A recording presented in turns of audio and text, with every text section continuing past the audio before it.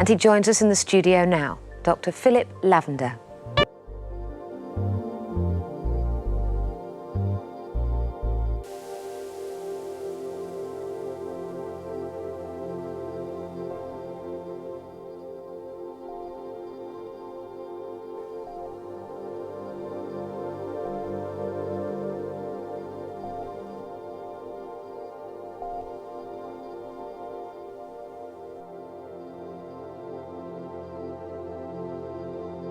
Hello, Synthesizer Patel. Hi, Peely. And who would you like to see win tonight's competition?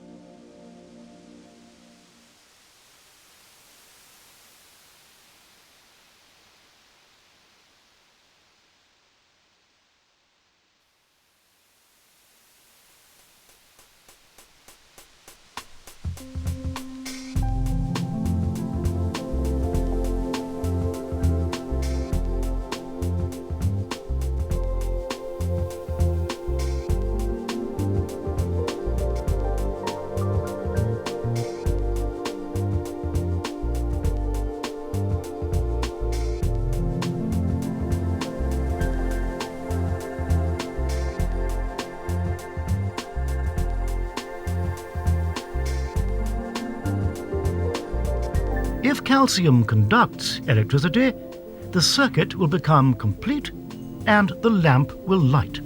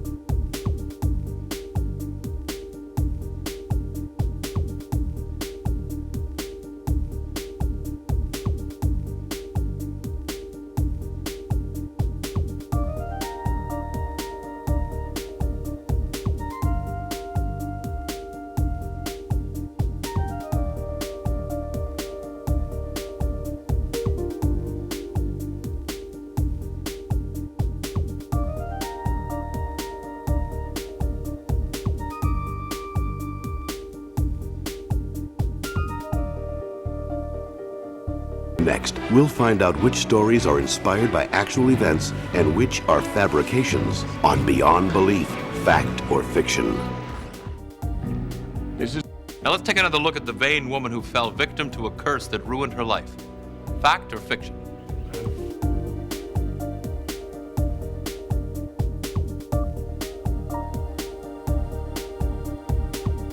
Alright, I've got my brief back now. So I did the thing where I just kind of, I started the stream and then I immediately thought, oh, I'll have plenty of time to get everything done.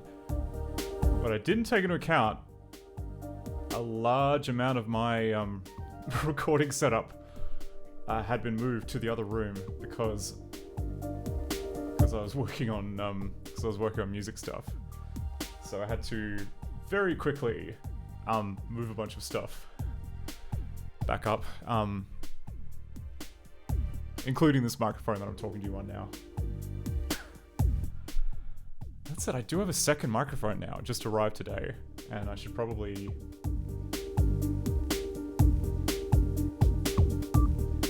I don't know, this microphone's okay. It's just bad for singing rather than talking.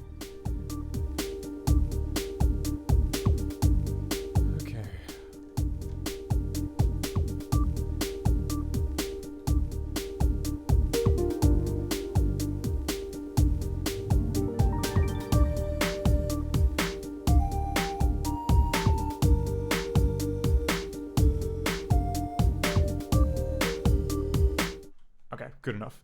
Hi, hello. How is it going? This is another game dev stream. Another game dev stream above. Another game dev stream for this DOS adventure game that I'm working on alongside the DOS adventure game engine, which, yeah, primarily targeted at DOS, but it runs in SDL as well. So we'll just, but main thing is it's got to run in DOS. Where did we get to last time? We actually, we did quite a bit of drawing last time. Bit of, actually, no, yeah, we drew a bunch of things which I didn't even consider adding. Like, I didn't even, like, think we would... Yeah, that's right. Like, a viewer suggested, oh, you should draw, like, some asteroids or something to float in the background. And I was like, yeah, that sounds like a great idea.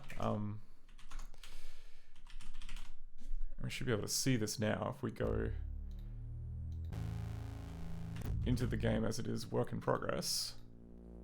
Let's break out of the first room. And now, not only do we have like a very kind of subtle foreground parallax going, not only do we have walk boxes, oh yeah, and we've got the background which kind of stays straight, but if you move into this area here, if you take a step into this walk box here, get a little comet. And then from then on, there's like a 1 in 25 chance that if you walk back into this box, you'll get the comet again. And then yeah, like about every 8 or so seconds, I think a meteor flies past the windshield. Oh, Mad Moose asked, what's your streaming setup? Okay, so the streaming setup that I've kind of got now is... It's actually quite basic. So it's like a Logitech stream cam, which is here. The stream cam is there. A Rode NT1 condenser microphone, which I'm currently using for speech. It's quite good at damping out external noise, which is good because this room, as you can see, is not echo treated at all. That is, yeah, and that's feeding into a Focusrite Scarlett 18i8. Just, yeah, like a USB digital audio injection box. Normally the Nord is also plugged into that. The Nord is not plugged into anything at the moment because, again, it has been recently moved. And newest addition to the stream is this Arturia BeatStep MIDI controller, which I currently use for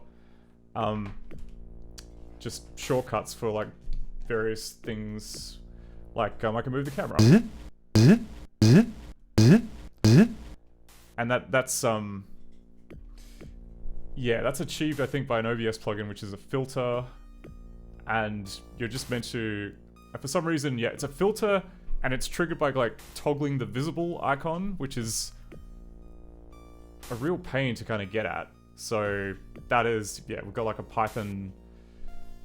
So yeah, I've got a Python script in the background, which is kind of running all of the stuff, for lack of a better term. Can I show you?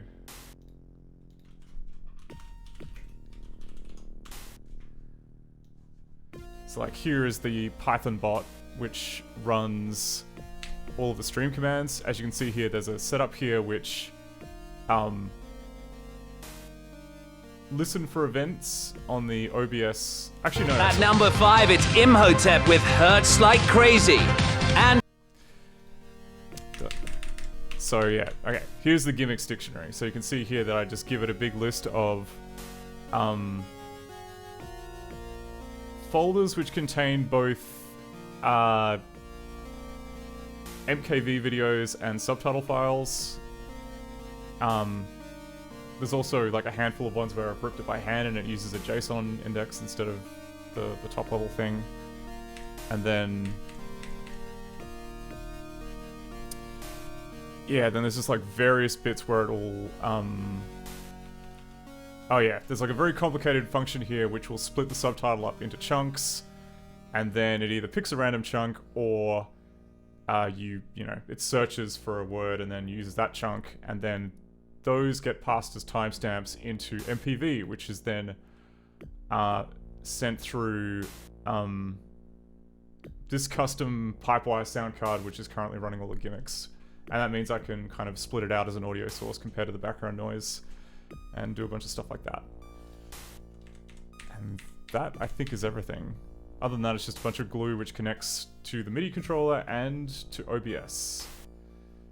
Oh, and to the Twitch API event bus. And like you can see here, like this is the log output from the HUD. You can see like every time that you play a gimmick, like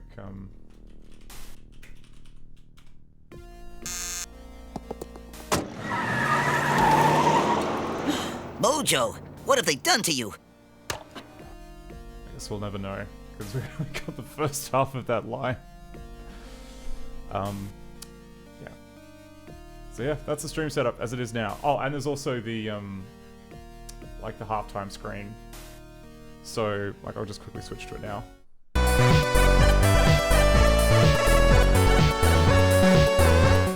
Yeah, that's a yeah, that's like a visualization that I wrote in WebGL and uses the OBS browser overlay for all of that. I think that's everything. I think that's everything that's part of the stream. Okay, what to do today?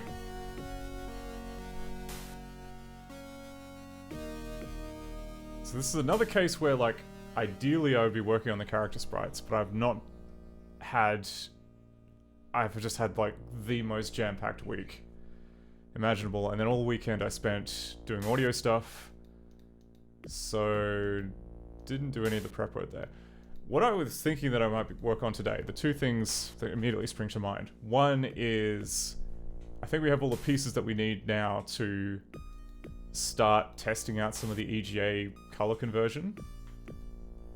Like just going, literally just kind of getting the big list of colors, going through one by one, and assigning a EGA dithering equivalent to, and then, you know, using the hot reload feature to see if it's any good. The other thing that we, that I'm pretty sure we need to draw is a close-up for this espresso machine. Basically because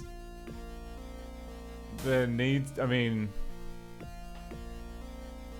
I guess technically we don't need one, but it's also like, ideally there's like a control on the front that I'd want you to be able to change, and it's just too small here in this scene to indicate that. So yeah, maybe we'll just look up another kind of bean to cup machine image and do one of those. Is there anything else?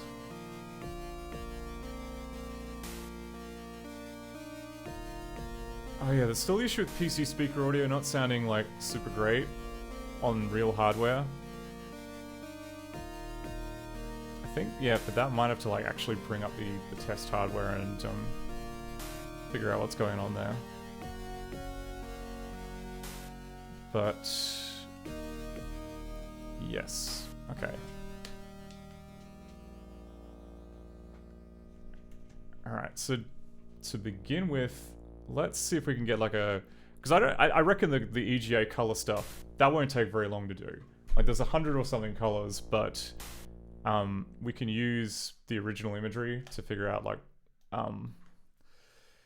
to get the color ramps, and then I think it's just really a case of we need to make sure that like certain colors, like the character sprite colors, have to kind of look nice. Any color that's used as an outline color needs to look not dithered and bad, and then everything else is just kind of,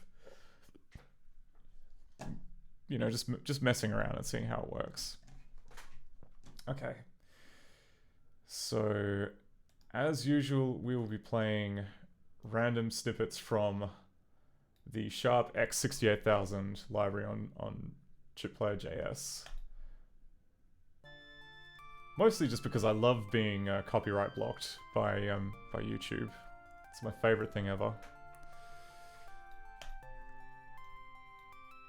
Okay.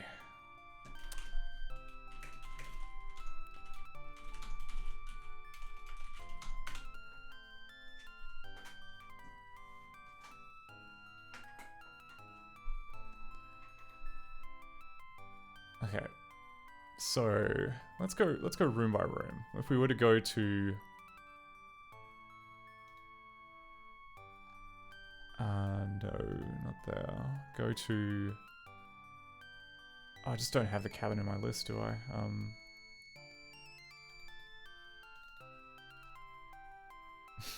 That's alright, I forgot there were two. Two copies in the bed.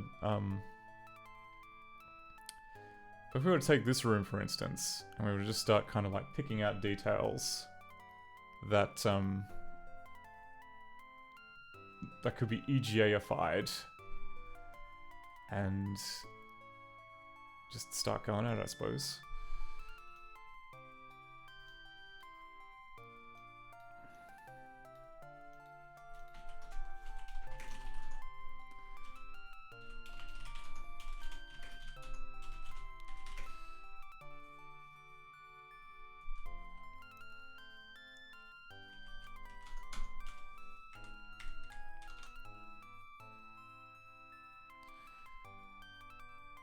So we're probably gonna have to add like a function here. We'll call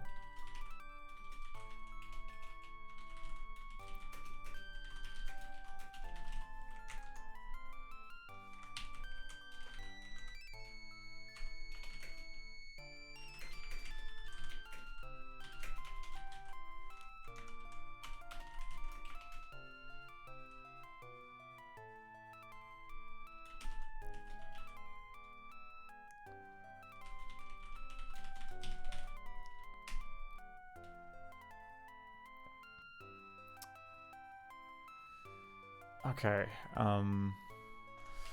oh yeah, God, I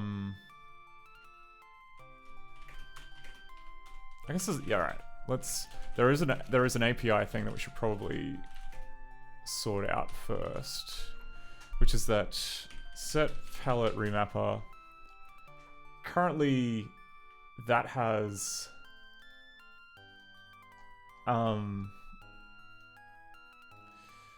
well, I mean, yeah, right now it's kind of doing it the cheap way, which is using an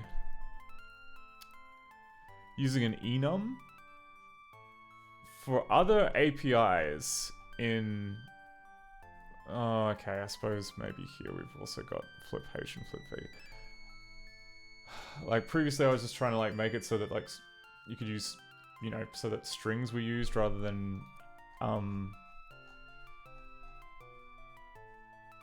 Actually, you know what? Okay. This needs to be an enum because it's bits. So you can have flip H and flip V all together, and that counts as something. These, on the other hand, they do not. They do not need to be enums. So I'll say string choices are EGA.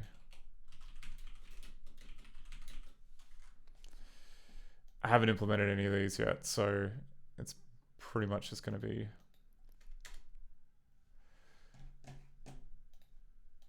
a choice of 2 at this point.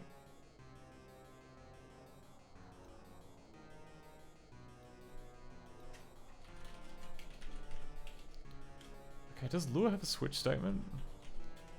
No, it doesn't. Okay, we just got to do a big nested if, I guess.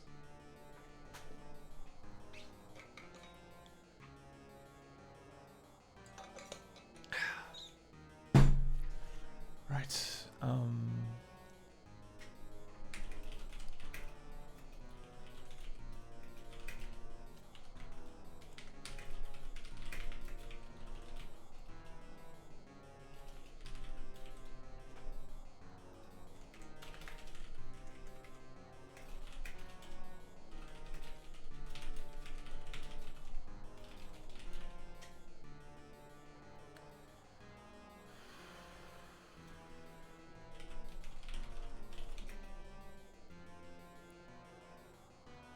Okay, and then there's the mode argument, which is a new one.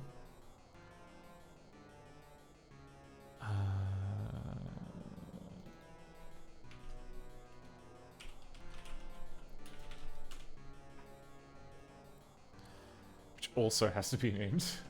That's cool.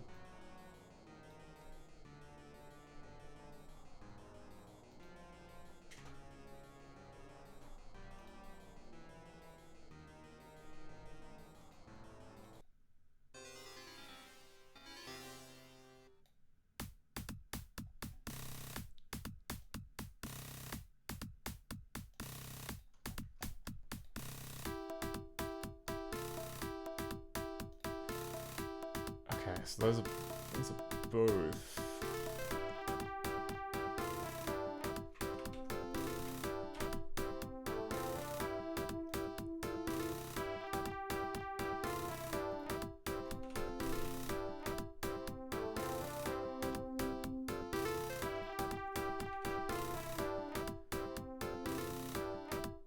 Yeah, okay.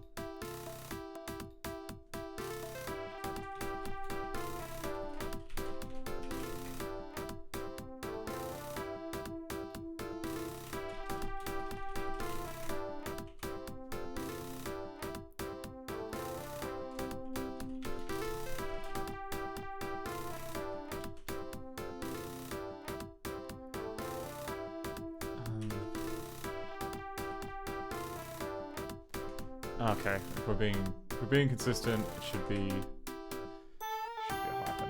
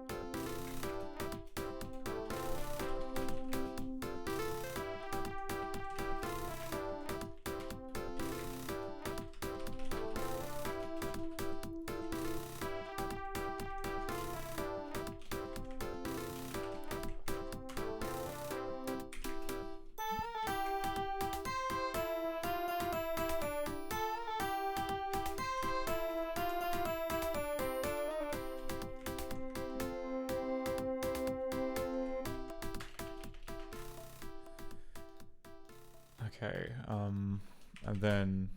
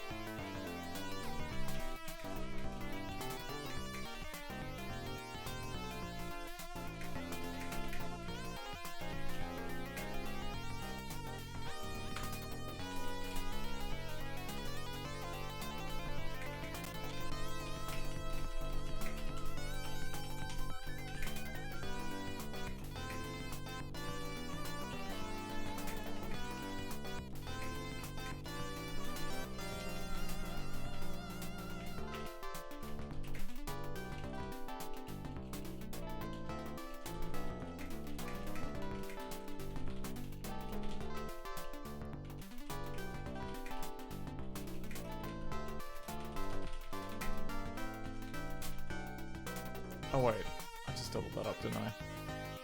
Yeah, okay. There were 2 quarter alts.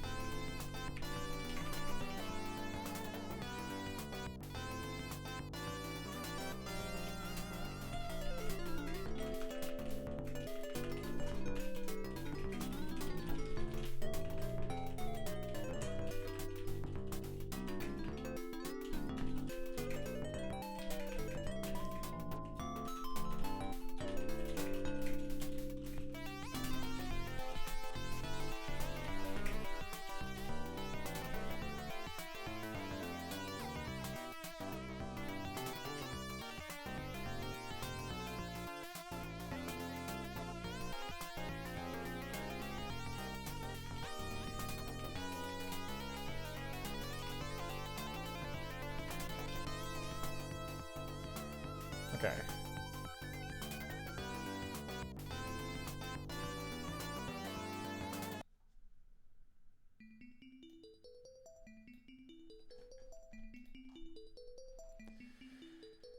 Alright, that's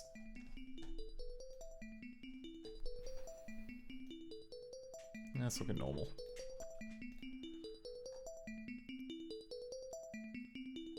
So now in here we can go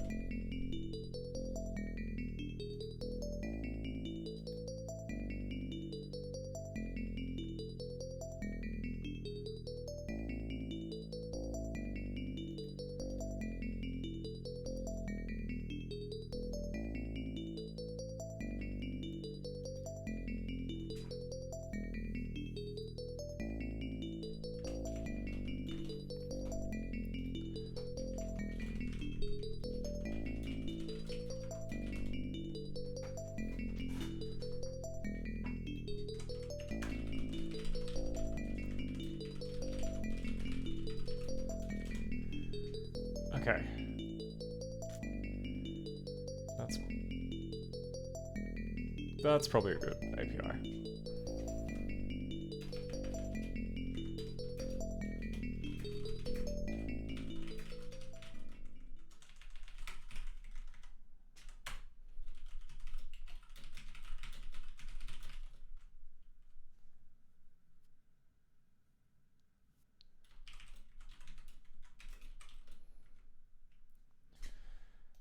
The options was, I think it was like half nearest.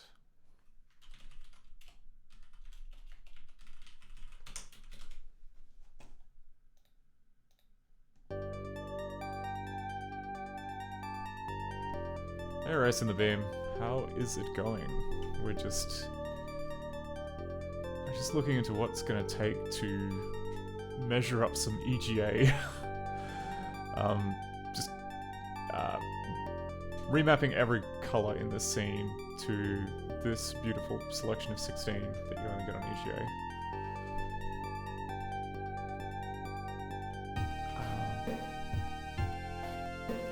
Oh, that's right. And so we do have a button. We do have a button in the menu.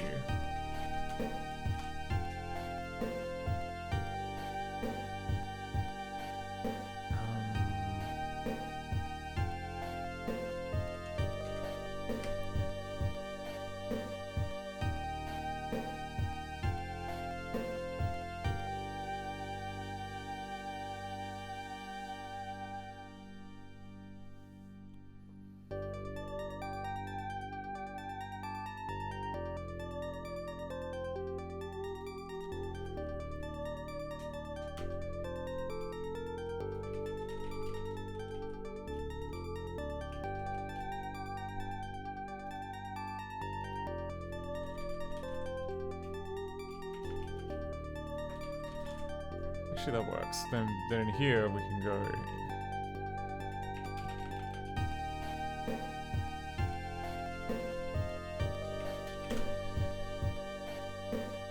Right. I think that should be enough.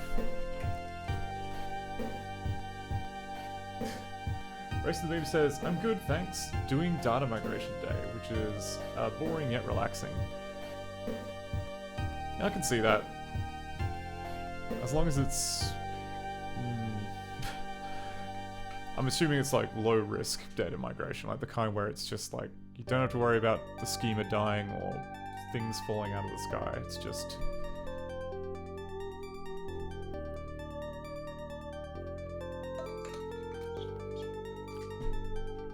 nice and easy, just nice and easy watching the cattle get herded from one shed to another type deal.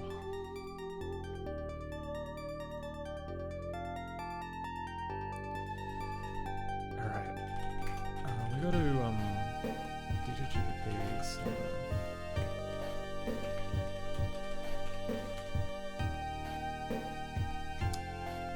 Okay, that's built. That. Oh, actually, while we're here, in the menu.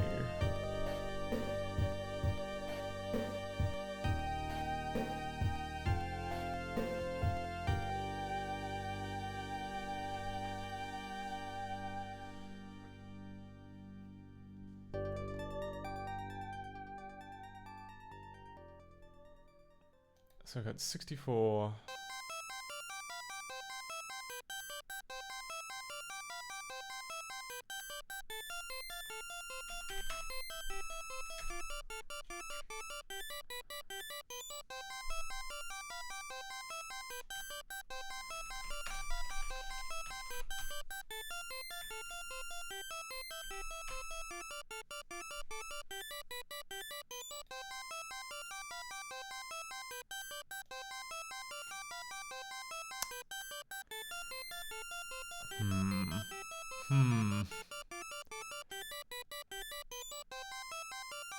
This is close to what I want, except it should be 0 when... Because, yeah, one of the things that I've just kind of realized is that there's a we have the volume control, which allows you to pick a number between, like, 0% and 100%. I've already changed it to be logarithmic, because this is just adjusting a value on the OPL3. and that is not linear. So in order for it to feel linear, you gotta you gotta do it all on a curve, an exponential curve. The downside though is that we need it to be ranging from 63 to 0. Not 63 to 1. 1 is still like the tiniest amount of sound.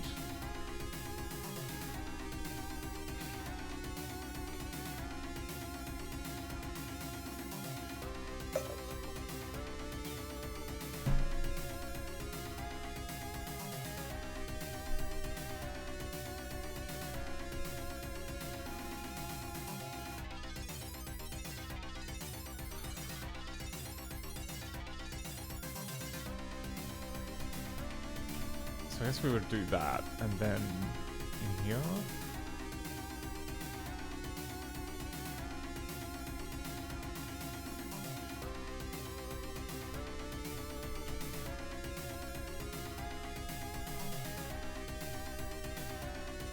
Oh wait, because that's 64 now. Okay, if we just... No, that's not going to do it.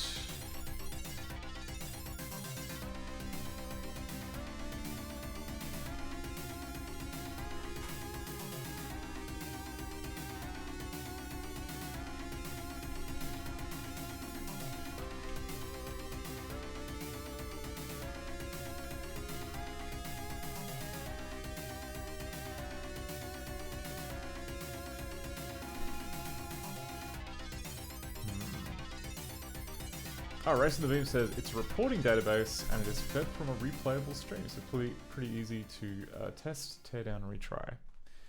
Yeah, that does sound pretty relaxing. Alright. How have I managed to like wreck the math here? So it's...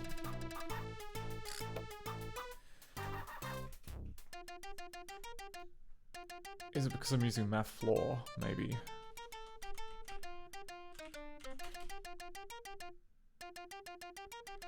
Okay, we have like 1.0 to 64. It's because we're using math floor, I'm pretty sure.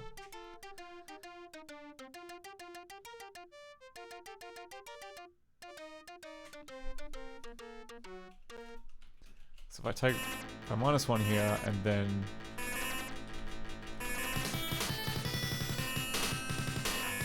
what? Come on, what is this? How does 63.0 get rounded down via math floor 62? Like what is going on? 63.0.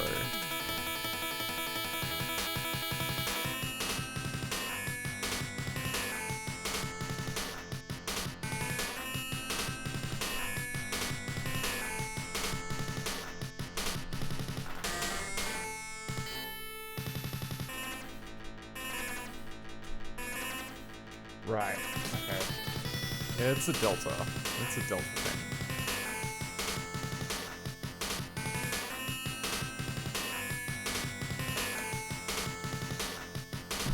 So the answer is 2.131628 to 0272 to e to the minus, to the minus 14 underneath 63.0. But the okay, that explains why. We have like...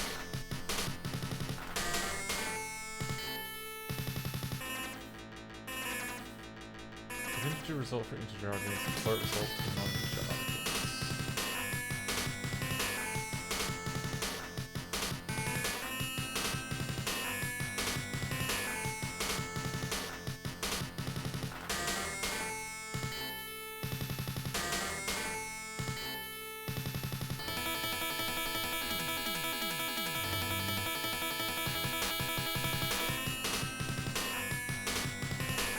I'm sure this is something that's messed up. Lure, round, float, round, nearest.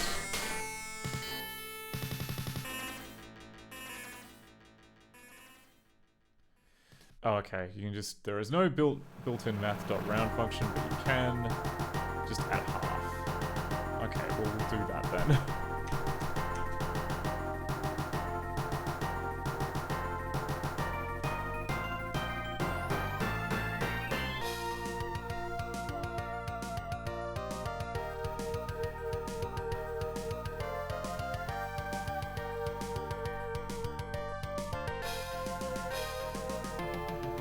Take this. Before we do floor, we just go 0.5 plus this. That's 63. And 1 goes to 0. Okay. Good. That was annoying me for a while.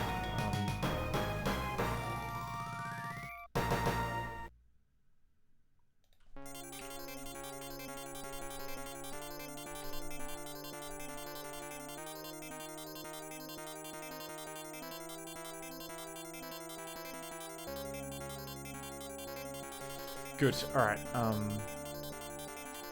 Now.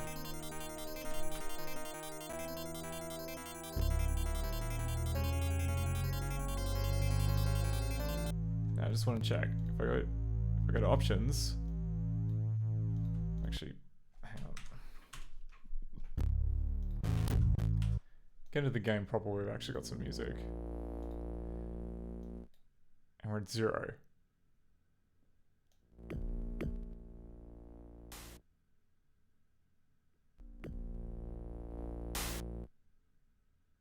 Okay, good. That's fixed. Because yeah, previously it was just like the tiniest whisper. Race of the Beam says, is the REPL rounding? Yeah, pretty much. For some reason I assumed that it wouldn't do that, but that's on me. Okay. Oh, that's right. Okay. And now, but we have wired up that button in the options menu now. So resume. Just move over here, and then if I click on this, absolutely nothing will happen. Though I wonder, did that create an error, or did it just do nothing?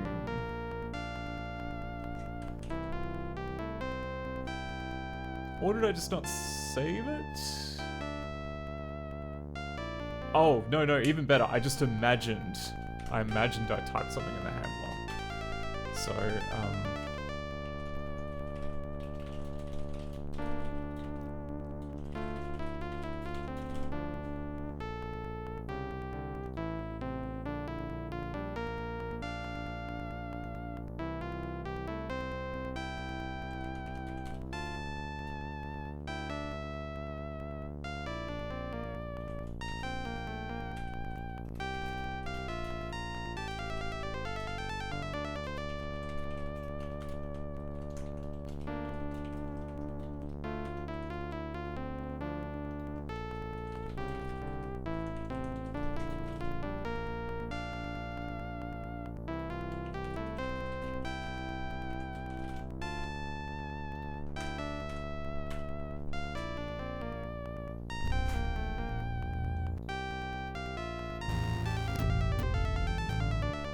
there's also a bug when I switch to a different part of the track, then it resets the music, resets the volume.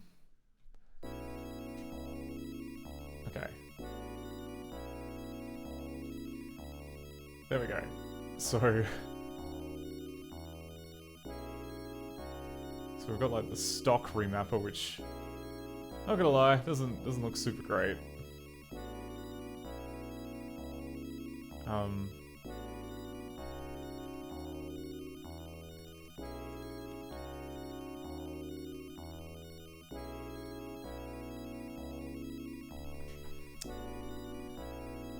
Alright, so now we just go to...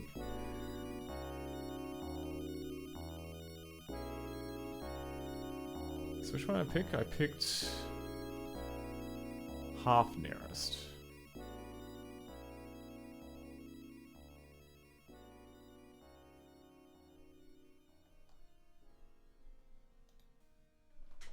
That's okay. And then... Okay, so... What we're now going to do is we're going to add a bunch of rules based on this PT set dither hint function. Race of the Beam says, is the remapping happening on the fly, or do you generate EGA assets offline? It's happening on the fly. The way that it kind of works is that the graphics engine, I mean, like all the graphics are stored as PNG, so there is already a step where it has to load the PNG off the disk. And then there's a second step after that where it creates a hardware version of the image, because, I mean, like right now, this is VGA, which means everything is 4-column planar, which means in order to kind of draw efficiently to the screen, you need to make a version, you know, a version of the graphics data which is which matches the current palette layout and matches the current screen, you know, whatever backing store the screen uses. You gotta have like one that's just like, what's it called? So yeah, you end up having like two copies of the graphics. You've got one that's just a device-independent bitmap, which is just very similar to what was in the PNG file, and then one which is just calibrated to whatever the screen is. But because of that, that means you can, as part of the process for creating the screen type bitmap, you can have like a secondary layer which then goes, all right, you know, for every single color that I come across, I'm going to apply a certain rule. So if I were to go back into here and change, where is it?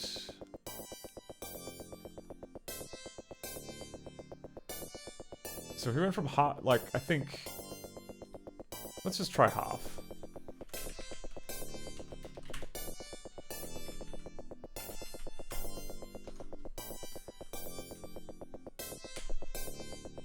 Okay, then we... So yeah, like this is a different remapper which includes the basically it'll try and find the nearest color in EGA space, but it will include the colors you can get by checkerboarding two colors together. And this is slightly close to what we want. So I think we'll use this maybe as a basis and then kind of work up from there.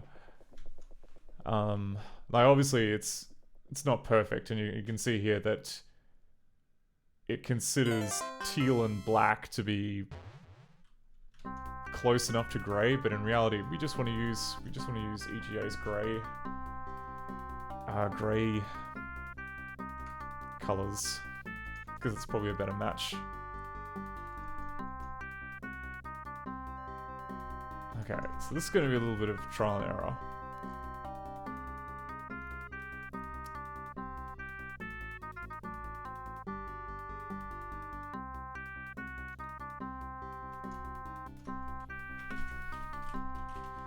So what we can do, we can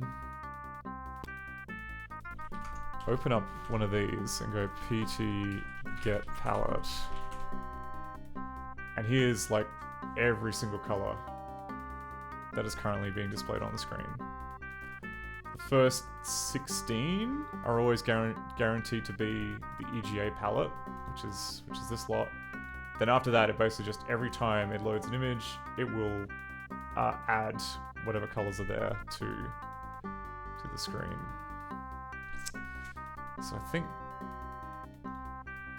I'm not sure if that's necessarily going to be like a good layout for picking from, but what we can do.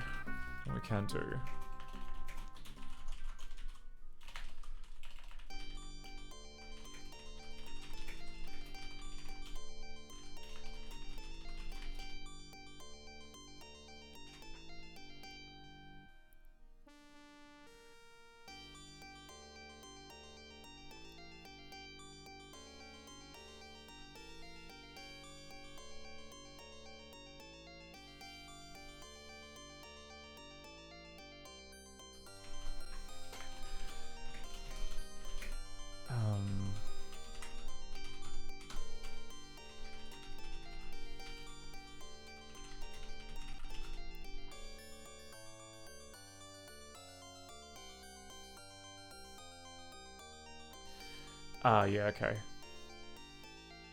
We can do that. So we will need to do a little bit of conversion.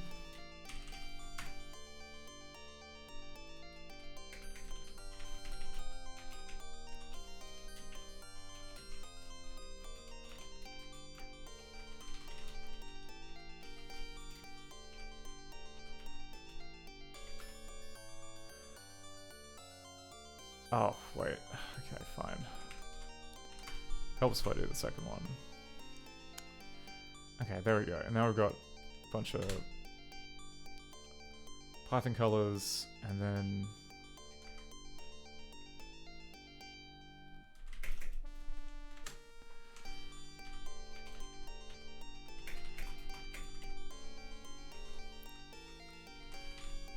okay.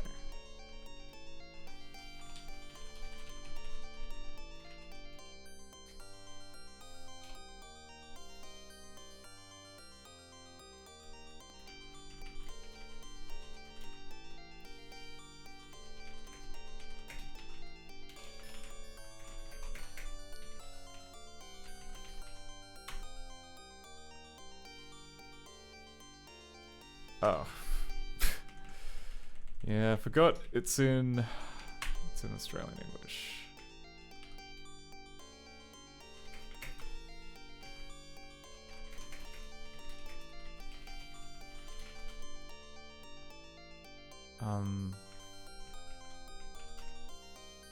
Okay, so here's the exact palette. We can see that. Okay, so the purple palette used for the star field is pretty much in order. These blue shades are not, because I ended up adding more, so it kind of makes sense that they would be a bit out of sorts. I guess maybe I added like a few more purple colors when I was doing the menus. Okay, the crest color range is pretty much intact. It may be quicker to just do it in the. Okay. I mean, admittedly, part of the problem is that when I was getting used to drawing in Lightcube, this palette box was a glitchy mess, and the way that I got around that was to just have like a little swatch here inside the graphic, which I would then use as kind of the paint box rather than this palette thing. Race of the Beam says, how does the dithering work? Do you keep an equivalence lookup for each 16x16 combination? Pretty much. Oh, not each 16x16 combination. So every VGA color,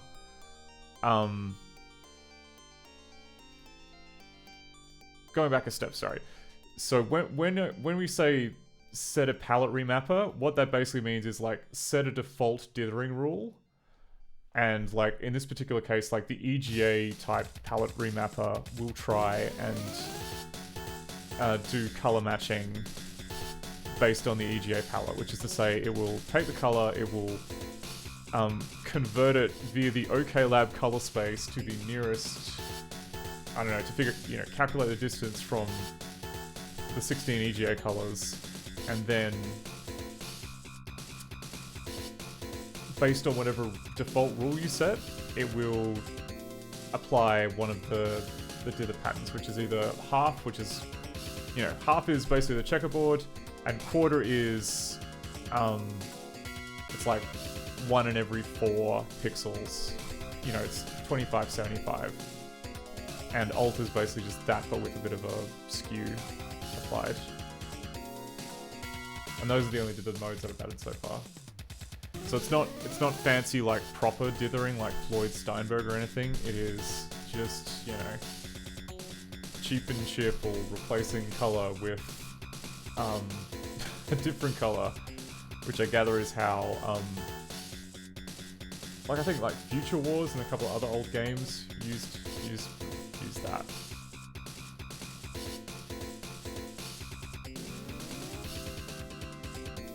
So yeah, it's a little bit of a hack, but we'll see. Okay, a couple of colors in here. Okay, this is my favorite shade of amber, which is currently being used for the lower menu. This, I believe, is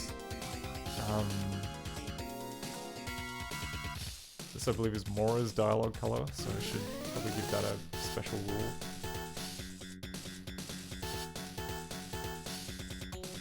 Okay, so let's just start. There's not going to be any clean way of doing this, so let's just start adding rules.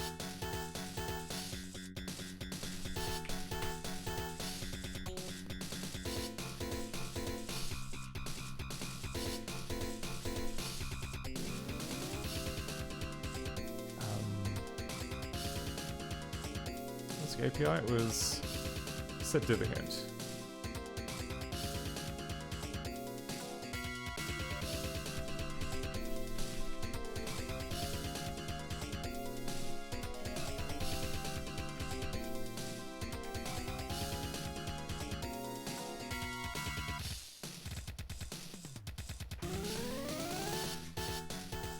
Okay, and then this also needs to be fixed.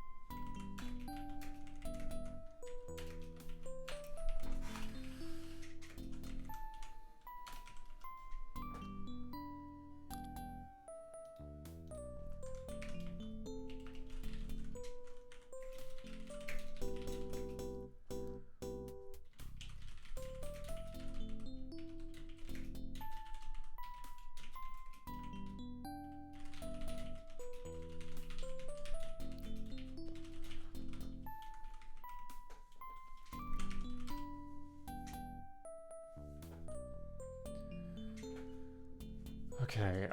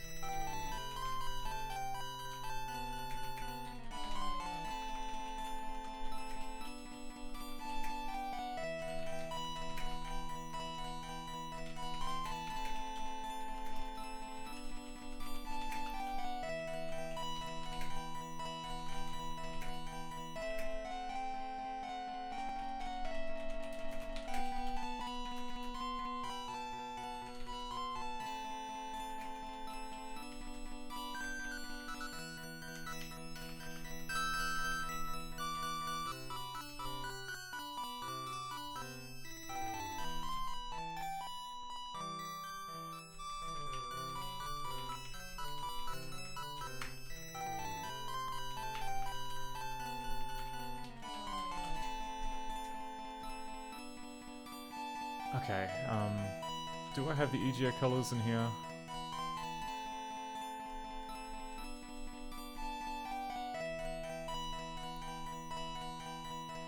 I probably should, hey.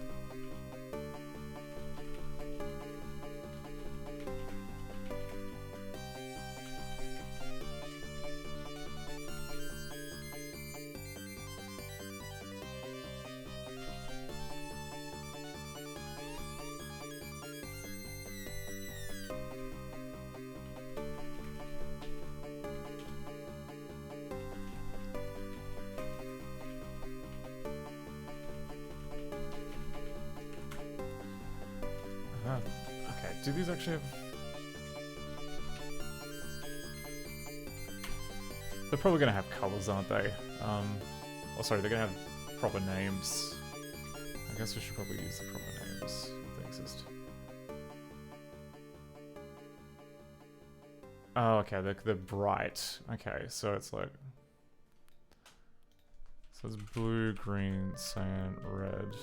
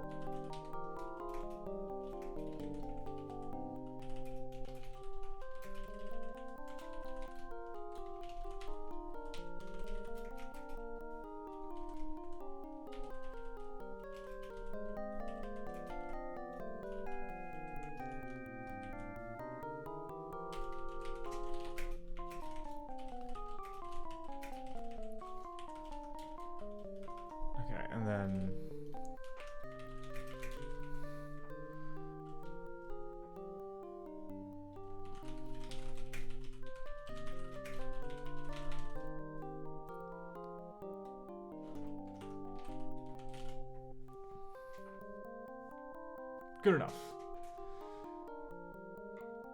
And then... now that we've got all those...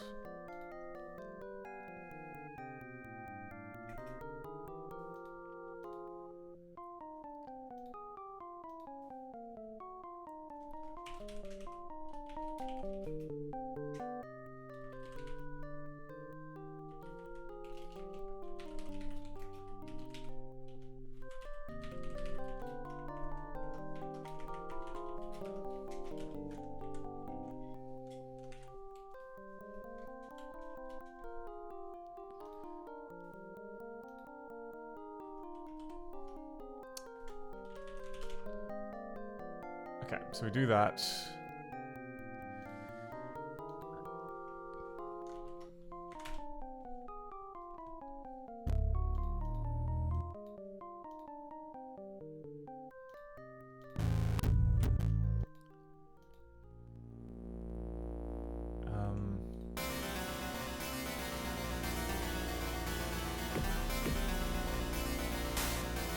That work?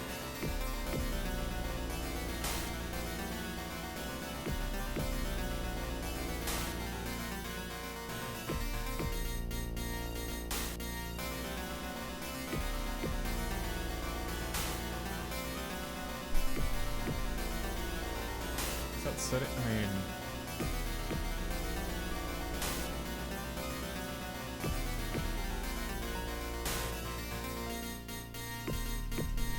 one way to... could be that maybe the color isn't showing up. Okay, no, we've got that there at least.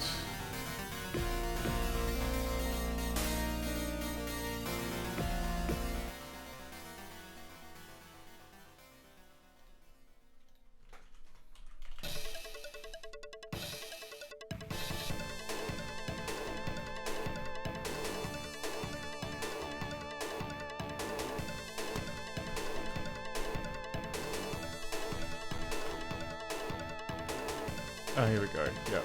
Bad argument 2 to the hand expected. Okay. Yeah. I didn't quite finish what I was working on here, so that should be DT instead of divot type.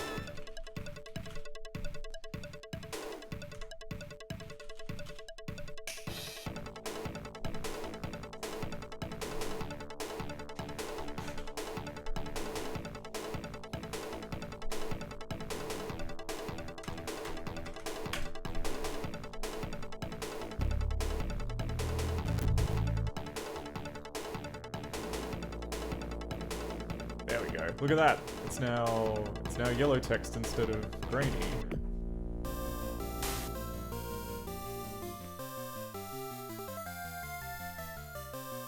So we'll just check out.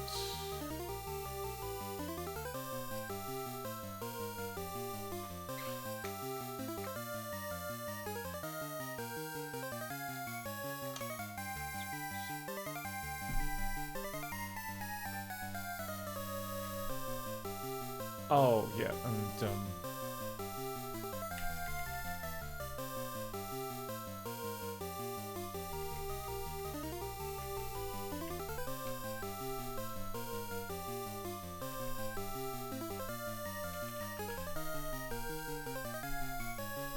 oh, it's because of that. Because of that line there.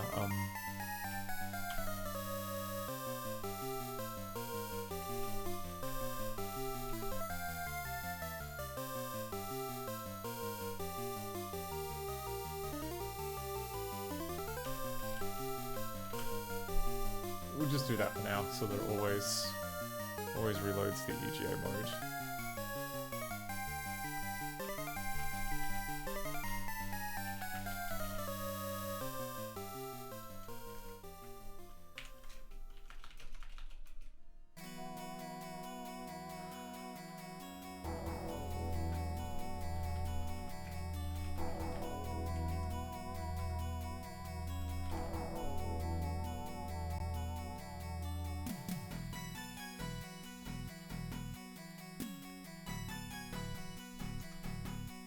Okay. I'll take that because we know that's going to be Mora.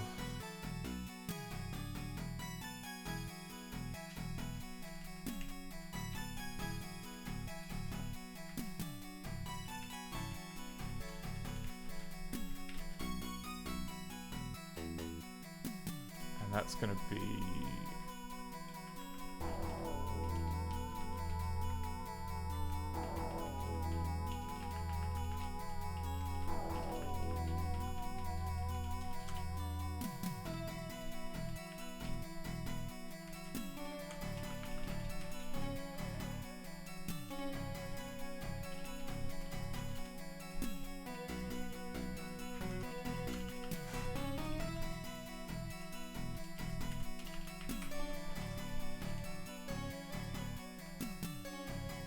I mean, like, right now, if I talk to Mora... Oh, crap. I screwed up. Hang on. Look at the door.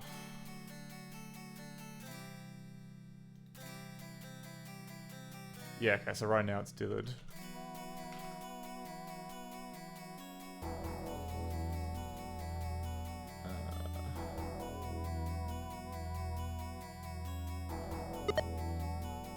There we go. Now it's just plain magenta.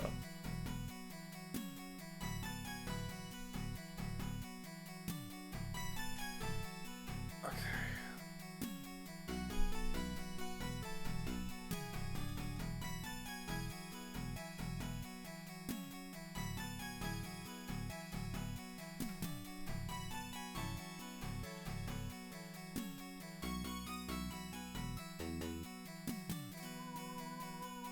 Wonder how the comet looks.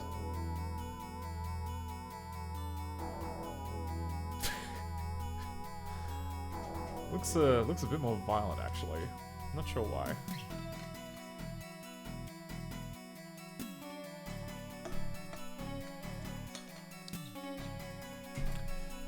The rocks look surprisingly okay, but that could just be coincidence.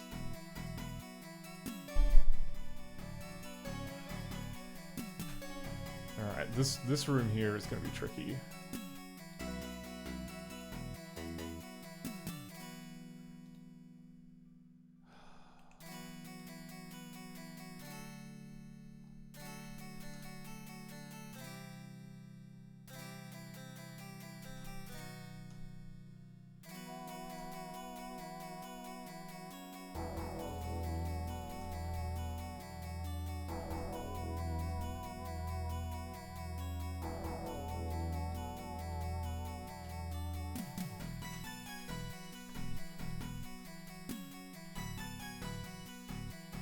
Okay.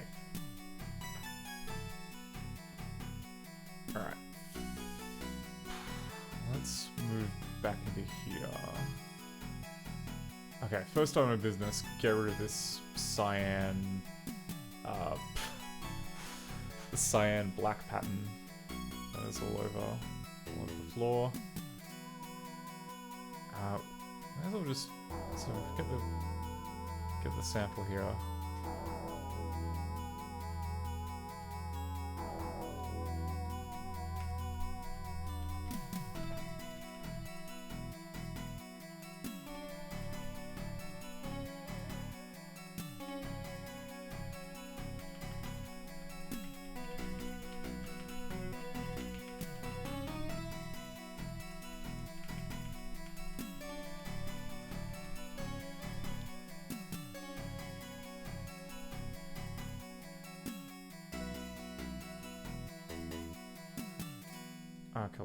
I call it D-Gray.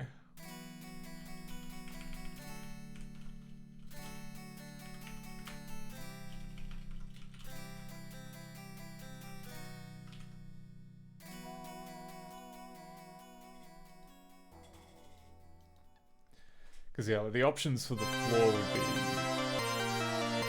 I could try like a...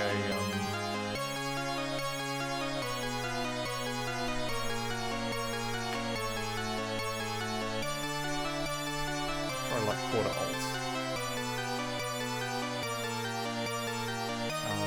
quarter alt, but in the other direction.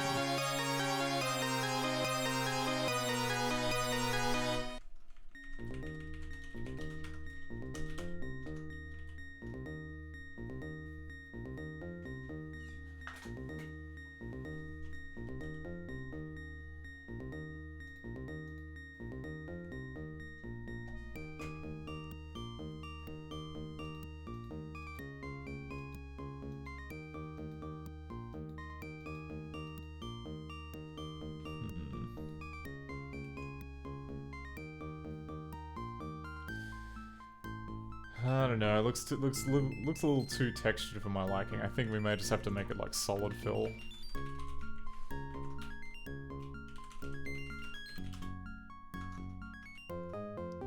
Yeah, okay. That looks at least wrong. This color here.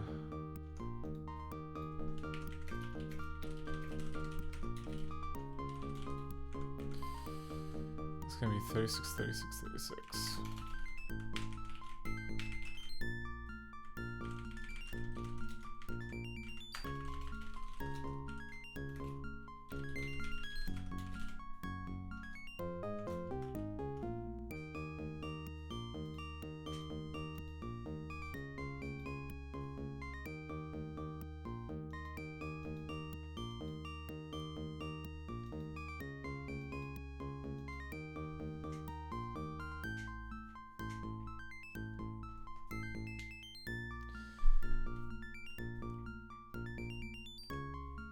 What other colors do I use here? Okay, we have another color there that's used for the sill.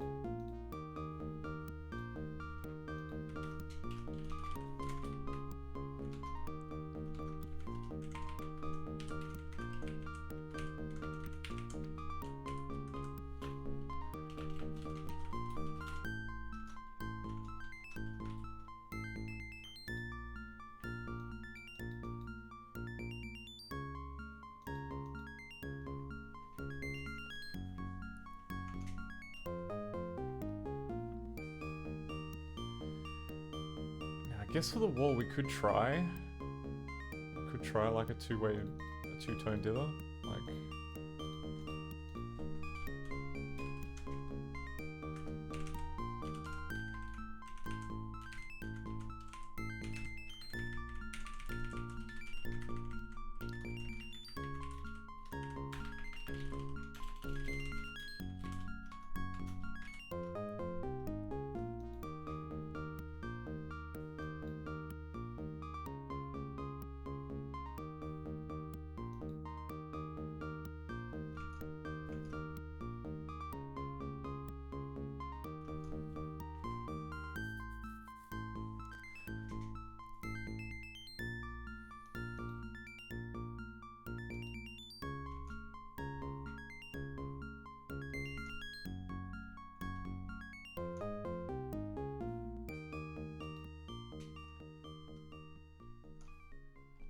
what's this, oh, okay, so this color up here,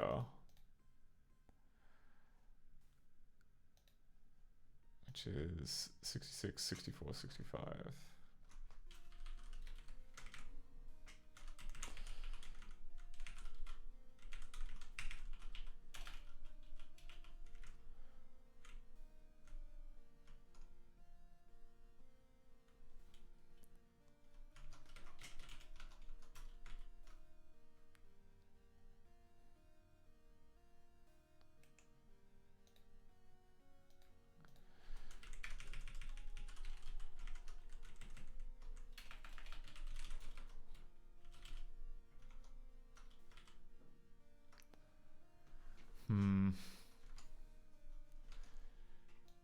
Okay.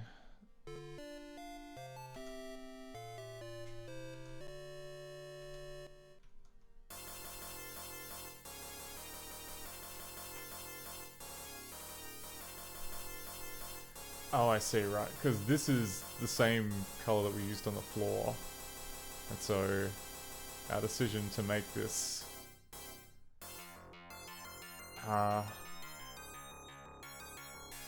visible to the eye has proven to be a problematic one. Okay, maybe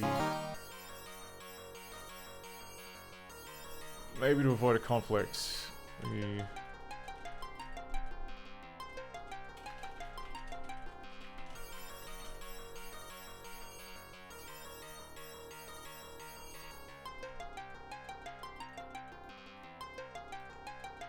do that. Okay, then we've got like 74, 71, 71.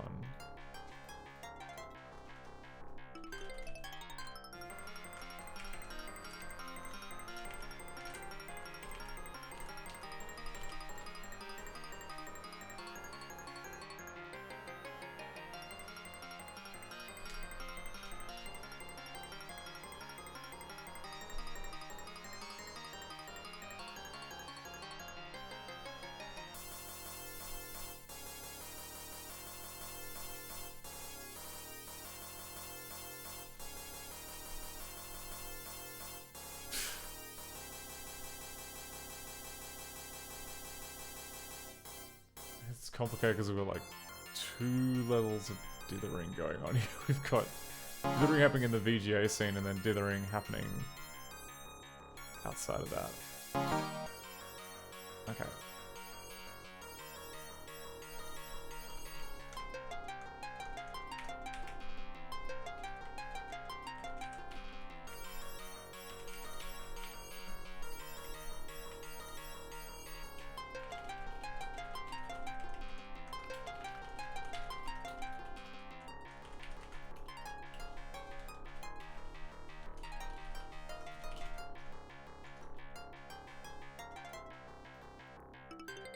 Okay.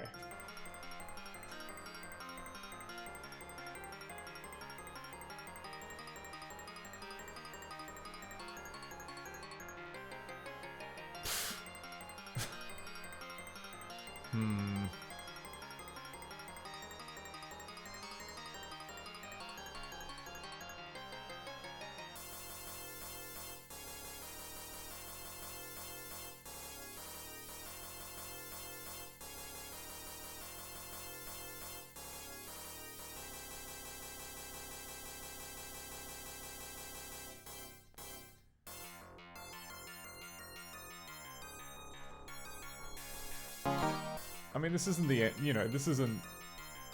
The grey walls, not necessarily the end of the world. The floor looks a bit crap.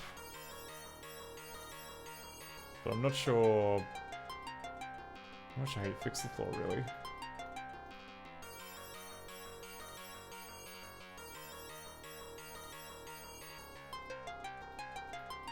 There's just not a lot of detail to be had there on the floor.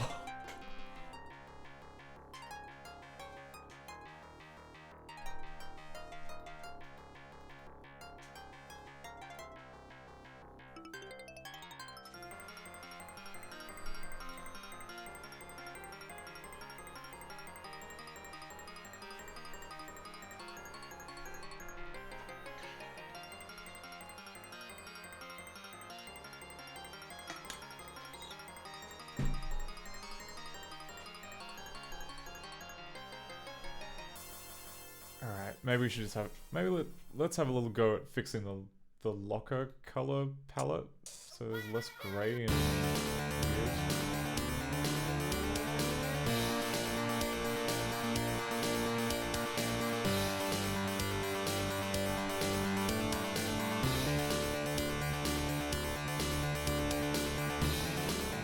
How do the rocks look now?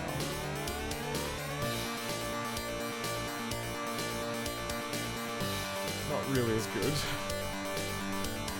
Oh, but actually, some of the reason why the dithering looks bad is because it's like we haven't got every shade of grey here. Like the back of the chairs, I'm pretty sure we haven't covered yet.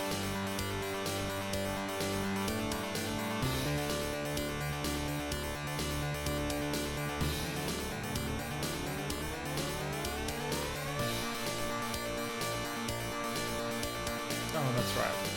Everything except the rocks.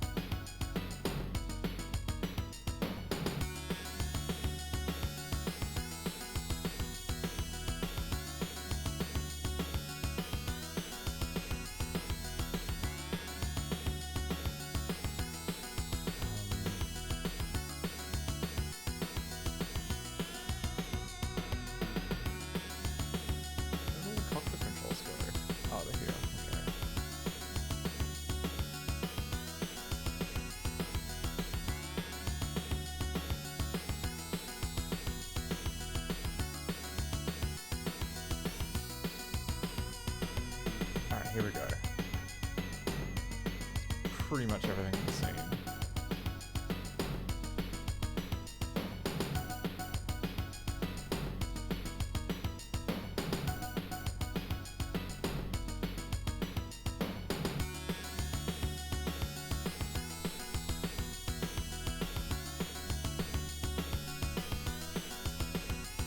Oh god, yeah, okay. Sorry, the stream music is not normalized, so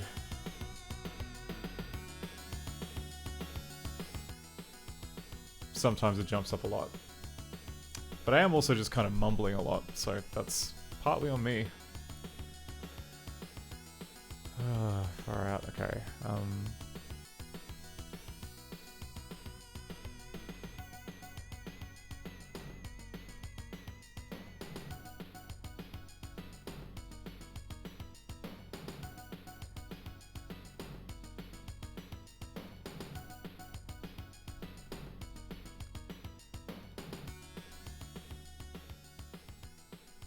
So I think that, so yeah, the gradient would look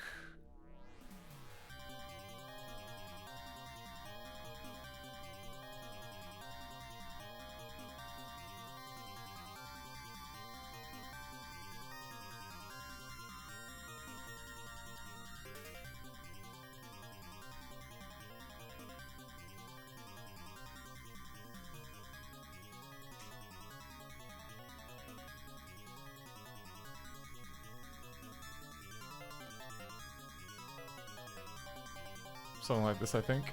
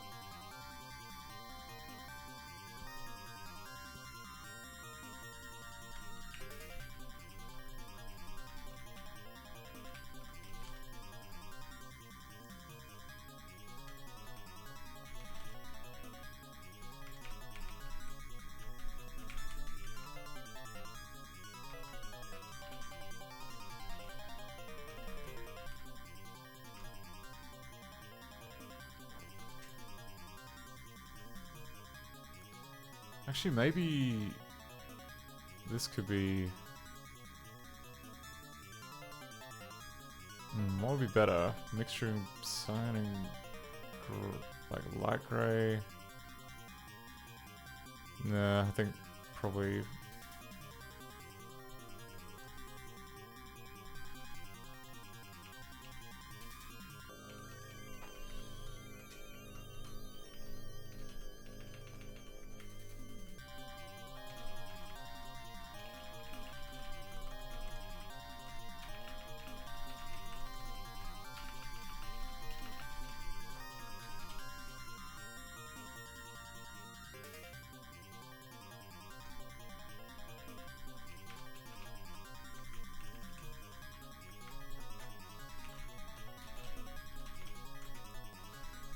Okay, and then next color.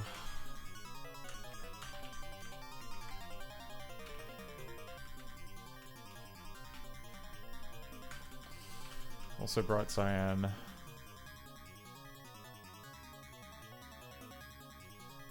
Colors basically indistinguishable, so I'll just say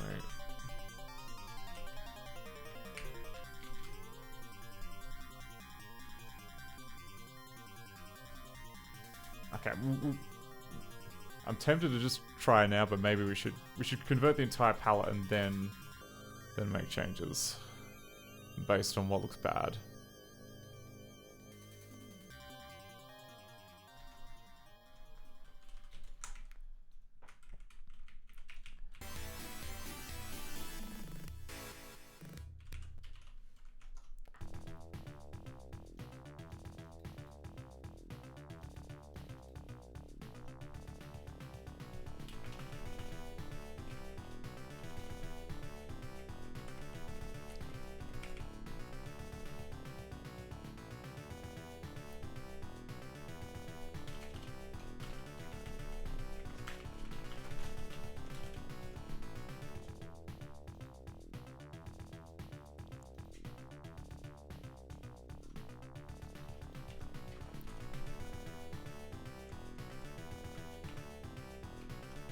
106, 5, 186.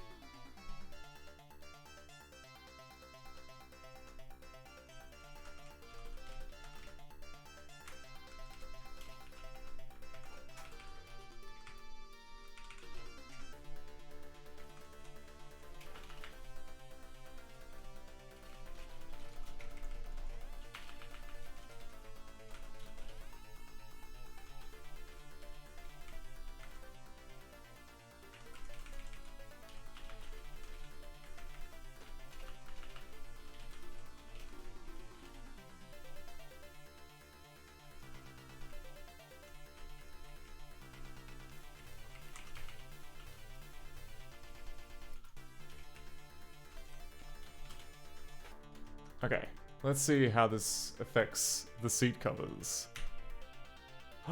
Okay, that's better. That's at least more recognizable.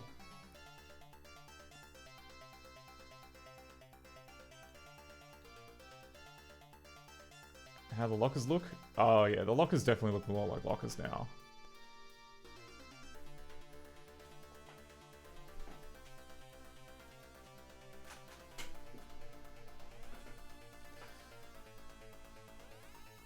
It's like some interesting double dithering going on, because the original artwork has dithering in it.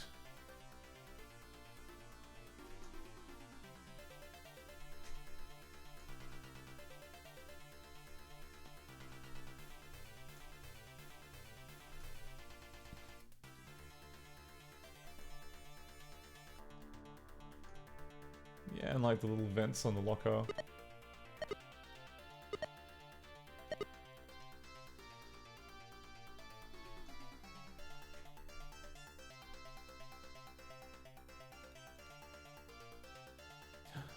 Oh, the tape looks pretty nice, even without any kind of manual color correction. It's maybe like a little bit grainy.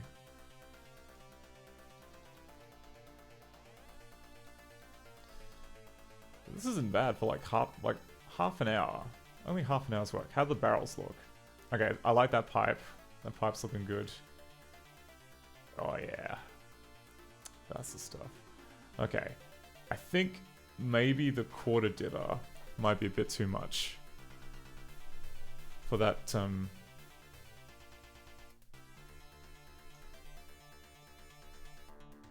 currently these two shades are both set to be quarter dither. Maybe this one here should just be, because that's 106, 145. Maybe we should just make that half.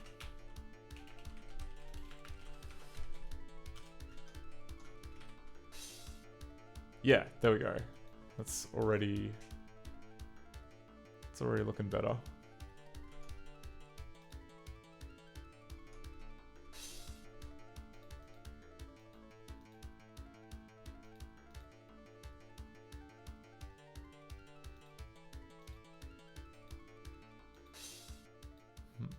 Oh, okay. It does.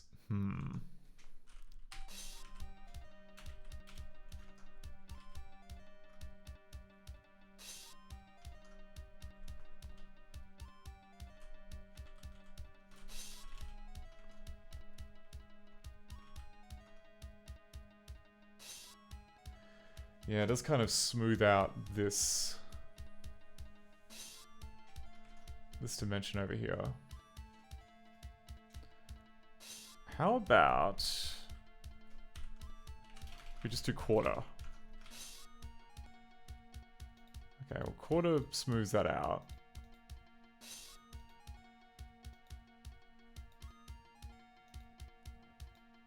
No, no, I don't like how the barrels look.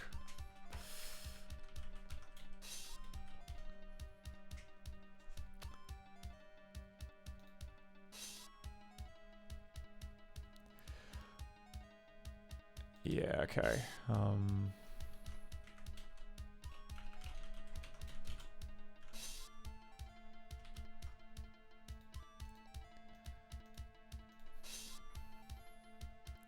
Okay, yeah, I don't think you can.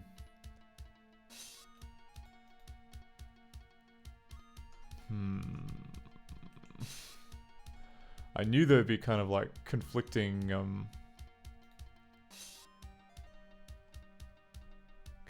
bits. Oh wait, hang on. There's another option which I didn't consider. What if I were to switch to do the components around? Oh yes, okay. That I think might have solved it.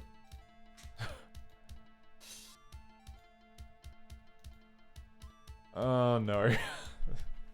Actually, it's okay. It's unless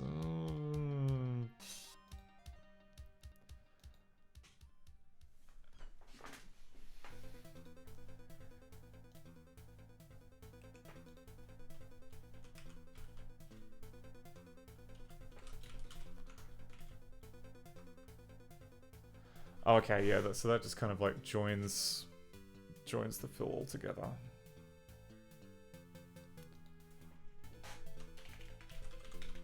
So I just made this fill A.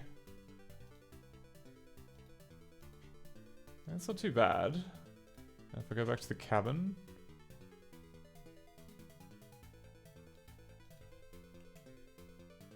Oh, but then the lockers are all kind of.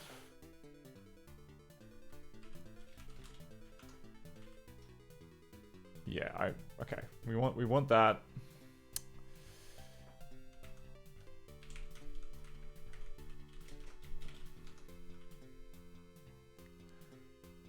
Okay.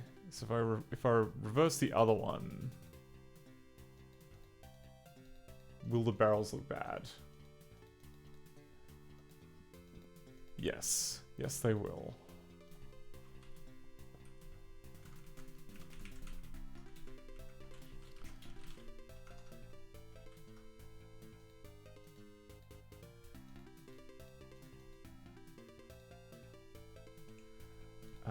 Oh wait,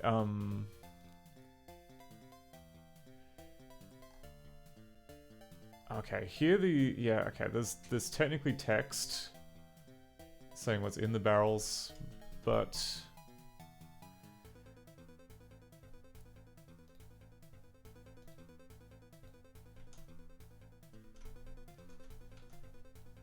doesn't really use a consistent enough shade.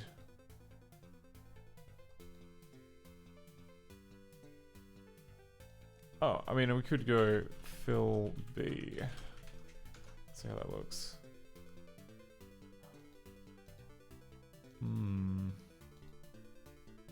That does make okay, that makes the text visible.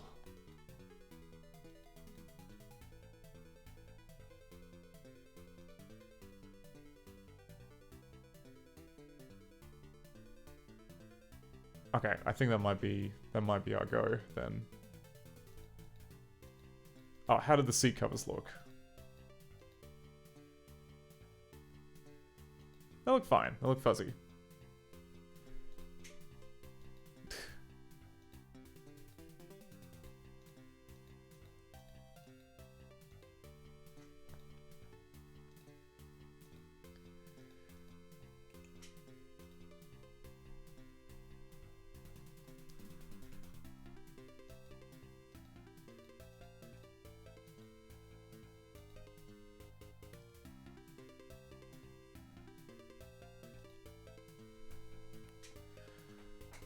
Alright, what are some other kind of small palettes we can do? Like, we can fix the crest palette.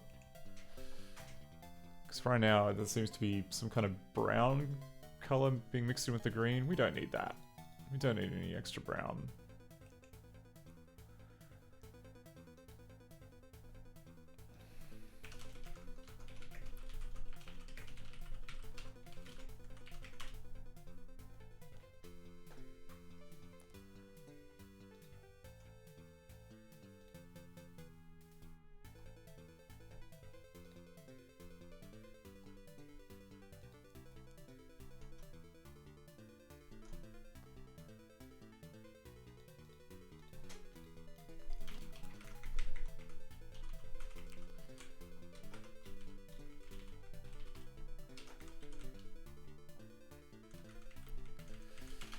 $73, $99, $52.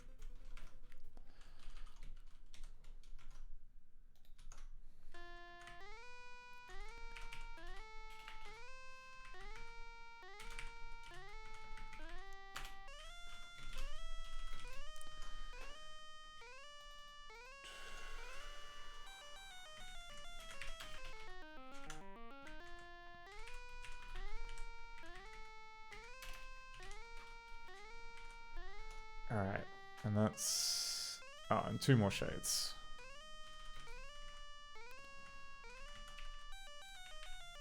$198, $245, $169. Oh god, it's... okay.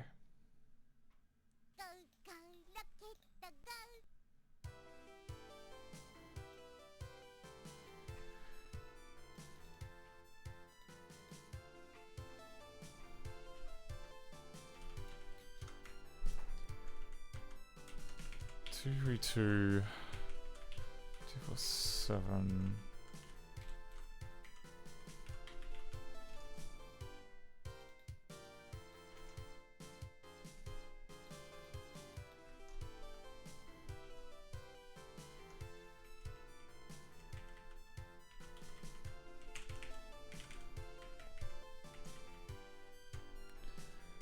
Okay, so extremity is definitely going to be white.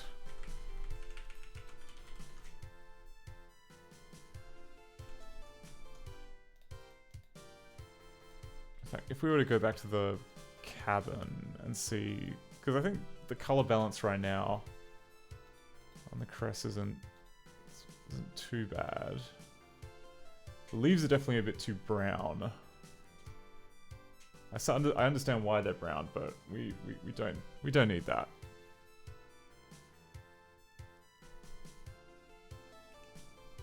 So we'll say green, green, quarter green, bright green.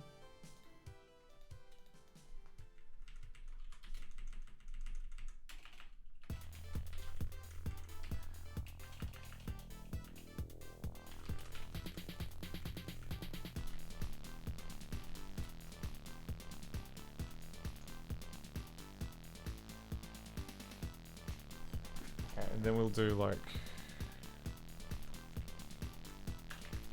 half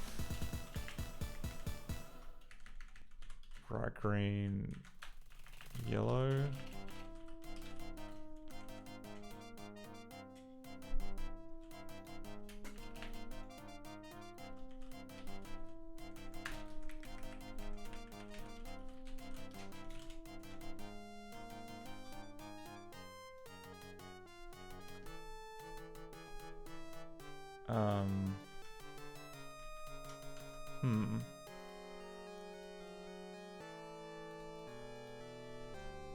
Well, the game didn't seem to like that.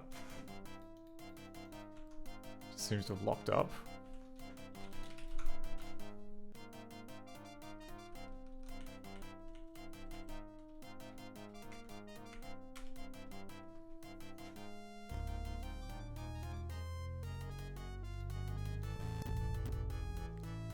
Okay. So the crest tank is now a lot more green.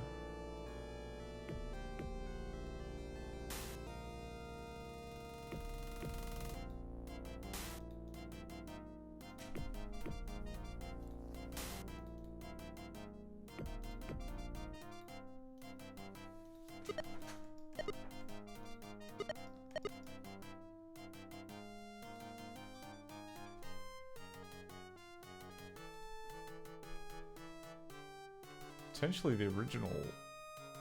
Huh?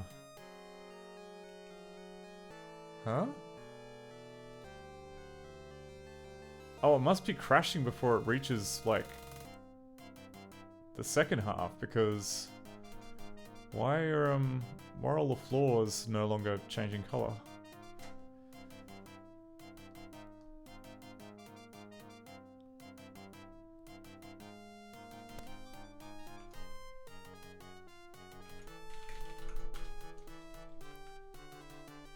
Yeah, okay.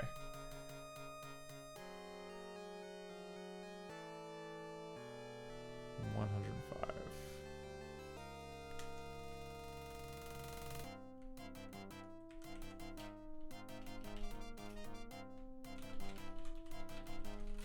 Of course, it's burr yellow. How ridiculous of me.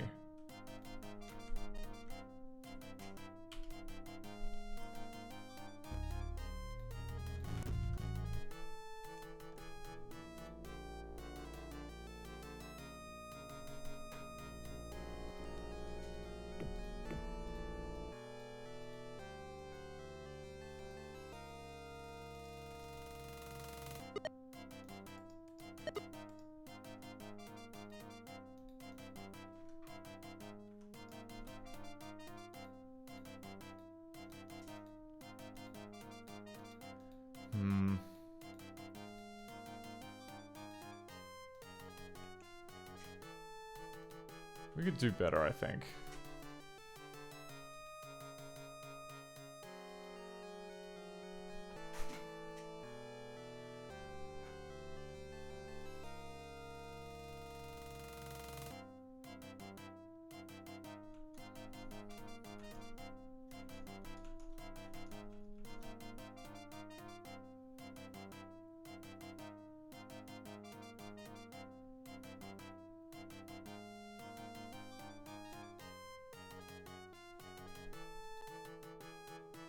God, this one's 20 minutes long.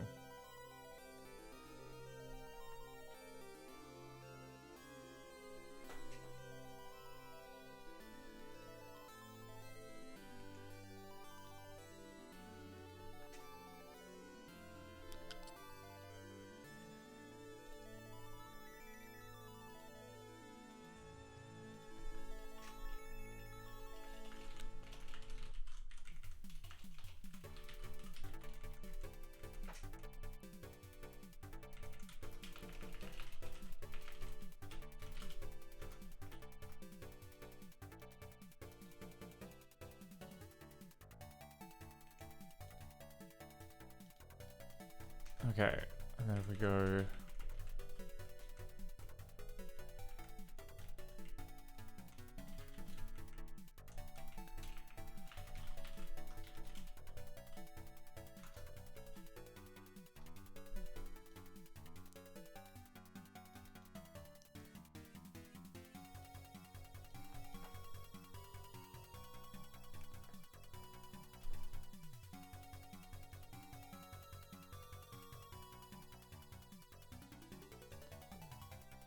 Ooh, yeah, look, okay. It's looking very bright now, the crest terrarium.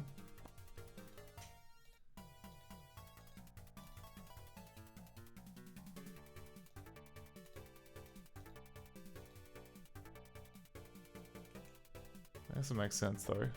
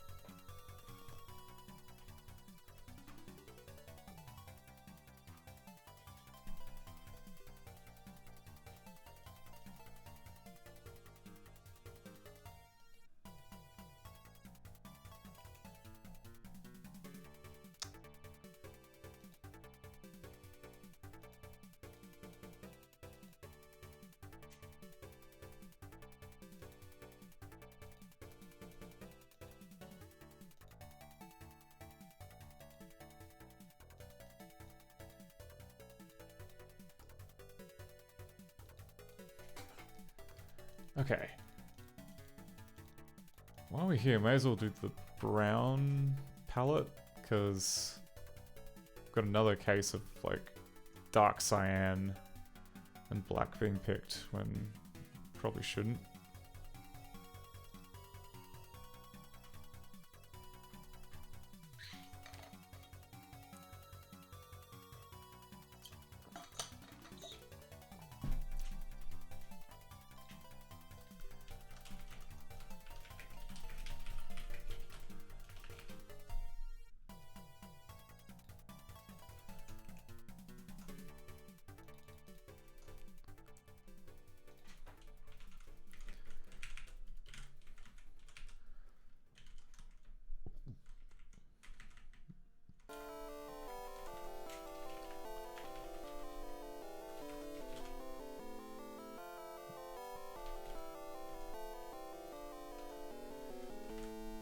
Okay. 99, 80, 63.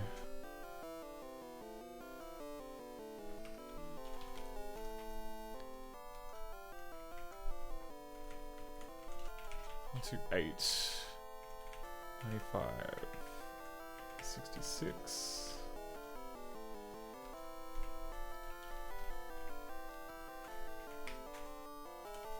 56, 107, 64.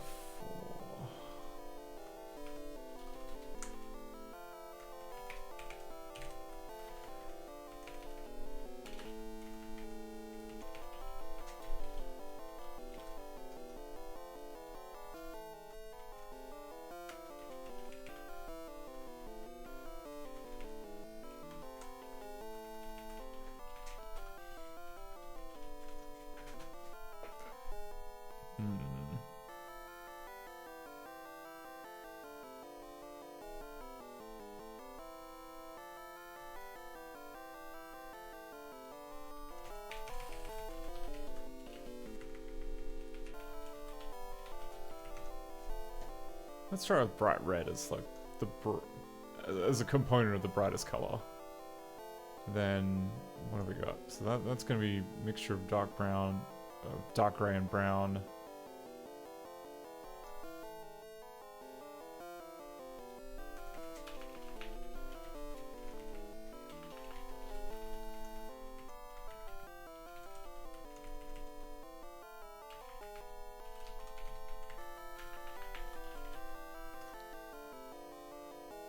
So these shades are just pure brown.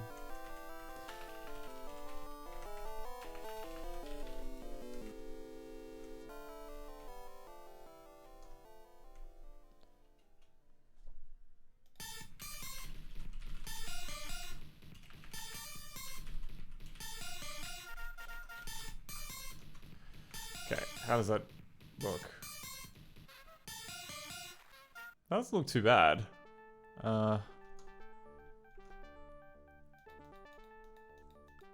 Okay, maybe that looks a bit blown out. Oh wait, because I screwed that up and degray.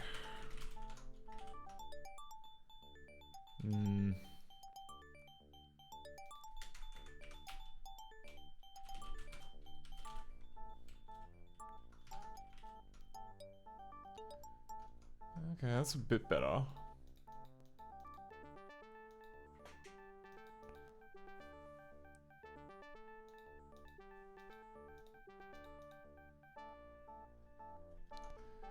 Oh yeah, the draws are pretty indistinct. Hey, fill A.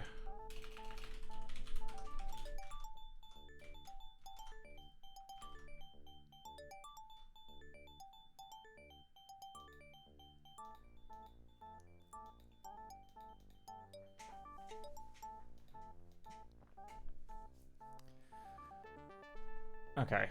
Yeah, it's probably good that we have the dark color be set to full gray, because that's going to be, because that's used to indicate, that's used on all the monitors. Oh hey Truly Brightly. Truly Brightly says game is looking good. I'm glad you think so. Sometimes it's difficult to gauge. I mean, it looks better when you I think it looks a bit better in VGA just because the graphics were designed for that, but I'm quite happy with how just the downgrade palette swap is looking. Because yeah, we've only been working on it for an hour and a bit, and it's basically good.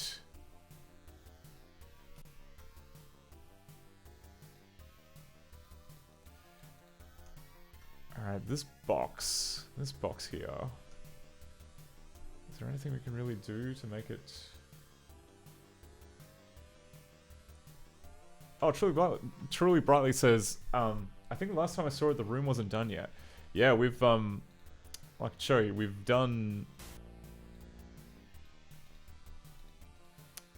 the reactor room, and we've also done the bridge area in the last couple of streams, which is basically it for the rooms. It just means that I have to like go through and have to actually go through and wire up all of the draft scripts and stuff that I've got. And yeah, like all these cabinets will be openable, as will this cabinet. The other piece of art that I'm going to work on, that I think we're going to work on after we've messed around with the palette, is a close-up maybe of this coffee machine. I think that maybe, because essentially there's a switch on there, and I don't want to have to like deal with there being like a hunt the pixel type thing to find the switch. So maybe the easiest way is just to do a close-up.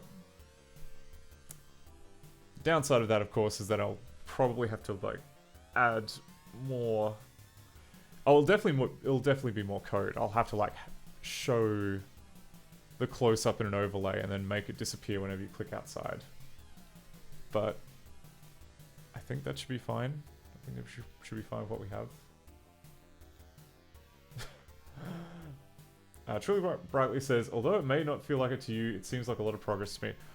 Oh, I absolutely think this is a ton of progress. And like this scene in particular, like I could feel how much quicker it was to draw than the entire the first room just took forever.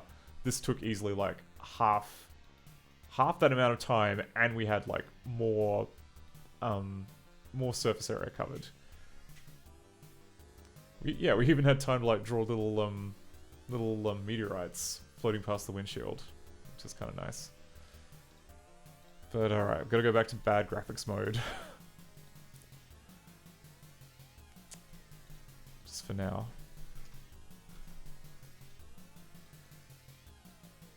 Oh, I should check this room. Alright, the chest of drawers looks a bit indistinct, which I'm not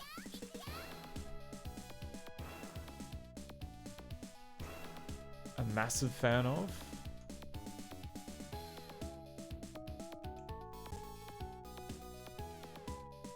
Because yeah, right now it's half and half. What if I were to just make that grey as well?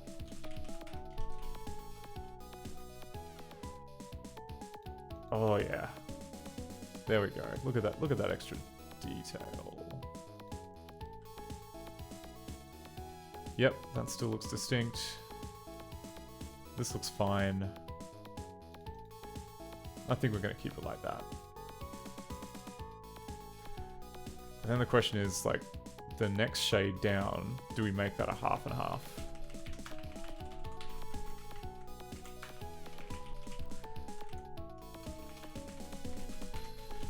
Like, how would that look?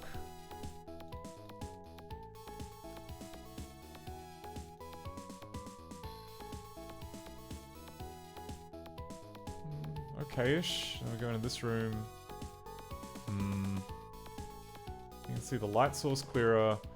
Oh, but then the chest of drawers becomes less distinct.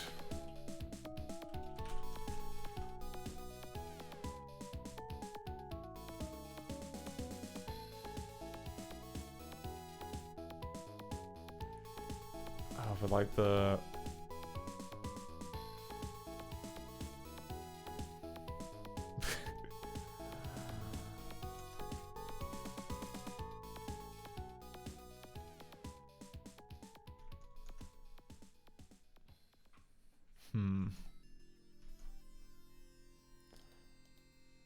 It may be a case that you can't get, like, absolutely everything looking in focus, but you can try your best. Like this wall panel over here may just be a victim of the lack of detail. Oh god, yeah, we need to have another, we need to properly look at this white palette, because there's no... Because I think at the moment right now, the thicker colors are resolving to a half and half, which then means that they kind of don't look as sharp, or the outlines, like we can't see the outlines of the tiles here, which is a problem.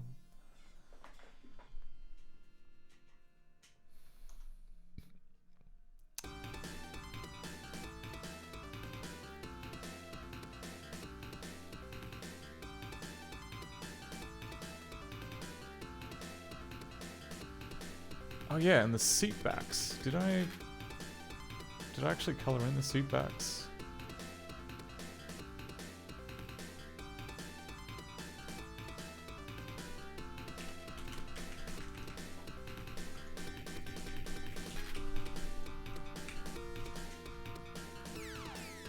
Because right now it's... Yeah, okay, we have not colored in the seat backs.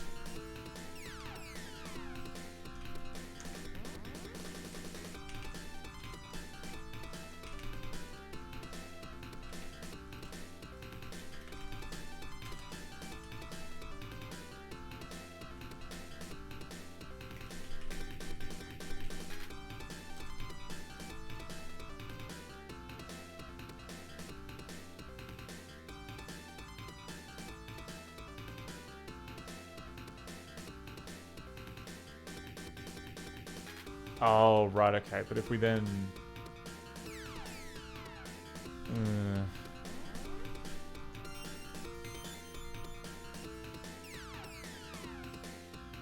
Yeah, the half and half is good for,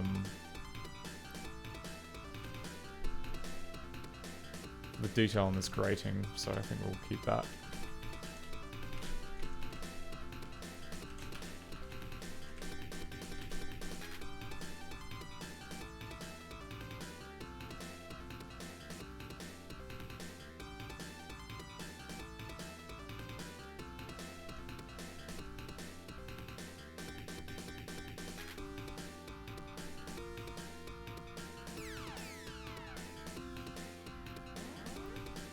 To 84, 84.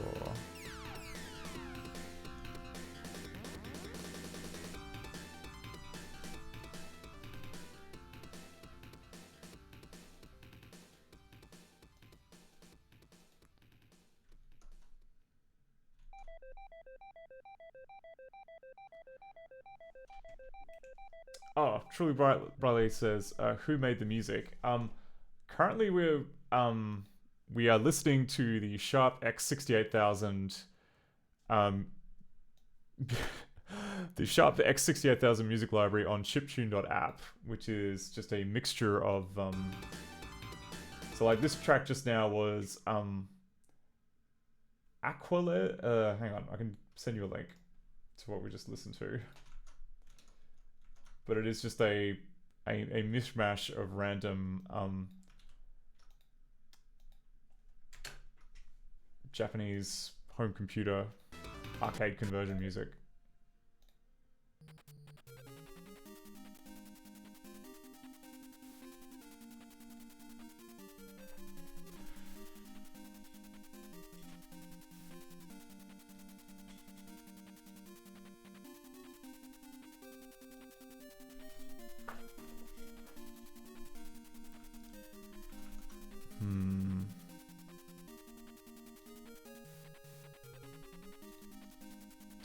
Do we have a mapping for this color? 112, 103. Yeah, we do.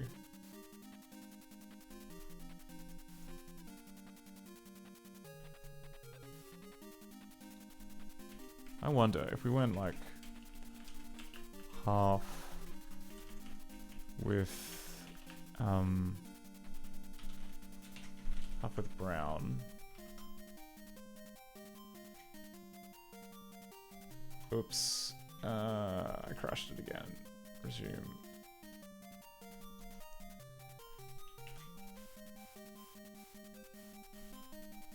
Ah, that'll be why.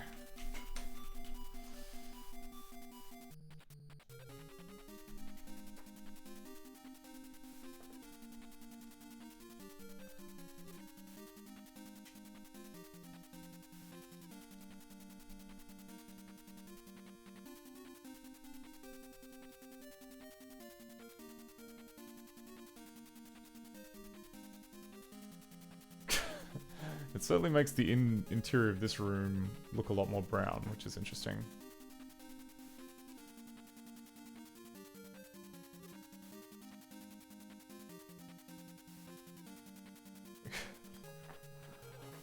Truly Brightly says that incredibly specific and very cool and on brand. I mean, honestly, it was just more of a case of like, I was thinking, okay, chiptune.app has like all of these different systems which have music libraries, and I don't know, the Sharp X68000 one has always kind of been a source of intrigue because they say, you know, they say all the good arcade ports came from that, and so yeah, having a listen, and they weren't wrong. It's good. It's the good stuff. I don't know how I feel about kind of like adding in the extra brown. You know what, maybe it's fine. Maybe we should just fix like the flesh tones, like like Ash's flesh tones, and I'll stop worrying about things blending into one another as much.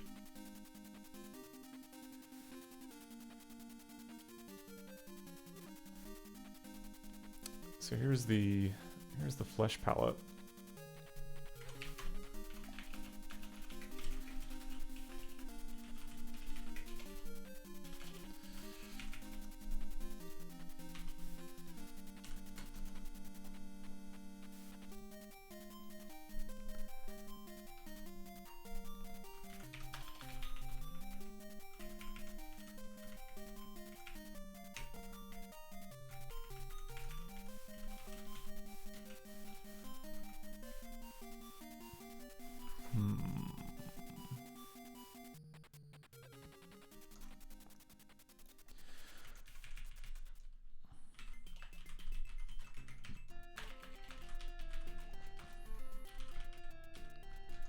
I think we'll just use the...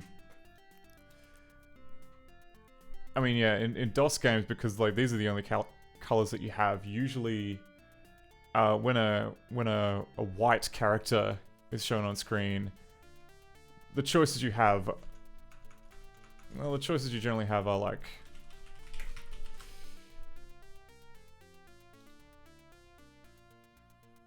this kind of portrayal with just like very pale white skin, or I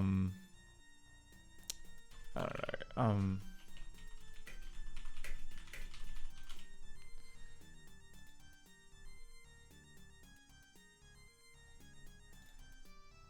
this, where you just use kind of like the bright red coral color as yeah. It's kind of like an orangey sort of. I don't know. I have a soft spot for the orange, so I think that's what we're going to be doing. We're just going to do bright red.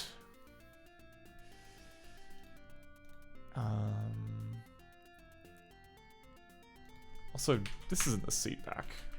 Get out of here.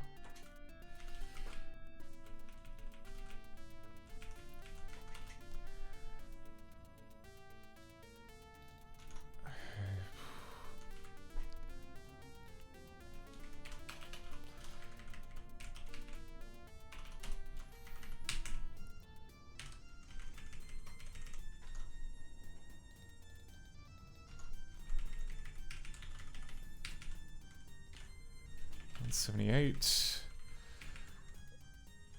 Ooh, God, that reminds me. It just occurs to me that I think it might be today. I think today is the day that Twitch is going to go through and just destroy most of most of the highlights. Which is going to mean I'm going to have to go through and fix my website to no longer link to Twitch for that kind of thing. I have migrated all the videos over. It's just I've not written something to fix my website. Yeah, truly brightly. They a couple of months ago they decided you can only ever have 100 hours of highlights, and they justify that by saying no one was using the highlights, or that, you know, there wasn't very much engagement. I personally think that was because the highlights feature, you have to, like, you can't search for it. There's no searching tool. You basically have to visit the streamer's page and then scroll through like hundreds of videos if you want to actually access anything. But anyway, they decided that they wanted to save the money, so they've gone through and decided to nuke all of that, which has been massive pain in the ass moving stuff over to YouTube. But also, yeah, really, you know, it's probably bad for like sites like speedrun.com, which are based around Twitch highlights, which may not exist as of tomorrow. But yeah, if there's any Twitch highlight that you want to keep a copy of, now's probably the time to download it using YTDLP or whatever your favorite stream download tool is.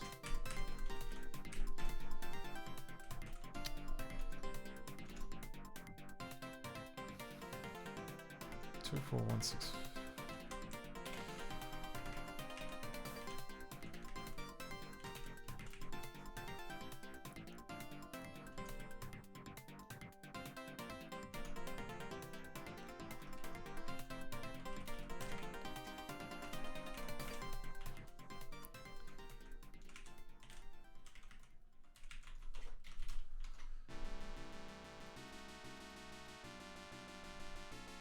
Two, 1, 6, okay. 6, 4, 1, 3, 9. 1, 9. 1, 5, 2. 1, 2, 3.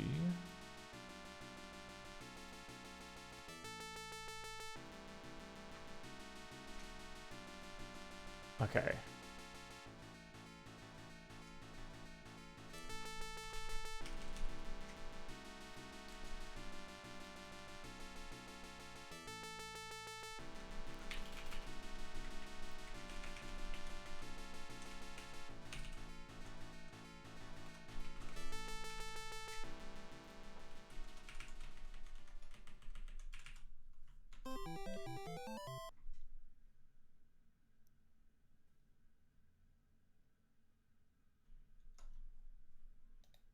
Actually, maybe Maybe the eyes should be black. And then the next shade up should be red.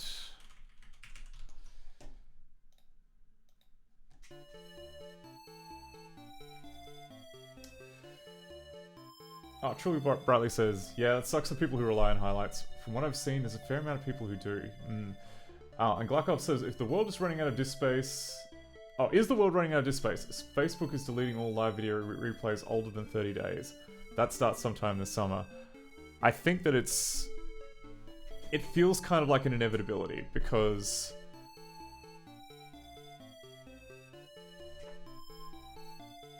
Well, I mean, like, each stream, like, I don't know, like, when I record each stream is now averaging about 20 gigs. And just considering, like, the sheer rate at which they're, you know, at which people are uploading things, I guess if you're, like, in, you know, trying to be, like, a live streaming platform like Twitch or Facebook, then... it's easy to basically say, yeah, we don't, you know, we have these stats saying that no one bothers with replays, or, you know, like, only 1% of people bother with replays, and then, never mind that 1% of, like, a ton of people is a ton. But,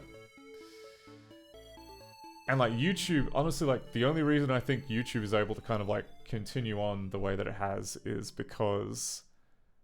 they have a monopoly on advertising, and they can basically charge whatever they want for video ads.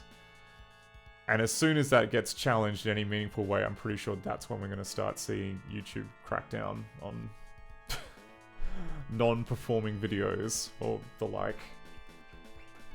Like, as soon as that ad monopoly gets broken, which could be soon, judging by, like, the pace of, like, the current antitrust cases going on.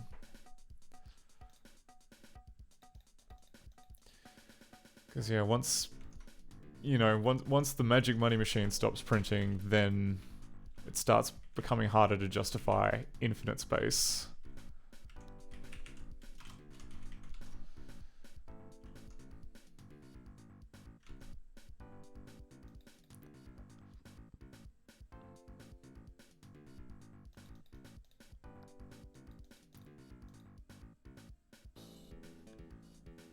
Okay, I thought that was...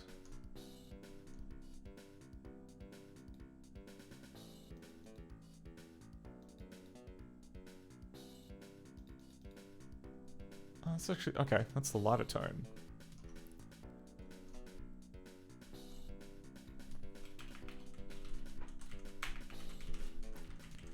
So red, red...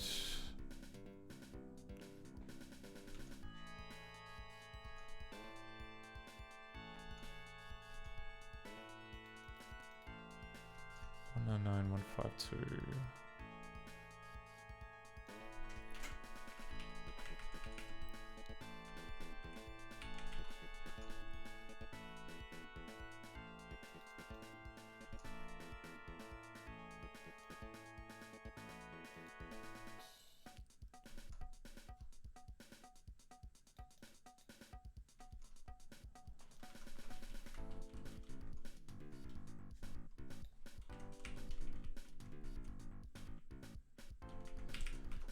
Okay, how does this look?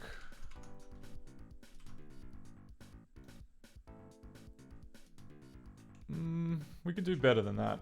Oh, we also have brown. We could add in brown if we wanted to be fancy.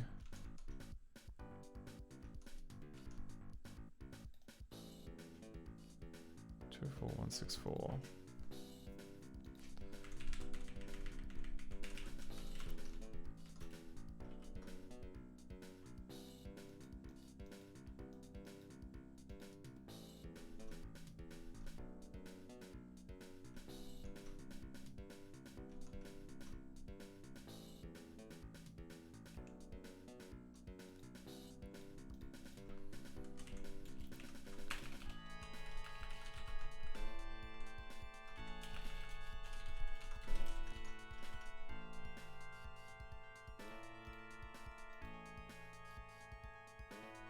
That's slightly better.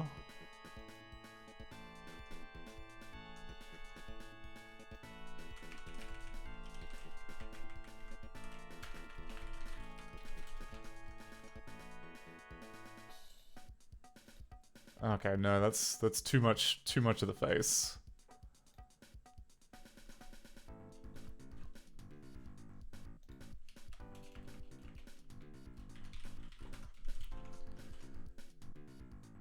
Oop.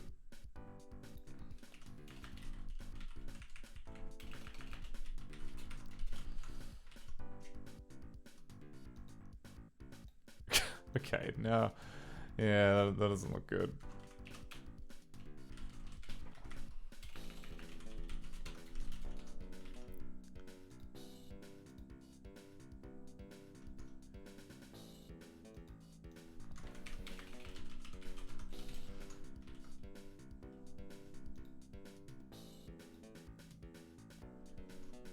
Ooh, we could do magenta.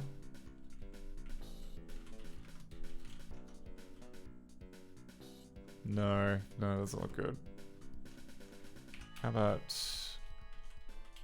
El Grey? Ugh, no, that's not right.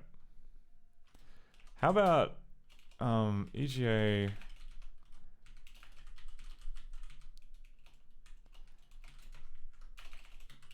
White, like half.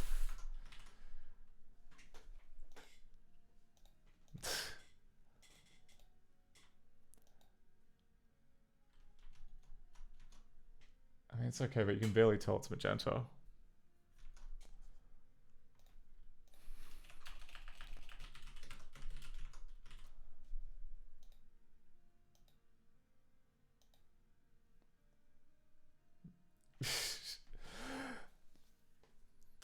Truly Brightly says it was a good idea in theory. Yeah, it's the colors are like remarkably close to one another, and you have to.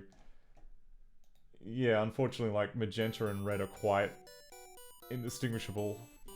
Like sometimes it can add like a nice little bit of detail, but you need a lot of it to stand out.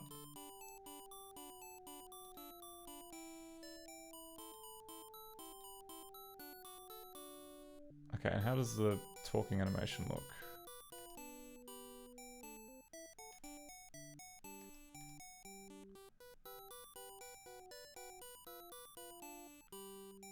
Looks fine.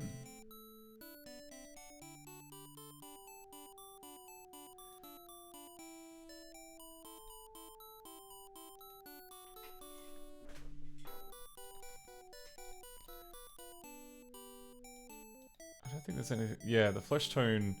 I distinctly picked like a separate set of flesh colors from like anything else, so that would look okay. And then we just cycle through. Yeah, there we go. Yeah. That bright tomato red is extremely EGA. Also, the rug suddenly looked.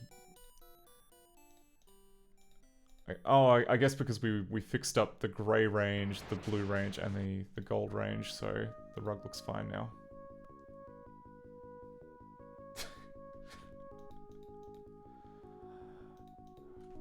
Oh, Truly Brightly says, I hope the Grover skin is not sourced from Haunted Sesame Street characters. Yeah, it's, yeah, that is kind of the joke. It was, honestly, like, it was because, like, when I went op shopping, I found a jacket with a blue furry lining, and just immediately my mind was like, okay, someone skinned, like, I don't know.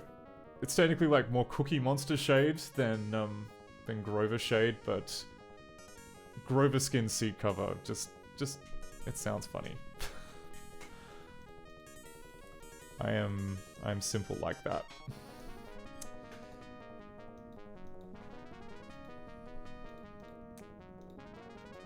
Okay, well...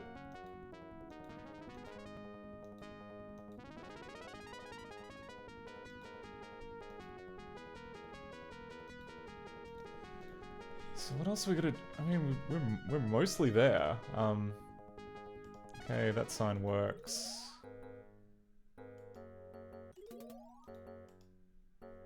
The little text box down the bottom works.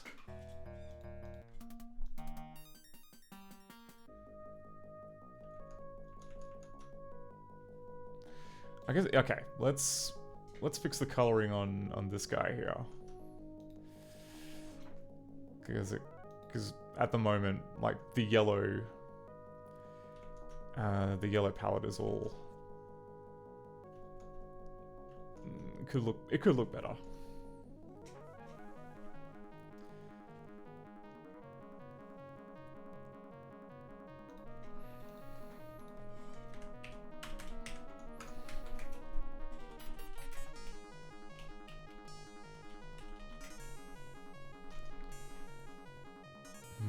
Alright, well, the body of the sign and the brightest color here both use the same shade of yellow, which means we can't dither that. It's gotta be a solid fill.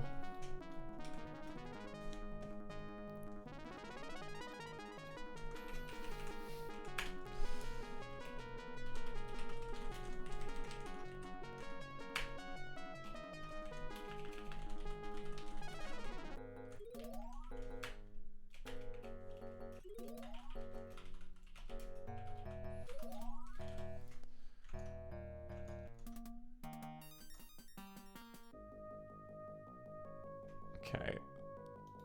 I'll say the darkest color here could be just plain brown.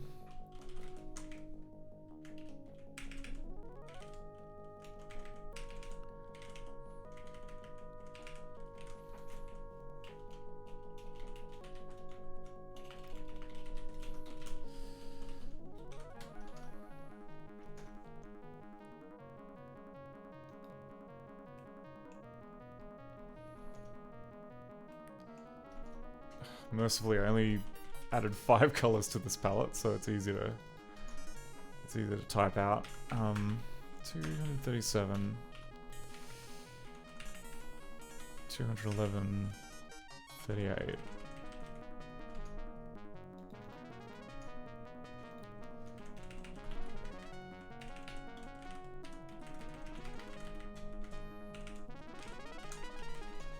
And the final one is 204, 178, 29.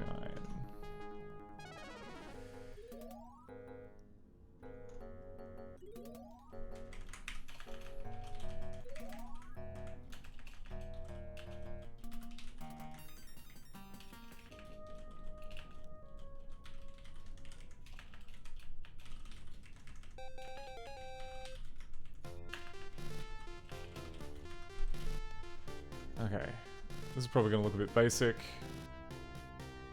Yeah, looks a bit basic.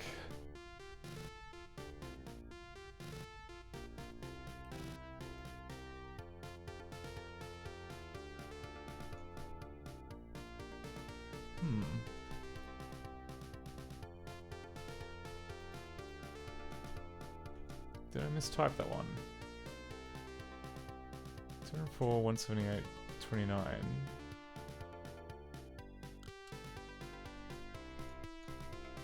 Why is that not half and halving?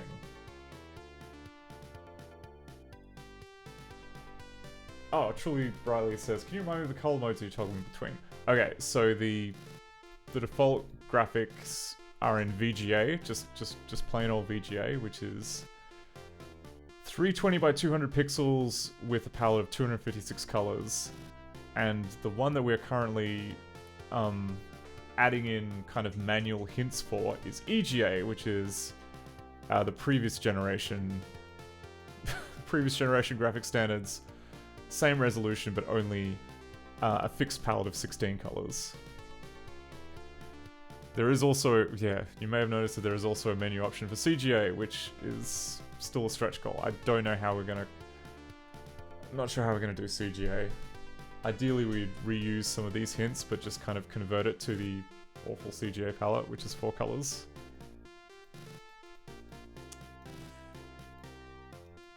Alright, well, what's good? Hang on. Why?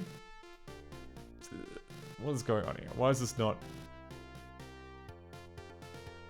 doing what I expected it to do?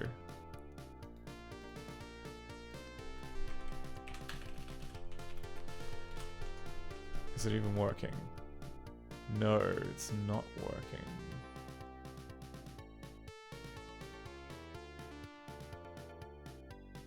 Actually, no, a bunch of colors changed. Just not the ones I was expecting.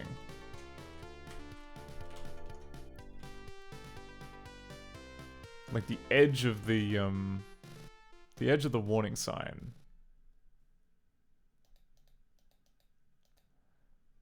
204-178-29. I don't even know that I colored the edge of the warning sign in a different color.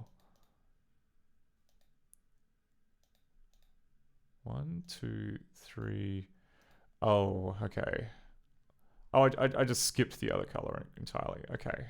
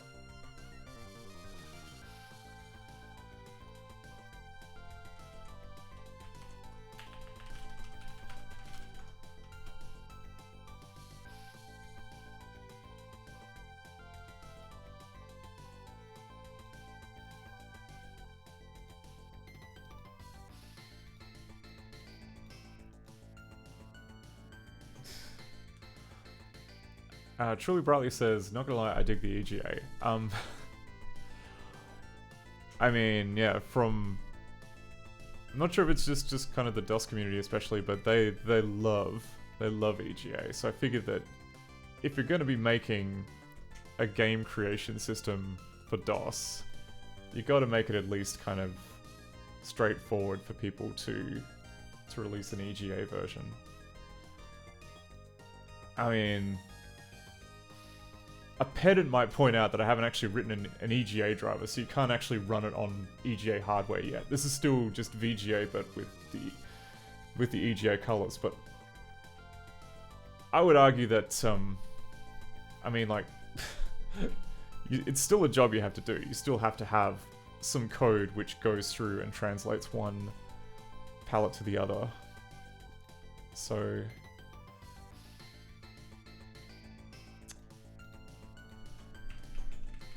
it's not like we're avoiding that work deliberately or anything. Okay, I just want to see what the default dither did. Okay, so it...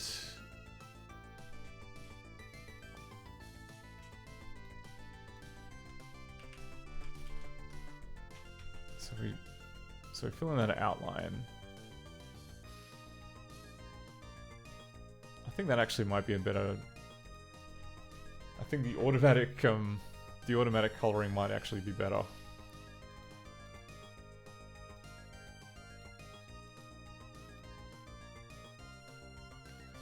We could make the grey like a quarter dither, and then that would maybe be like less intense.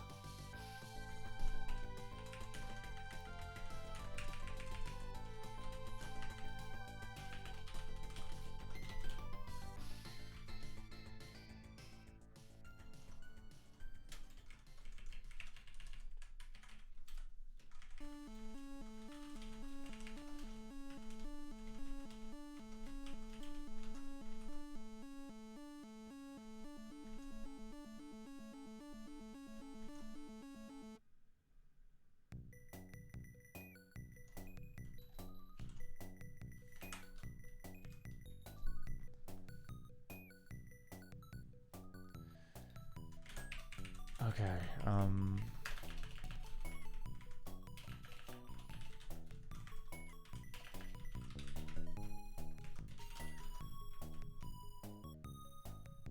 yep, that's the same. This guy is just gonna be straight yellow, I think. Yep, And then...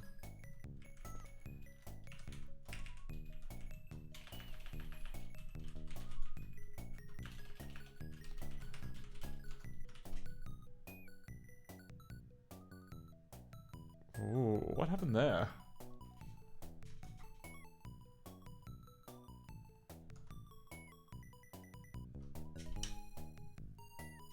What? How did the grey, like, that's a different color. It shouldn't be doing that.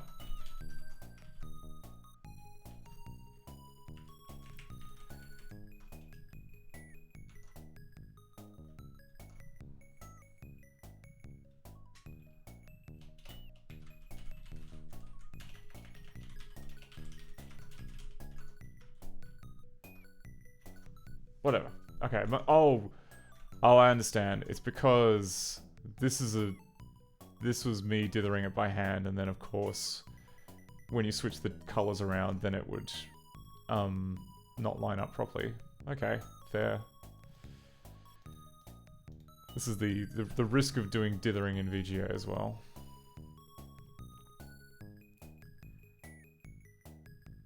I wonder if we went white. Looks worse.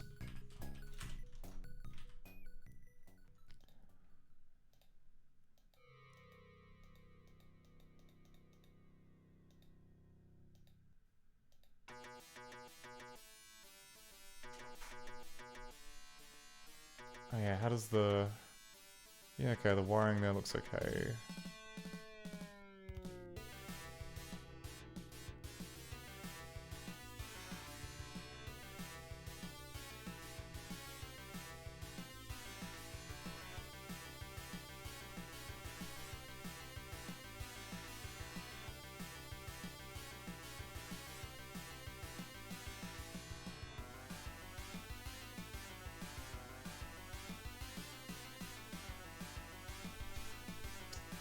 Truly Brightly says, interesting, so order also matters for halftones. It absolutely does. Yeah, like the... So I guess, yeah, like the way that the pattern is kind of printed out, it's based on wherever the top left of the image is, so it'll just kind of either be odd or even, essentially. And so switching the color, like when you have like half, which is a checkerboard pattern, switching the two colors around inverts which order the checkerboard is in. And if you already have a different dither pattern that's happening at VGA, then you want to make sure the checkerboard lines up with that in the way that you expect.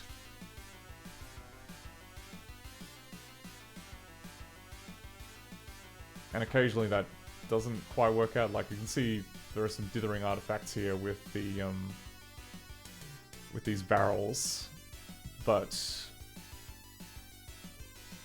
I don't know. I might get it looking a little bit better if I kind of like messed with the barrels a lot, but the main thing though is that this first room looks pretty good. I don't think I can improve on this room.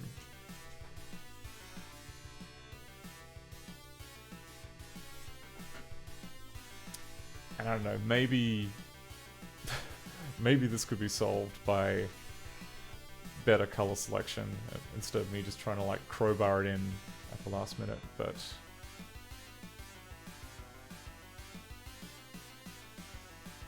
okay. And then I guess while we're here, let's sort out the this reactor color palette. I went absolutely ham on this. I gave it 1, 2, 3, 4, 5, 6, 7, 8, 9, 10, 11, 12 whole colors. 12 for not a lot of depth, to be honest. Okay.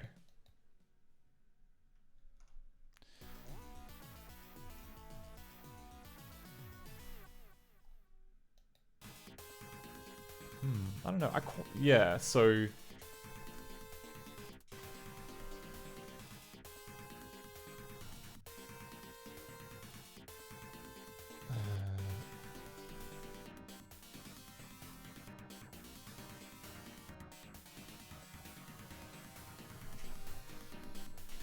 Alright, let's just... I think we'll copy out the color range and then have a go. But I do like how it's picked sort of the light blue for the outline. I do think that's kind of... It's not bad. It's quite nice.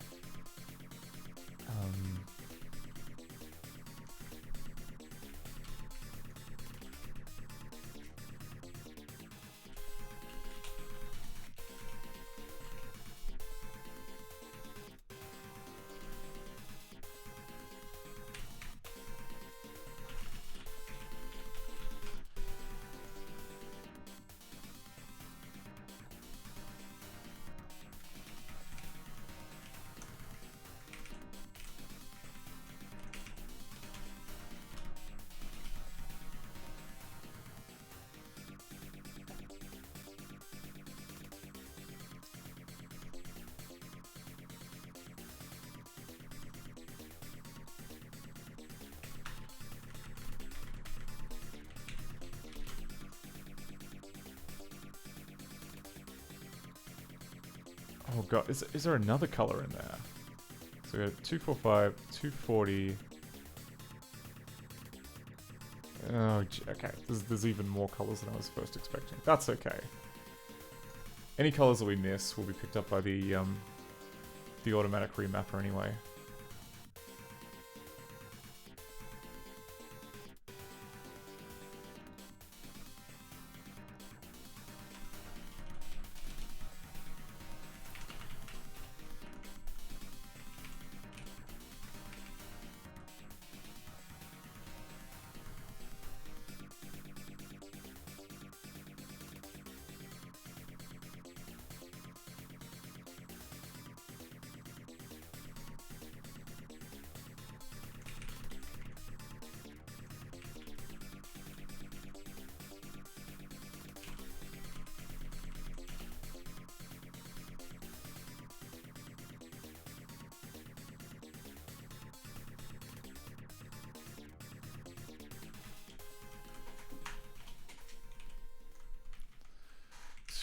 $231,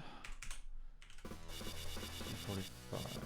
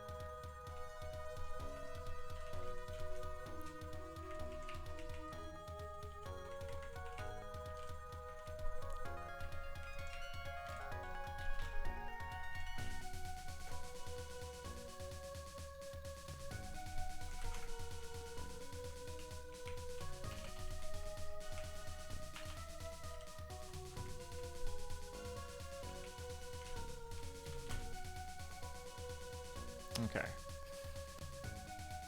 And if we look at what the main outline colors are, it's going to be this 155 color, 190 color.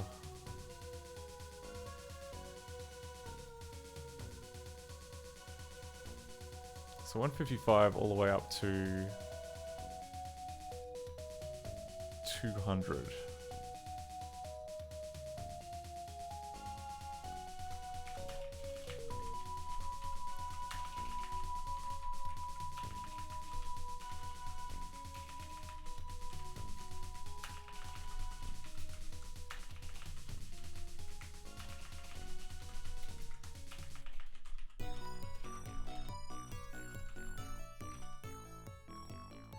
Okay.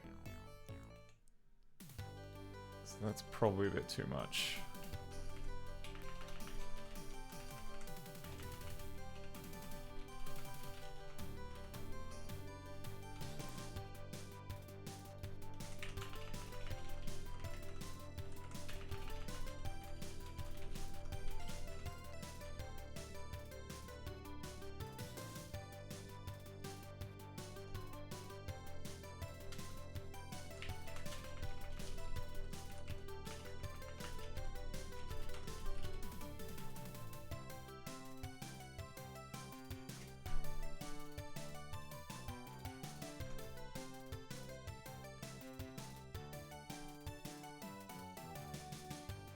Okay, the kitchen tiles are more visible here.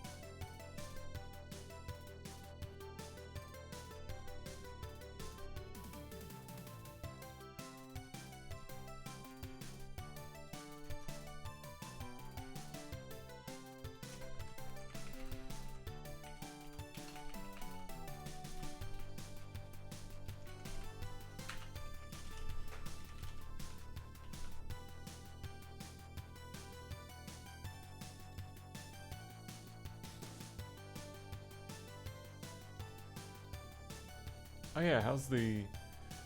the sink's a little bit more visible.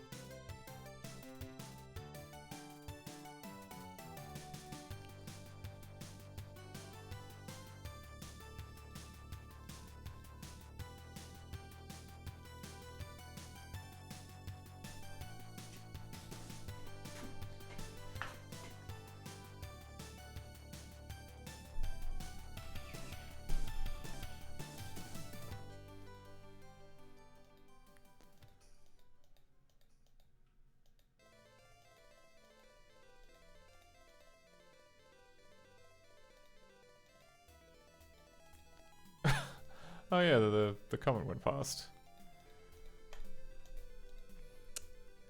1 in 25 chance of the comet coming a second time.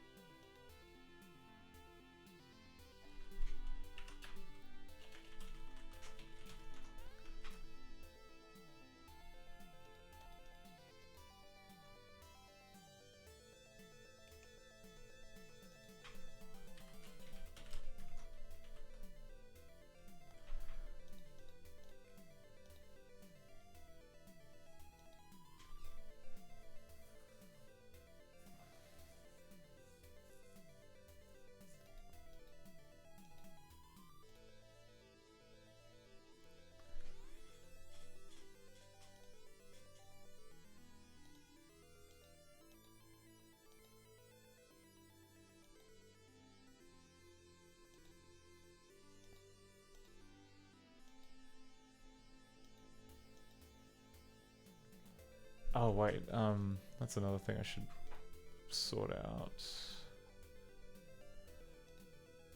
The hair color. Should probably lock that.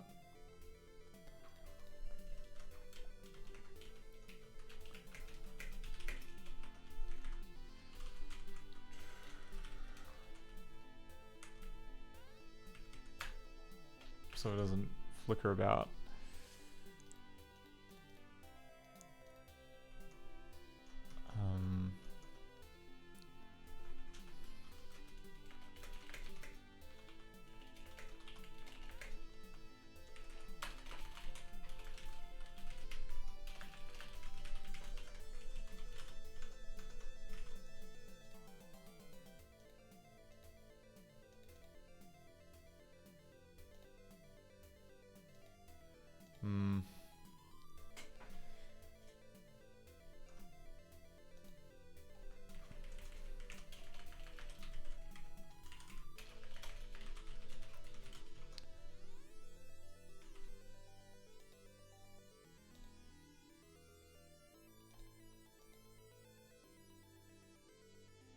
Okay, maybe it's...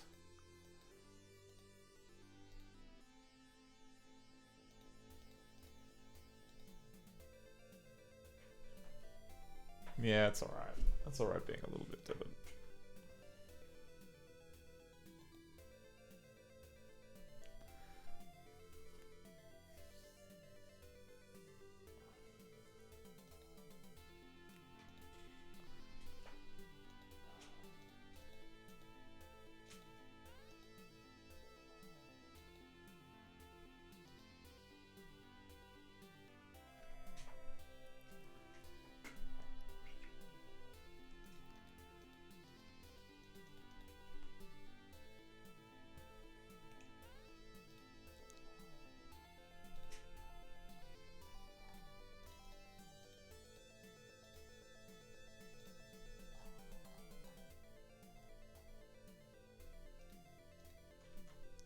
It's like 125 and 106. Okay, so these two are clashing.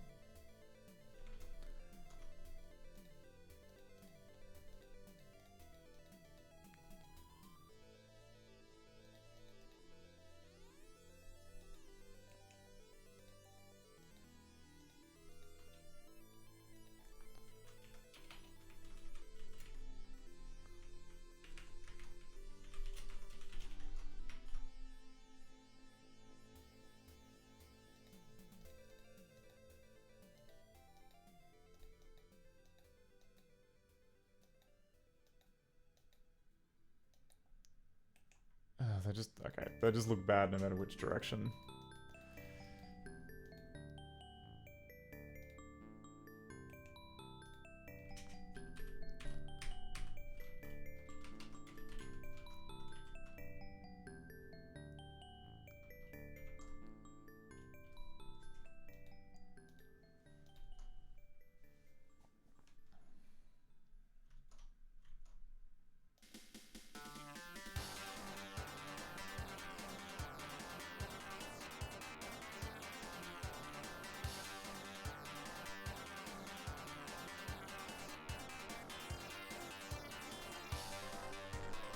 Okay, well...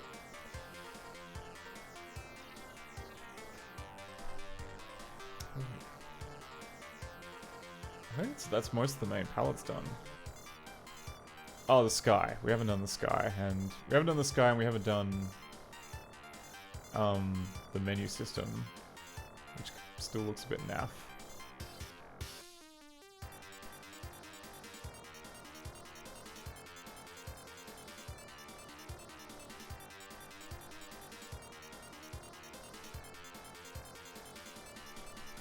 Although, the menu system could look a lot worse.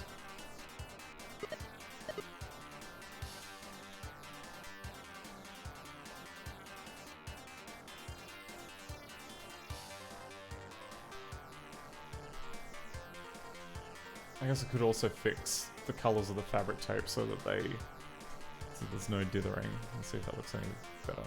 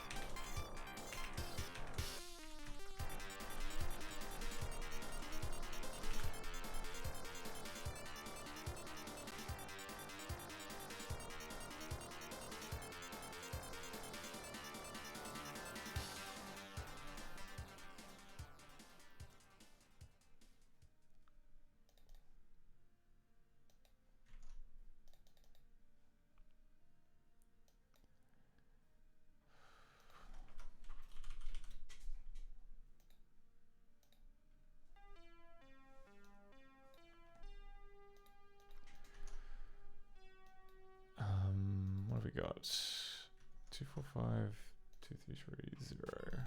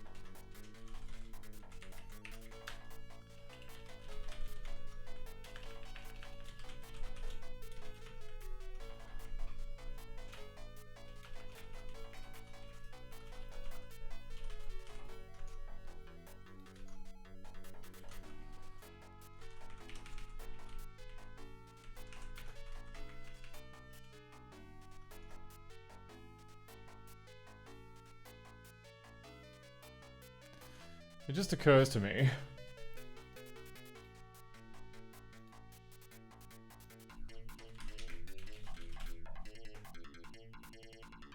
Oh no, no, I got it right. I thought I screwed up the colors, but 1, 2, 3, 4, 5, 6. There we go. Okay, good. I was like going, is there an orange in that? Yeah, there is. Just starting to second guess myself now.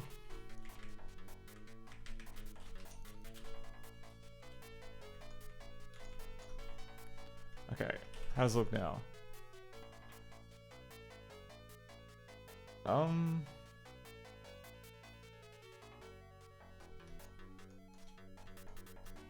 Sort of better.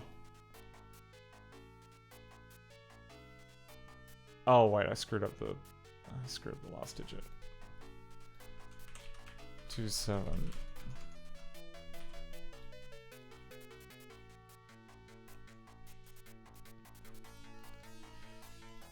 Okay, I'm gonna do the green as well.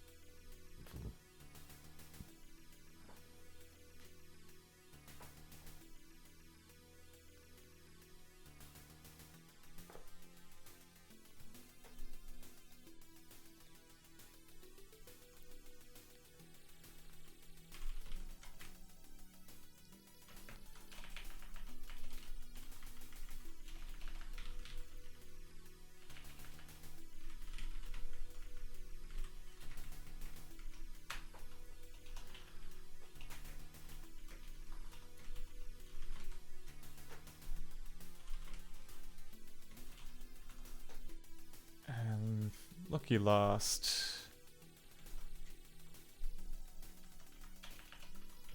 184, 132, 48.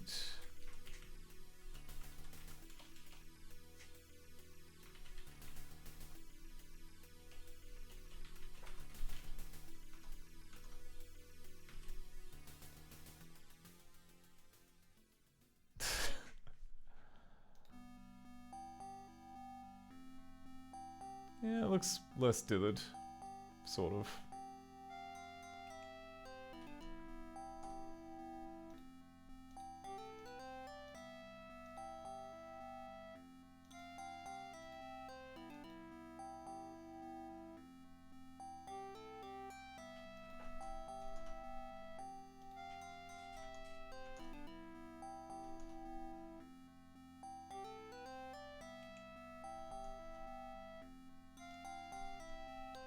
For 177.48. Oh, 184, 177, 48. Okay.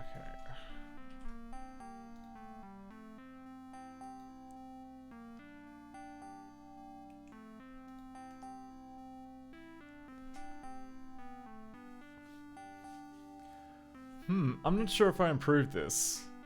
I think that maybe the auto dither's colors might have been a better pick.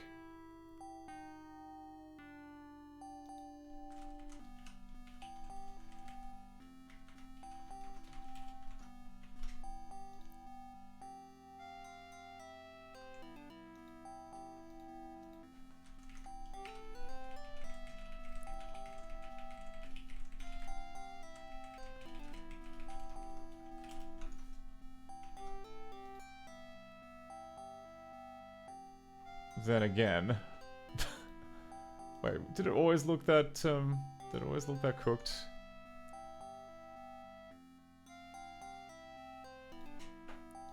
Okay, hang on. Go back to...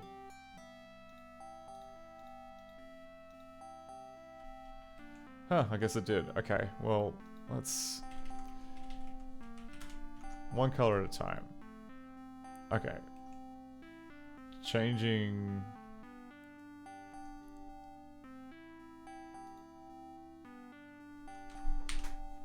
That's... half?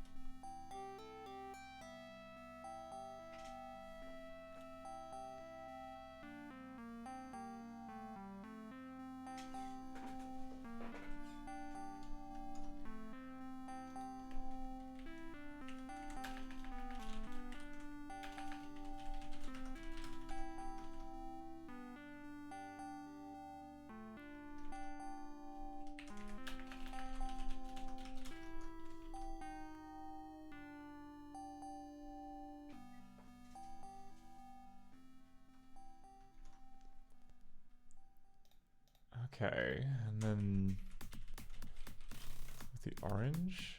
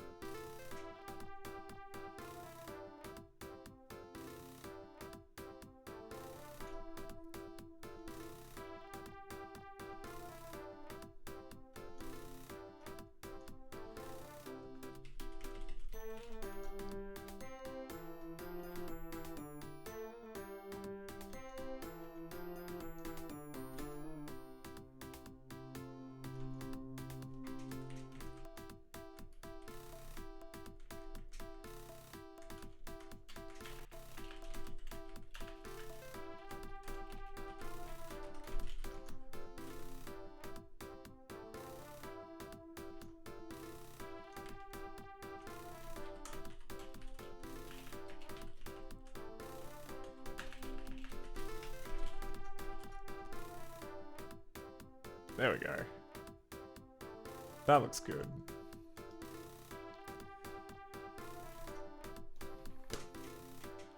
Okay. Oh crap, we're at the halfway point. I should take a break. I should absolutely take a break. Okay. Well, real talk, I think we've run out of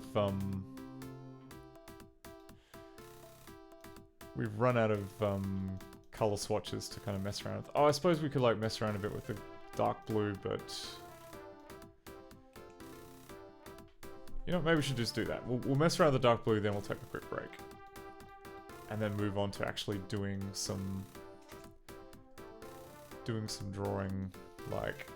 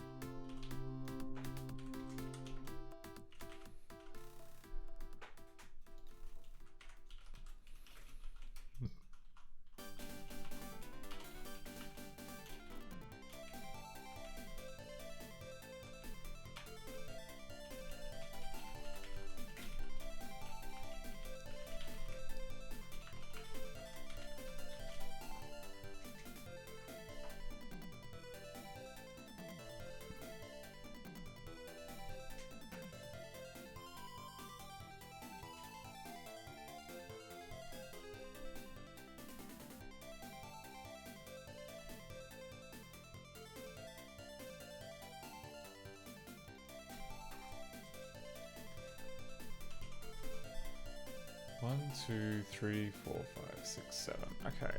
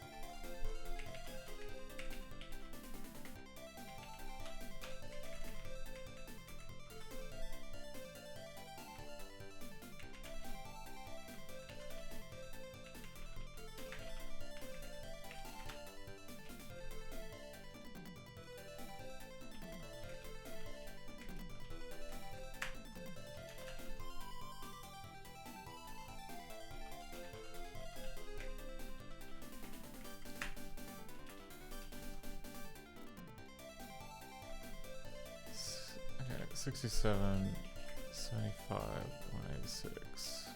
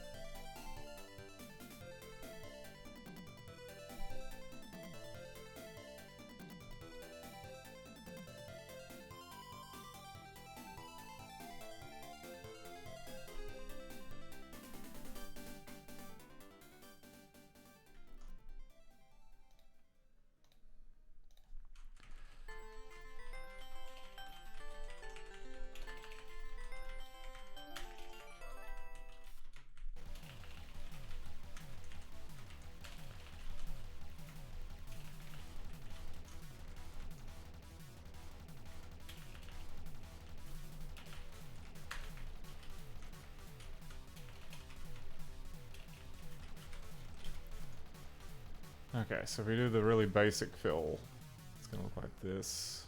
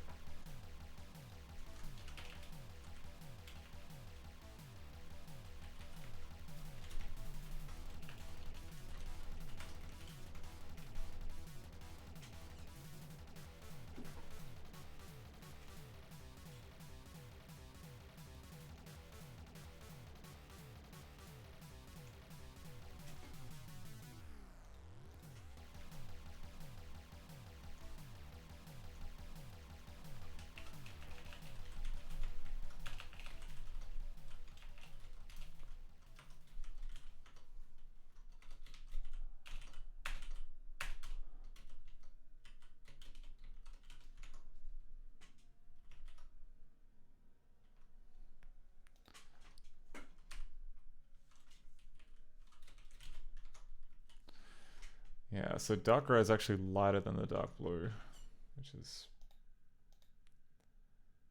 something interesting.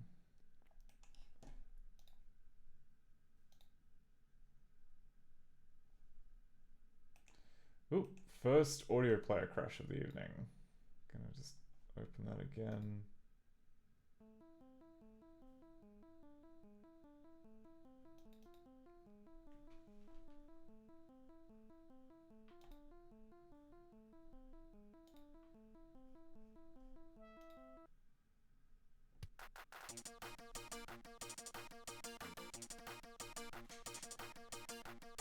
Okay.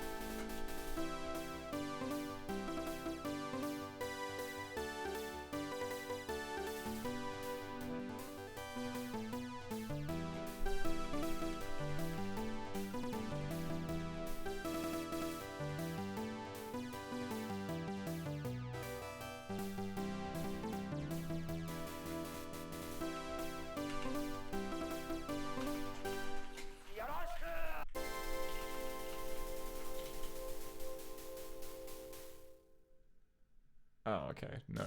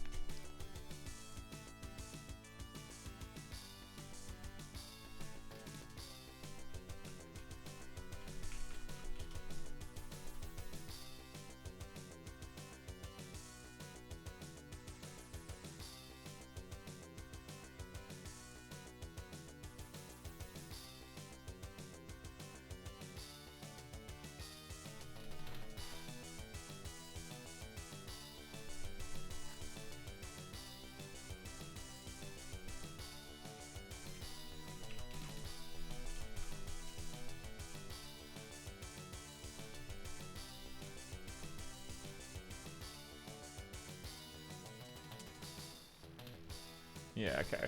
That's looking good.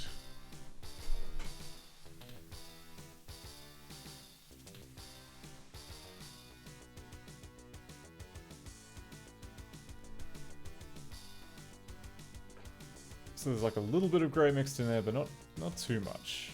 Not too much. I'll just come out here. What else uses the blue palette? I guess there are these control sticks, but they're not really. Oh, that's right. I can turn on the switch here. Switch rooms.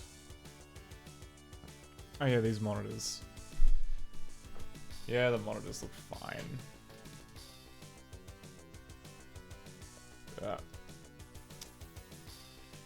Okay. Alright, enough stalling. I'm gonna go take a quick break. I'll be back in about 10-15 minutes maybe. And then we will switch back to VGA mode and we'll do a little bit of drawing from a reference, I think. And that'll be probably how we do the second half of the stream. I'm gonna go get myself a tea. I recommend you do the same. Stretch your legs, go outside, touch grass, do what it is. You've probably been inside for too long. We all have. I'll see you in a little bit.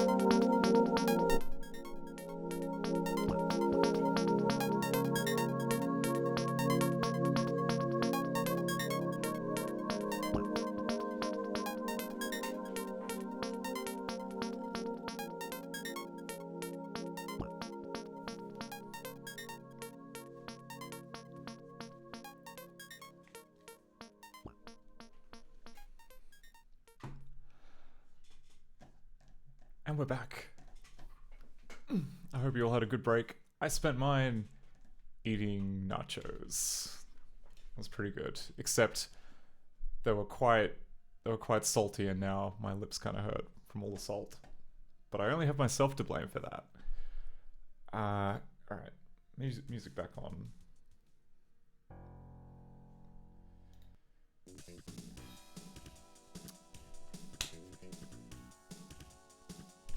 Right. Next job that we got. This coffee machine, which actually the coffee machine isn't actually kind of looking too good. It's not looking too good in EGA. Maybe because the colors that I picked for it blend a bit into the background, maybe a bit too well. Or, you know, they're recycled by the walls, which need to have their own color. Nevertheless, I think we need a close-up, because I don't know, the option that we have is like, I either put in a tiny hotspot, which acts as like the selection control on the front of the machine, or I do a nice close-up, which then you can then like see the whole machine, and then it's obvious that there is something more that you can click on there. And I'm leaning towards close-up, because why not? So let's find a reference image. So like, God, I really wish I could remember which machine that I modeled that on.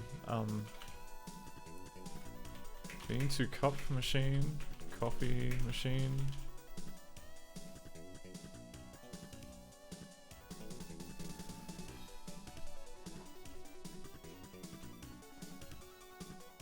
Presumably it would be in like the first couple, you know, the first page or so of results. I mean, this is...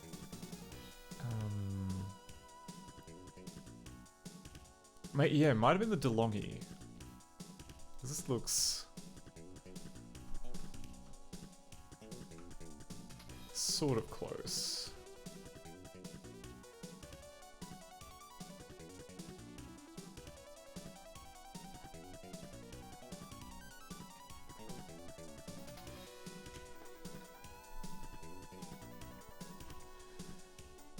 Out of all of these, what have we got? We've got... I think it's the DeLonghi.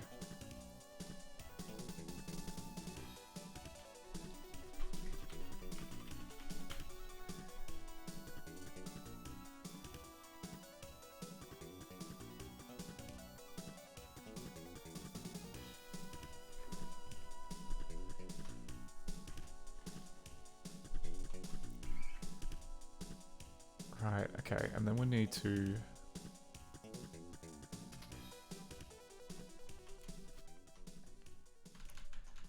Alright, let's get an image editor open. Go back to the bridge.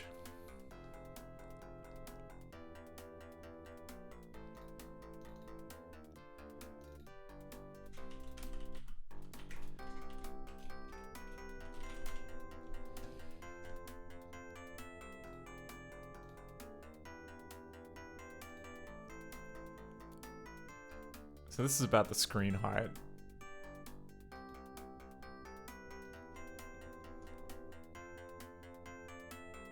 I guess if we had a cutaway, we'd want it maybe... So 320 by 200 is the screen res. So if we went a quarter of that, which would be 160 by 100, what does that look like? 160...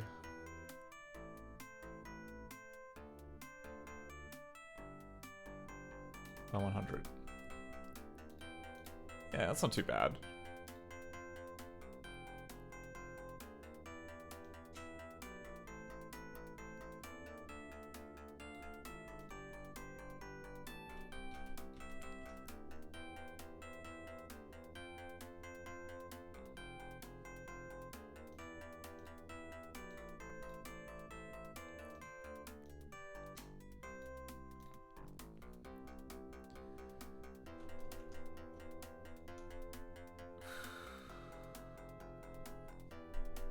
Alright, now if we were gonna...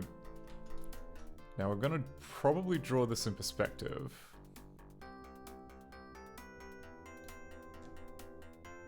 So I guess we'll just do a little bit of fake vanishing point. Let's sketch out the front of the machine first. So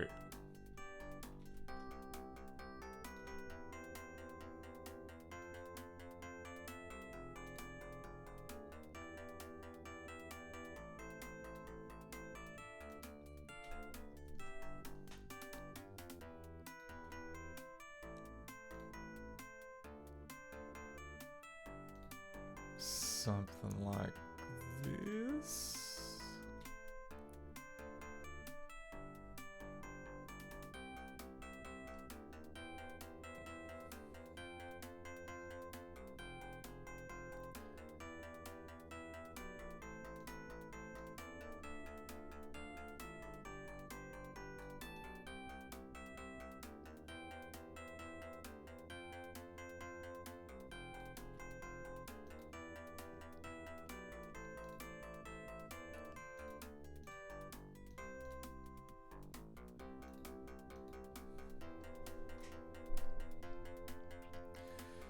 Yeah, I think that's okay. Because yeah, the bottom is not as thick as the top. In fact, the top might even be like a little bit more chunky.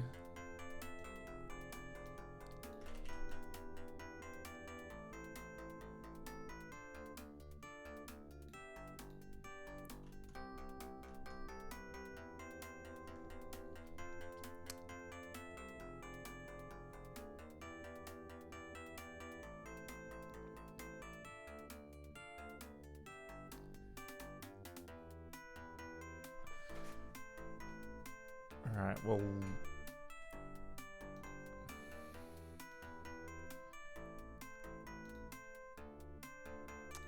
then...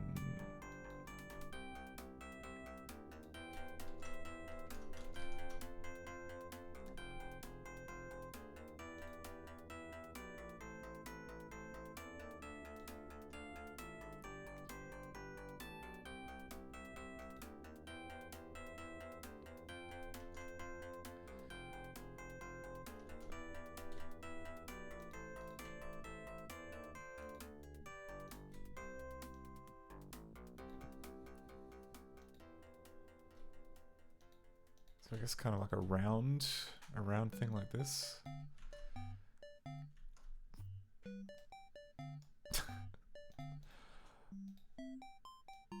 I don't know. I personally don't drink coffee. I am... Yeah, I just do tea, so...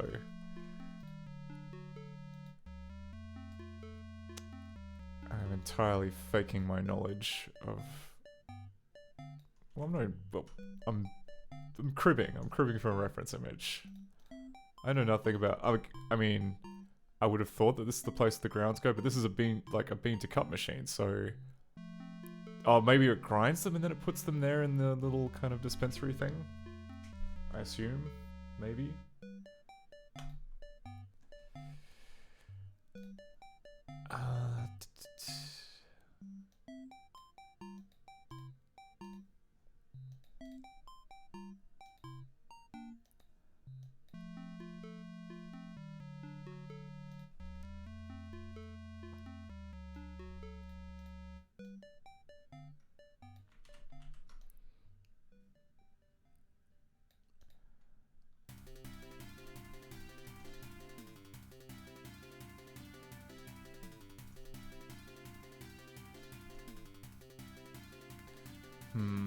Okay. We need more clearance than that, though. For reasons which will come clear soon.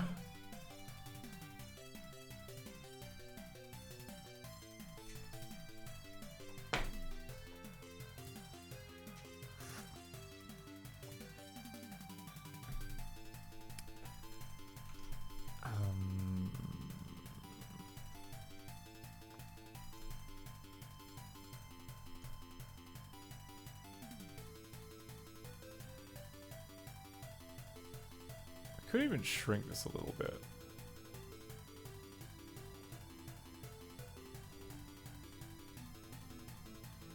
Just so we have enough room for like a perspective shot.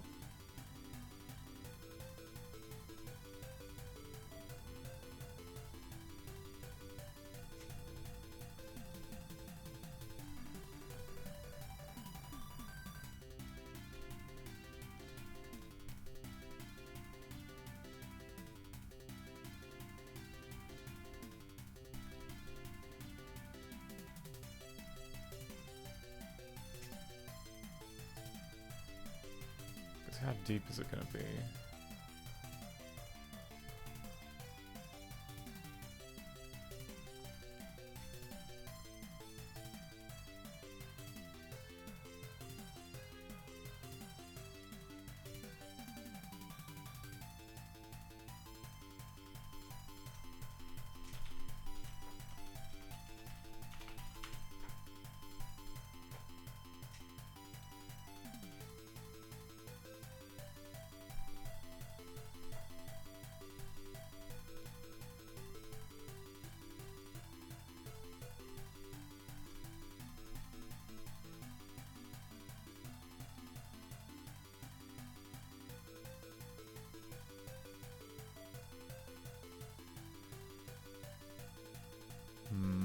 Okay, that's gotta be...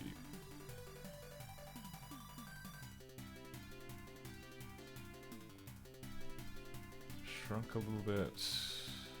Oh, wrong color.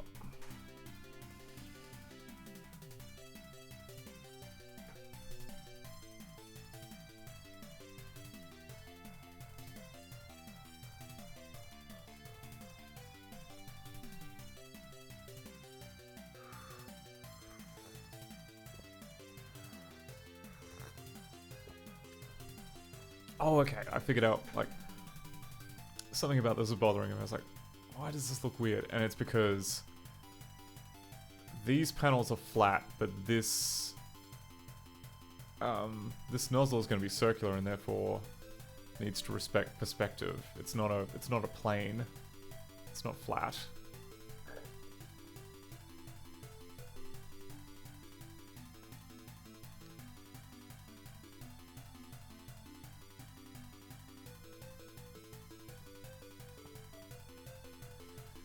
Okay, but if we were to...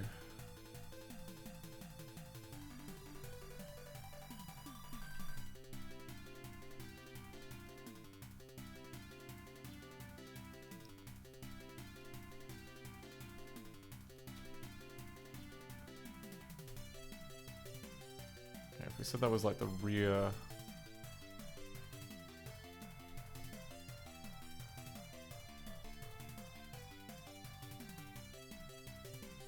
rear plane of the coffee machine.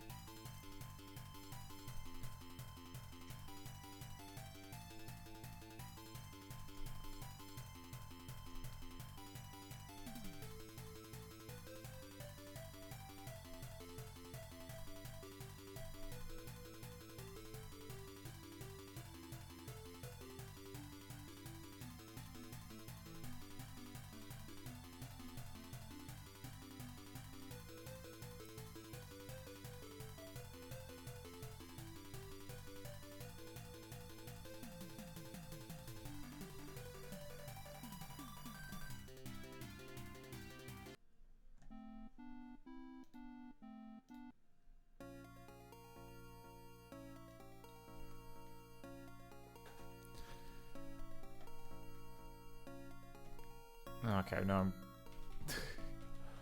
I'm messing with the detail like way too early. I should worry about that like after we get the basic outline done.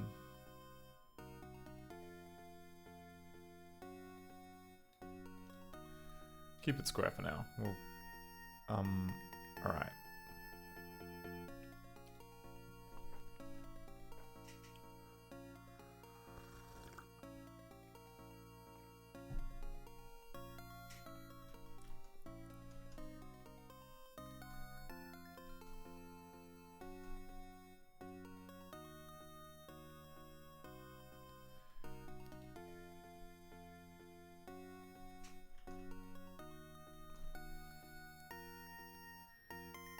Oh, I see. Okay.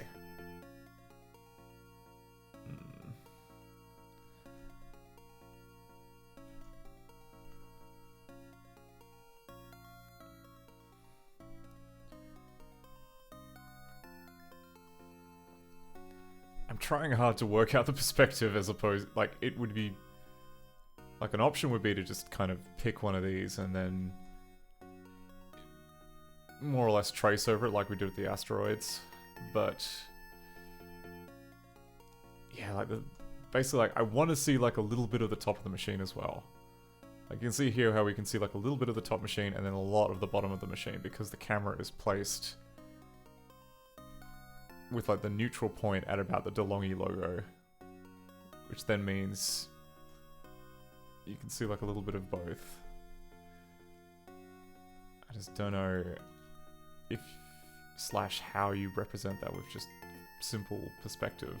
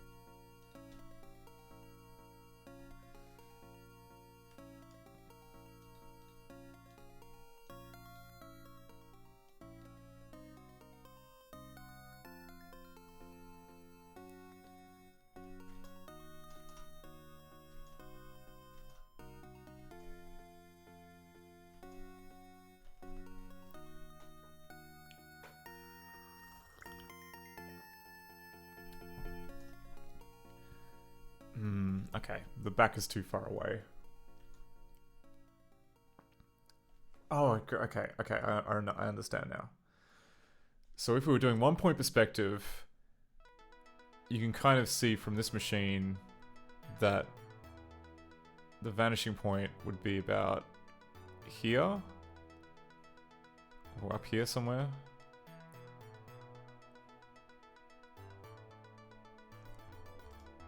I mean, we can measure it. We can measure it.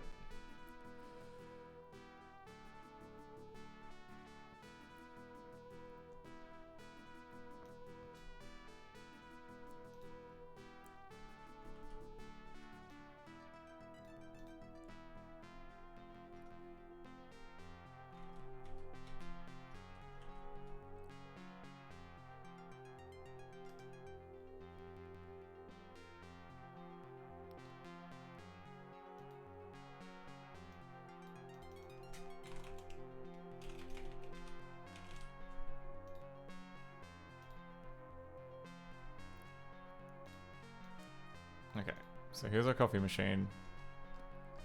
If we were to draw a straight line along this axis,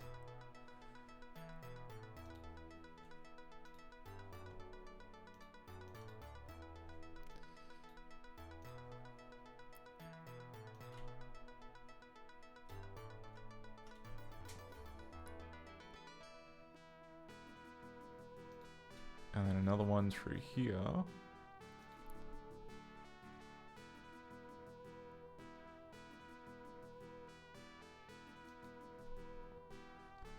And then 2 more through these these little kind of diagonals here. You can see it all kind of comes to the same point. And that is what we should, that is absolutely what we should be doing. We should not be just guessing.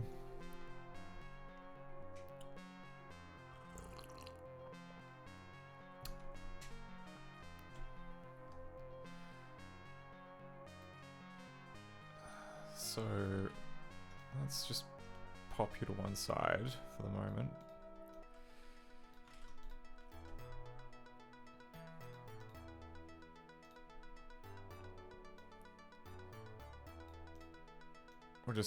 We'll copy this and then erase everything except the front profile of the machine.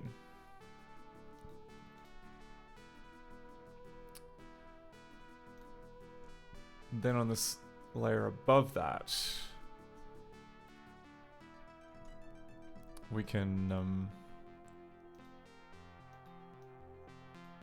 make a little magenta dot. We can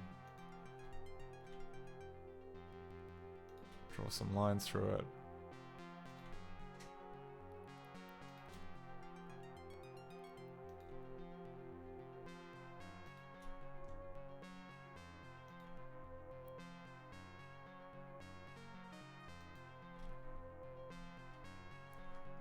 Okay.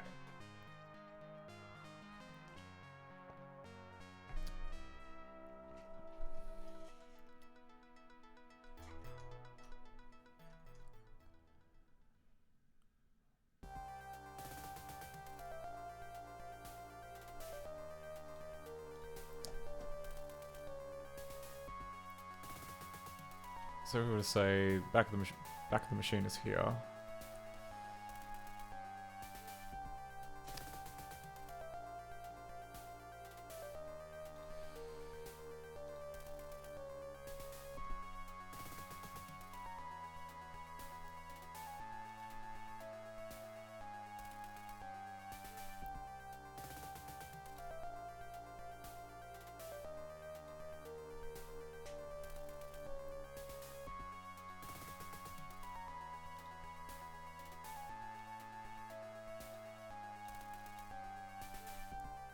Copy that over here. Try that. And we're done.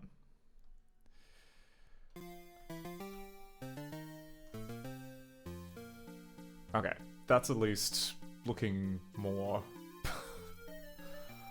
more correct.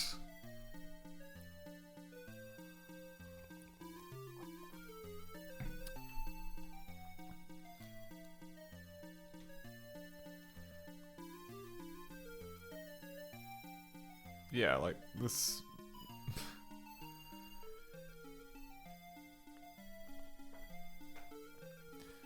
The vanishing, yeah, like the perspective on this one doesn't work.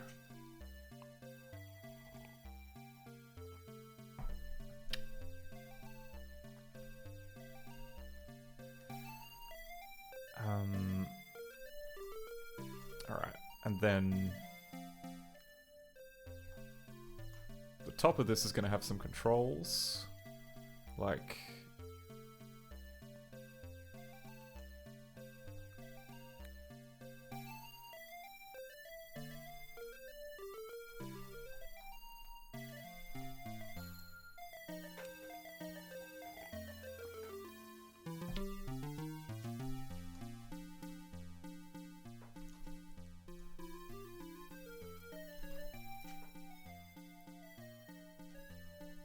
actually this.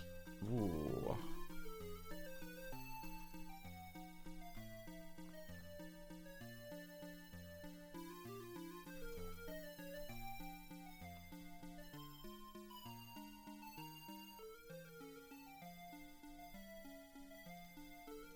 Is this? Do those edges line up? Oh, okay. The top doesn't quite line up. But that's okay, because the top can be slightly smaller than the base.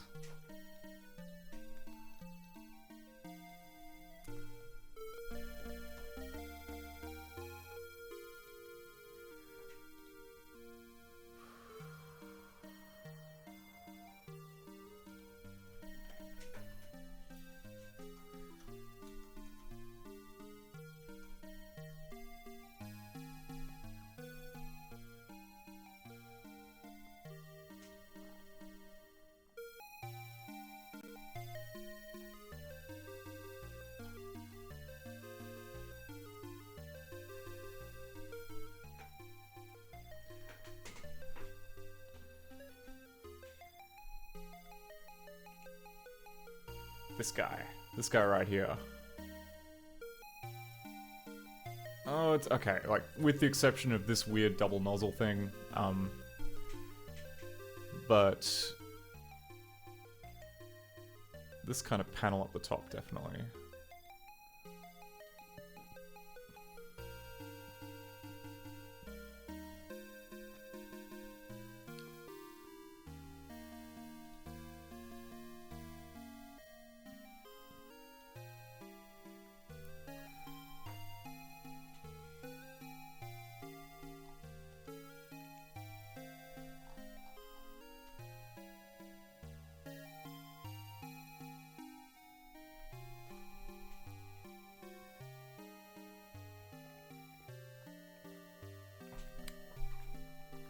Yeah, okay, so you got like one which is the water level, and then one which is the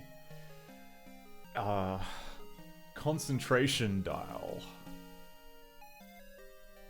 which may or may not be part of a puzzle.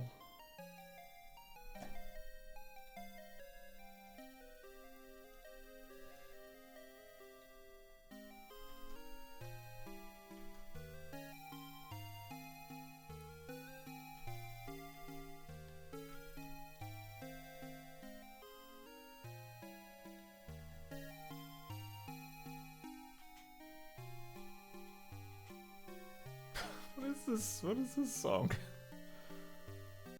Oh my god.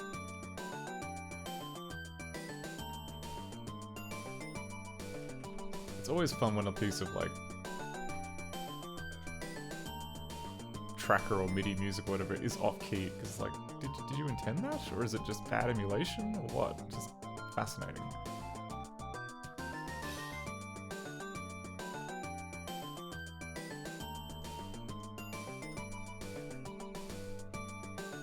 Okay.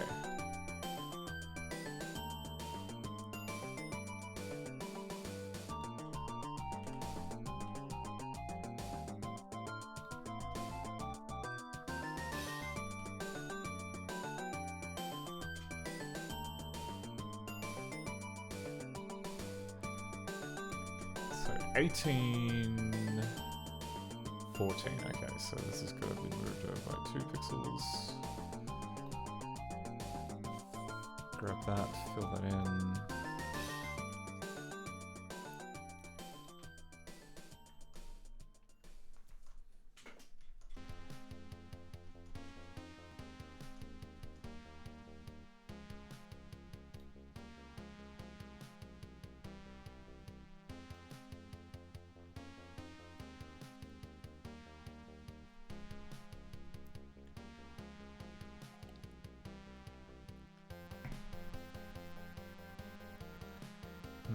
Okay, now how do we do the nozzle with perspective?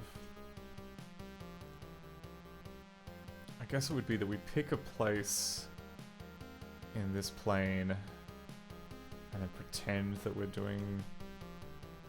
Okay, so... Let's say the nozzle should kind of finish here. Kentucky mushrooms, chestnut honey, espresso, and also fond de veau or veal stock. Wow. Love to pour a little bit of veal stock into my espresso when I'm just need a bit of extra picking up. How are you doing, Crushing Ceiling? Good to see you. Oh, if you missed it before, the game can do this now. We can change to EGA mode and it looks pretty good. Just yeah, spent a couple of hours aligning the yeah, like aligning the colors up, and it looks quite nice now.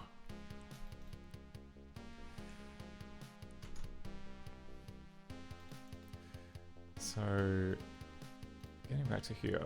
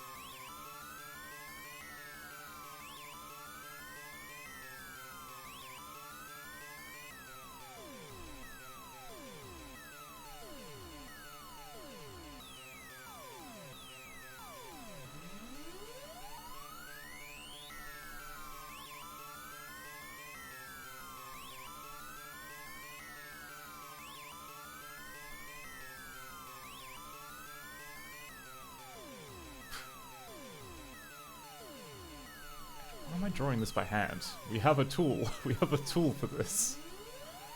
So...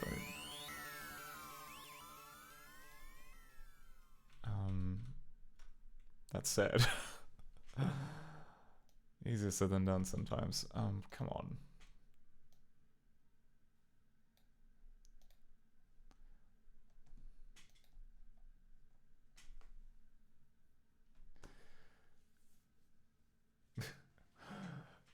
Truly Bradley said, veal stock in the first place is crazy. Yeah, that's... I mean... yeah, that clip was from Iron Chef, and they do know how to basically spend so much money on food.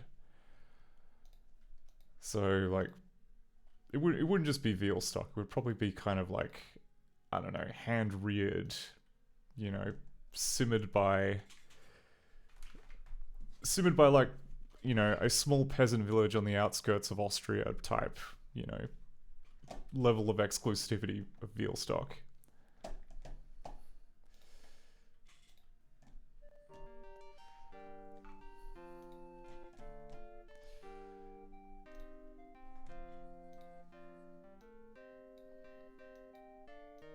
Mixed with caviar and gold flakes. Actually, no, I wouldn't put gold flakes. Like, that's too basic for Iron Chef. It would be like mixed in with lobster brains and scallions and I don't know. all of the rich foodstuffs. Just the kind that just gives you gout by looking at it through the screen.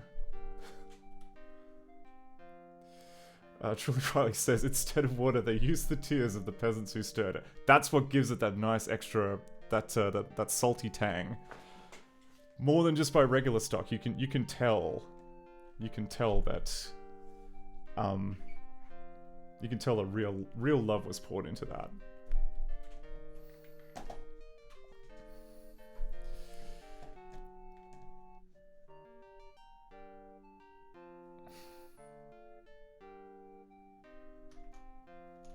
Alright, am I just...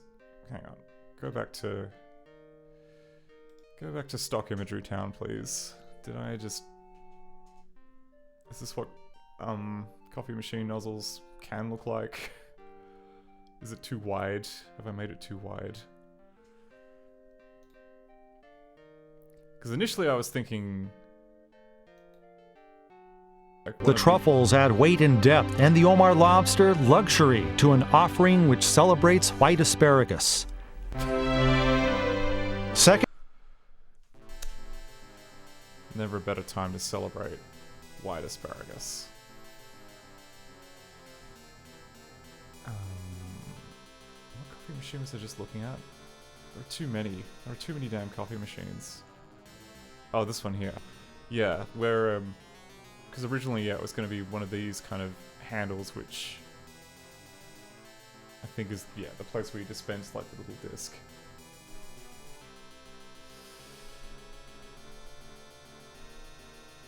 Okay, so that's where I went wrong. So we need to get rid of this.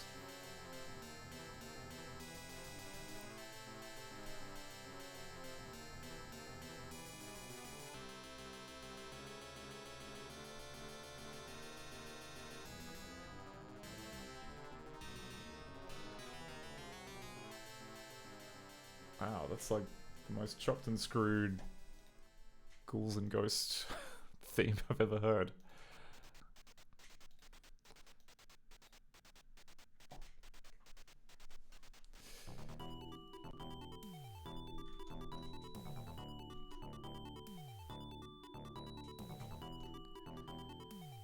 Alright.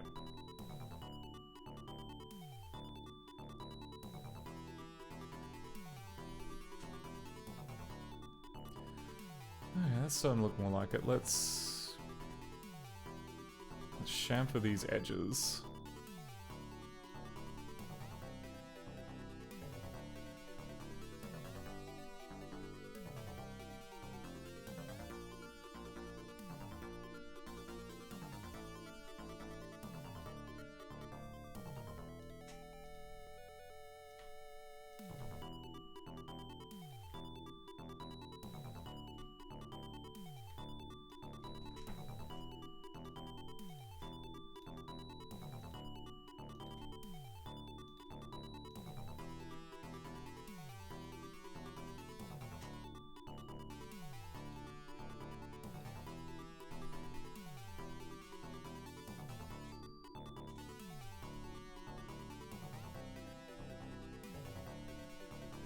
look how much nicer this is than the first one. Come on, out of here. You're gone.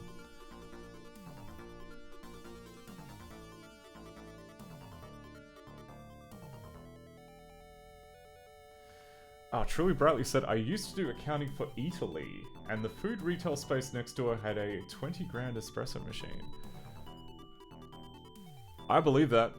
Like, there's, especially if we're talking like a commercial kind, which can have like 4 spouts or whatever on the go at once, right? Oh, it was made by DeLonghi, which is what made me think of that. Yeah, I mean, yeah, DeLonghi. You know what? I know nothing about DeLonghi. I just know that they make the machines that look the nicest. I'm not going to pretend to have like stolen coffee valor by saying DeLonghi are overrated or anything like that, because I don't know. I don't know anything about coffee machines.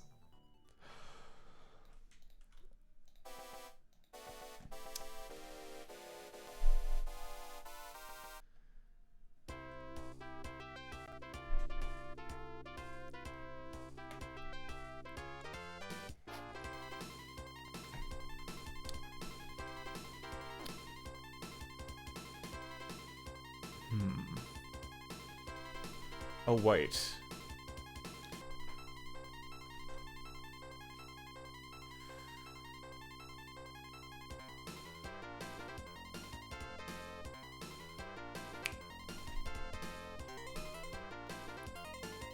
Oh crap, I've moved it now. Oh, okay, I gotta reposition this. I just realized, I forgot an important thing, which is that the coffee machine has depth, which then means the top bit can be a bit longer. So it doesn't necessarily just have to end there. Oh, Truly Brightly says, me neither. I enjoy coffee sometimes, but I cannot tell the difference between good and bad ones. Yeah, like, I mean, you know, coffee now and then is nice. Like, I generally save it for when I absolutely medically need to be awake. But I definitely love coffee flavoring in things. Like, coffee ice cream is great. I can wolf that down all day. But, yeah, there's, I don't know, like, back in my university, when I was at university, I had the sliding doors moment where I saw several of my friends go from not drinking any coffee to basically just being fully dependent on 3 or 4 coffees a day. And that was kind of the sliding doors moment of, I could probably get into coffee, you know, I could probably enjoy drinking this and just start drinking a lot of it. But let's not. Let's save that for another time.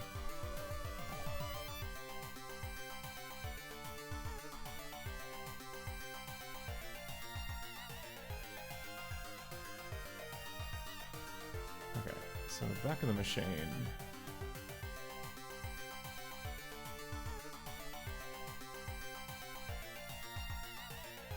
Because you can see here that we've got, like, half the depth at the front and the other half is just the machinery at the back, so we should be able to make that easily twice as deep.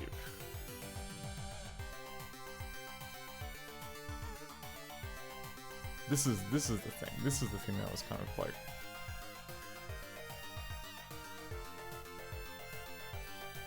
so my mind was like, surely it should be deeper than that, but then, yeah, okay, that makes more sense now.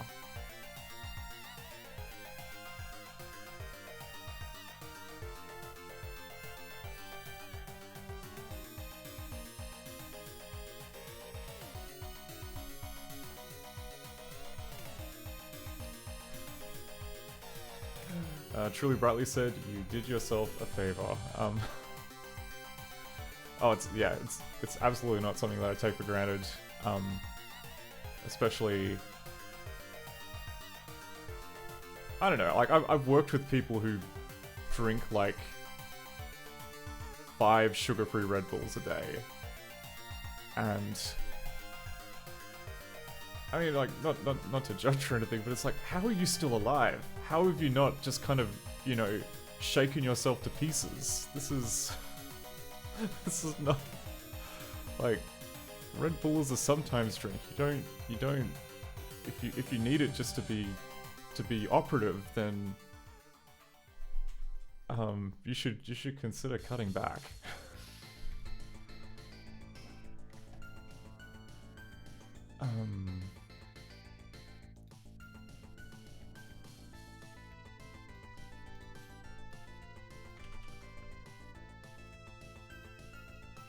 Also, is operative a word? Did I just make that up? Because I've got second half streamer brain.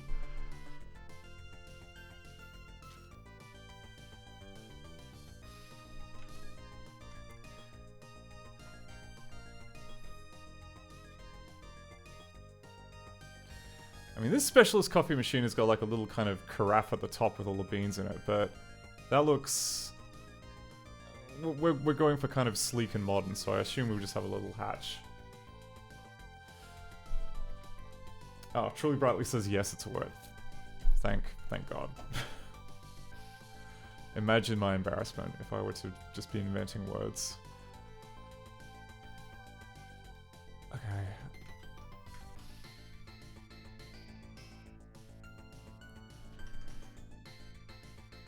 Okay, and the little grill down the bottom.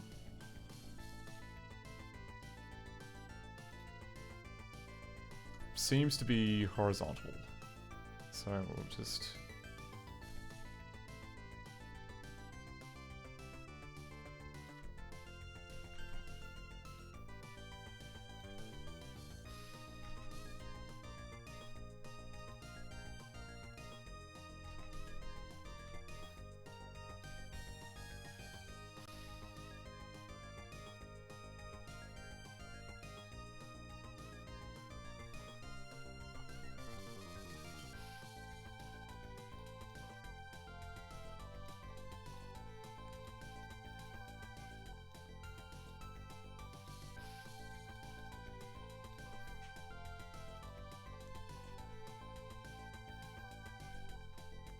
Oh yeah, no, okay.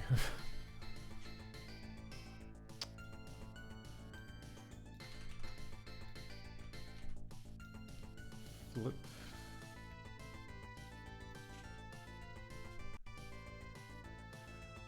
Truly Brightly says, I sincerely hope those coworkers are okay. That's a lot of Red Bull. Yeah, it's a lot. Like, I don't know. My tolerance is so low that like one Red Bull is enough to leave me feeling like a corpse operated by wires. But, you know, I get it. You you drink enough and suddenly it doesn't work as well as it once does.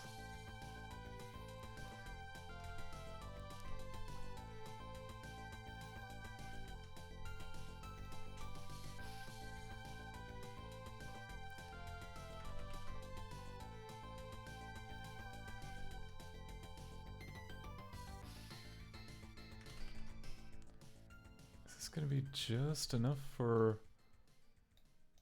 Look at that. Fate. It was fated to be exactly that long. I did not measure that at all. But I'll take it.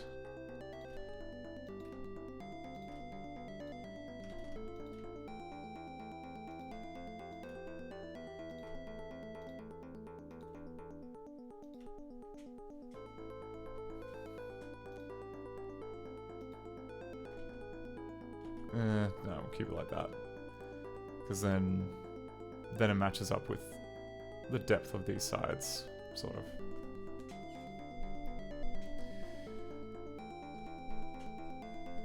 Okay, what else we need? We've got... controls...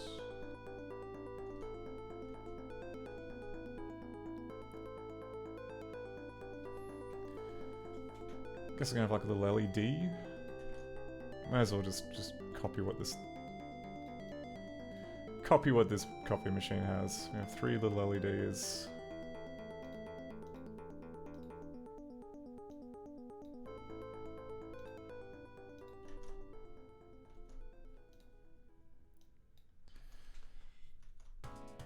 2 more buttons. Ah, yeah, some Outrun.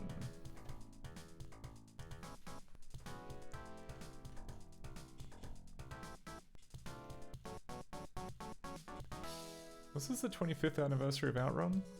Oh no, 35th anniversary. God, Outrun is old. I'm old. Sorry, I just gotta quickly check to see how old Outrun is.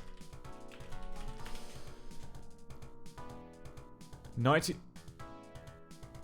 Okay, no, we're almost at the 40th anniversary of Outrun. Okay, well... Happy 39th birthday, Outrun.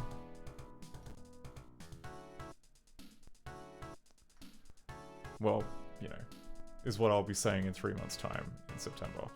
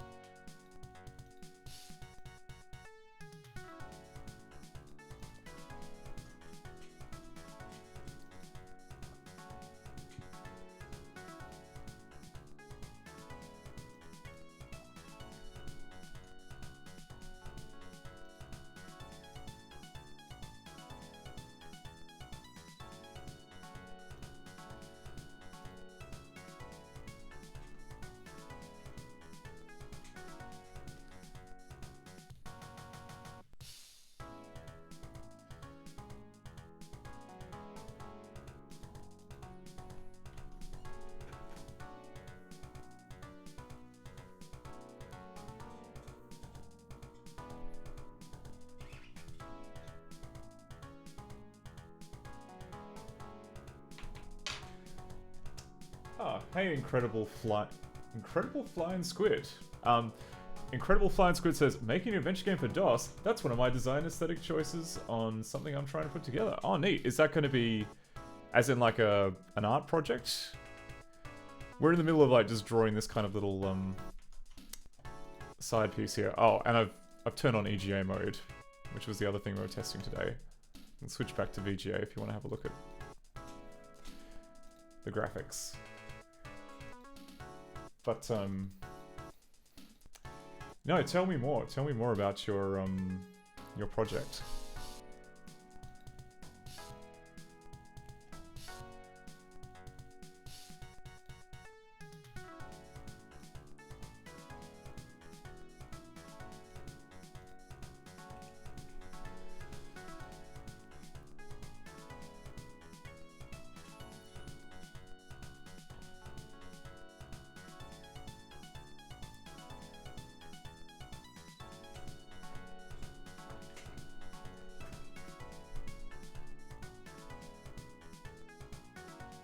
Okay, so we've got... Oh wait, I should be... Okay, get out of the way. So copy machine from the side is like that. The grill is going to be this platinum color. The body is going to be this dark color. Okay, so it looks like when I drew it, it's, you know, it's too difficult to kind of like make out with the number of pixels, but presumably that should be enough. Oh, Incredible Flying Squid says, text adventure game with procedurally generated storybook covers. The design aesthetic was locked into DOS era palettes and styles. Also put together a music metadata library for procedural music generation, but I don't have any music generation systems at the moment. That sounds pretty cool. So like when you're talking about like procedurally generated, are we like... I mean like the aesthetic that kind of comes to mind, right? Do I have to... I mean, let me just check to see if I've got it. Because I mean like when I think of DOS and I think of storybooks, there is I don't even have it. Hang on.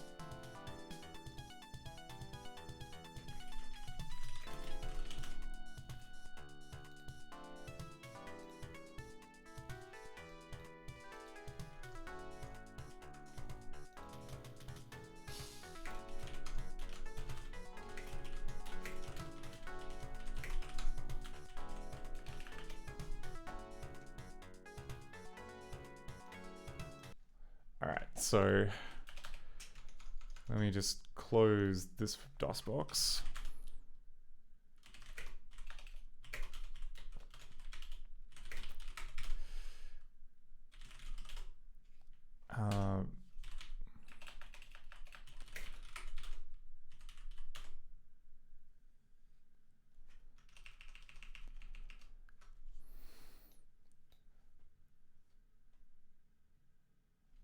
Wait, no music?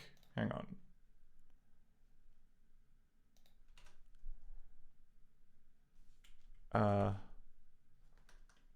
I'd like to quit now, hang on. We need to hear the theme song. SBW config. That'll be VGA, we want adlib. And now we should hear something.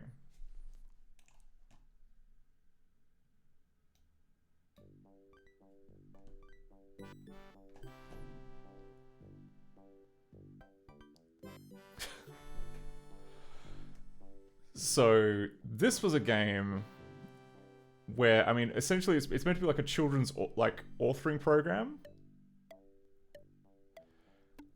but the fun secondary game that you get in that is like, there's like a bit down the bottom where you can write text, but there is also, come on, increase the cycles.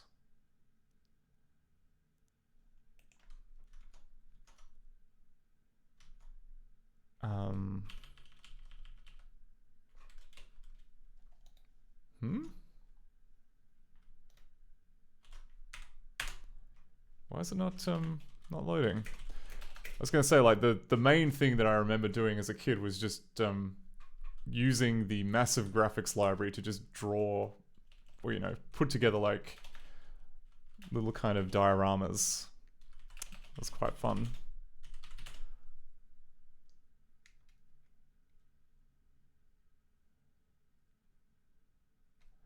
Alright, we are going to get into Storybook Weaver, regardless of how long it takes. Actually, hang on.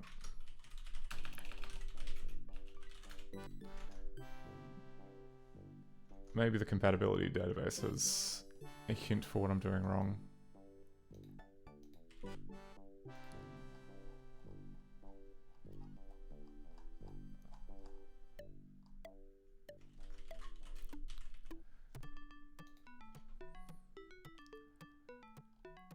Works fine in DOSBox, but must be installed by installed.exe.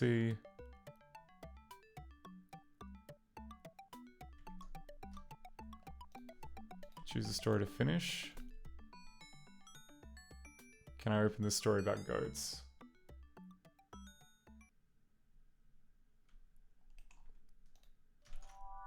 Here we go. So, 3 billy goats are hungry and they want to eat. What? My computer does not have enough memory to... Wow, okay. That would explain why it's chugging. Hang on. Oh, yeah, okay. It crashed because there's not enough memory. Let me...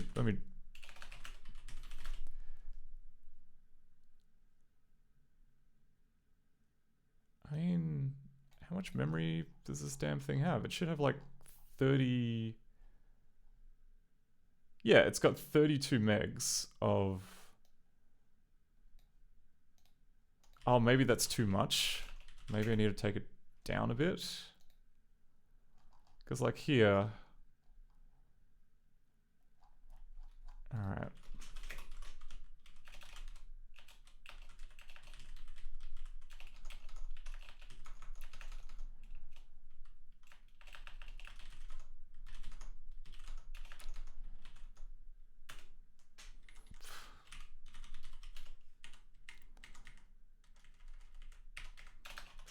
Okay, we only got 8 megs now. Maybe that somehow helps.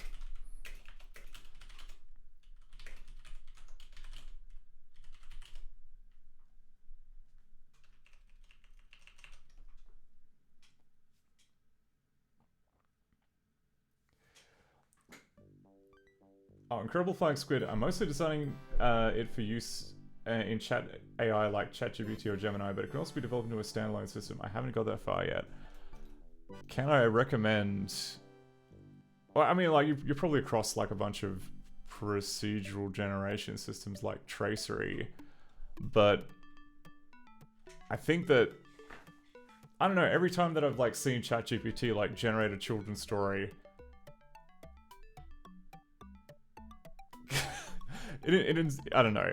I get a certain type of depressed.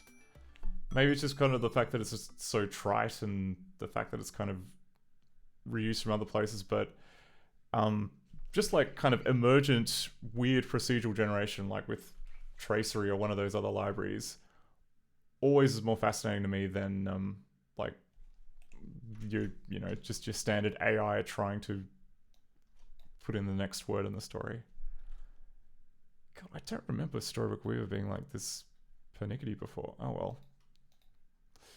Well, hang on. I can do the next best thing, which is I can show you pictures of Storybook Weaver being run by someone more competent.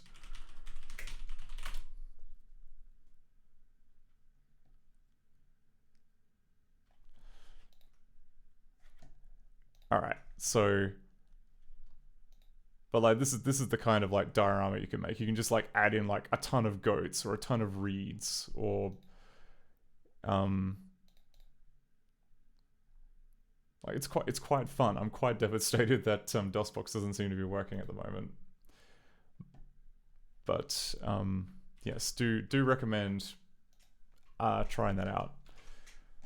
I don't know, maybe it's maybe it's DOSBox staging just being bad. Ugh.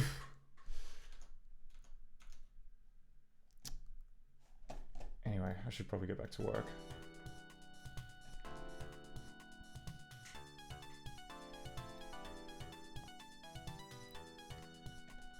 Wow, it's like every time this particular outrun track loops, it seems like the notes, like one of the instruments gets off by one note.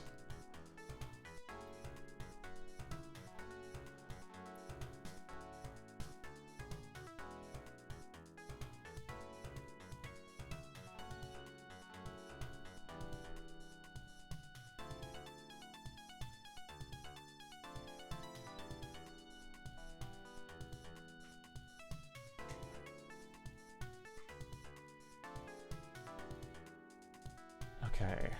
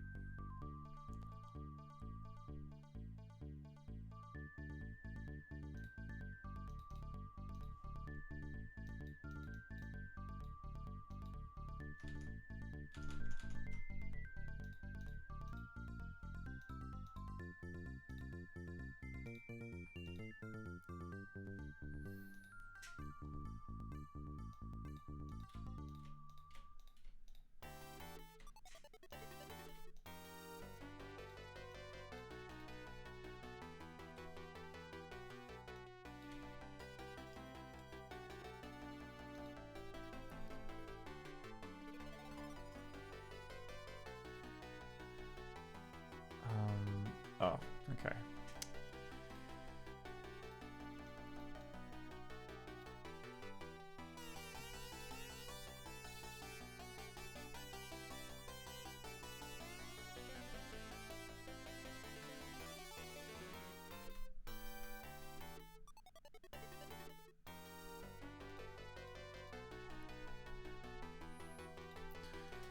So we're just going to block in, we're going to do some basic fills with basic colors, and then we'll add in detail as part of the second pass.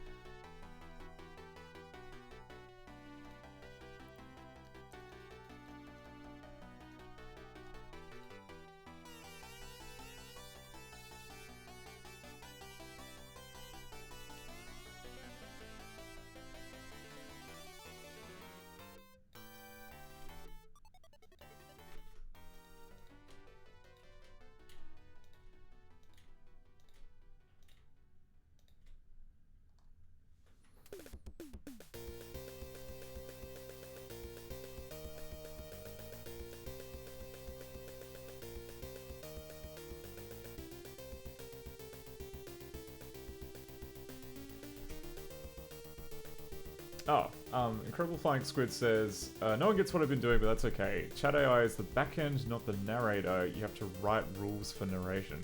Also, like, the chat AI is just kind of like, just like a control interface. Like, you funnel commands to the chat AI, and then the chat AI calls the API for your story system.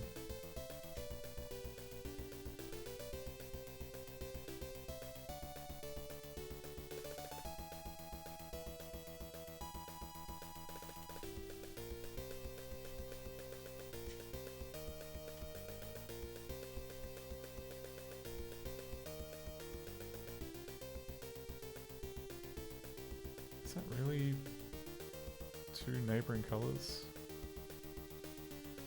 Oh, it sure is. I picked two real similar ones. No, I did not.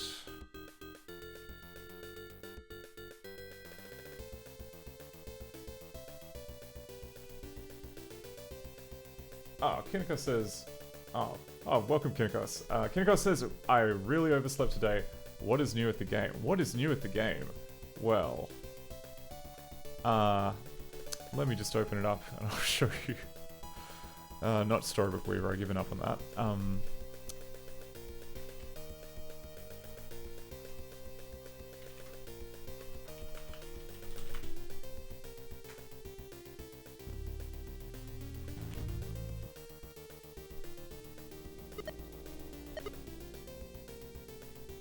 So in addition to having all three rooms now that are kind of, you can walk between them, there is also this button here on the options screen, which switches to EGA. We went through and hand-picked a bunch of nice colors, and now the rooms look pretty good in EGA, I think. So yeah, it's still, what do you call it? Like a default, yeah, so it defaults to colors that are sort of okay, but these are all, yeah, these are all hand definitions for each color based on just experimentation. And surprise, it works better than the automatic conversion. Didn't take long, a couple of hours. Just messing around. And I guess in the future we'll have to figure out how to convert this to CGA too. Hopefully we'll be able to... Hopefully there'll be a way that we can derived that based on the EGA colors so that we don't have to like redo all of this again.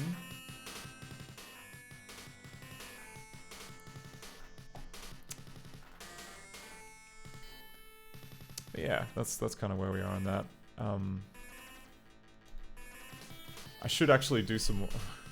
Yeah, what I was meant to do today was like doing more character animations, but I did not do the prep because I had other projects which I spent all weekend on. Oh, Kineko says, I did an unannounced stream last night to see if upgrading to OBS 31 was going to be a massive mistake, and it didn't seem to be the case. Didn't crash when I pressed stop streaming, and didn't crash when I exited OBS afterwards. Was that I assume that was like a problem with your previous version of OBS? It's kind of like...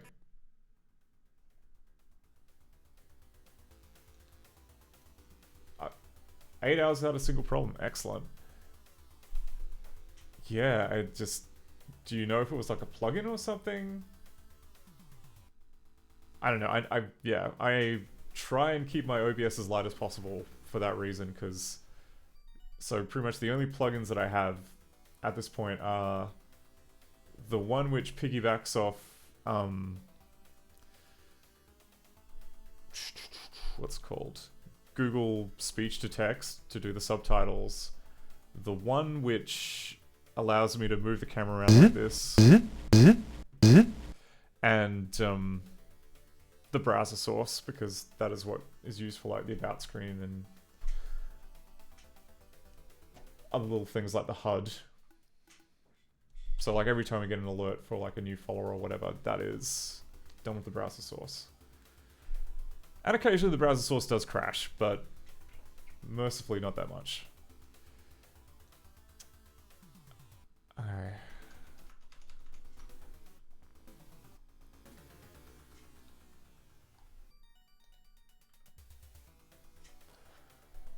Kineko says, all I do for plugins is the Pipewire audio capture that's still not a mainline OBS feature for some reason. That waveform plugin I shared with you. Oh, and manually installing OBS browser into my user config folder by manually extracting it from the Ubuntu dev. I see. Do I use the... Hang on, do I use the Pipewire plugin? I must, because I have like a whole bunch of... Yeah, I must be using the Pipewire one, because I'm connecting directly to devices.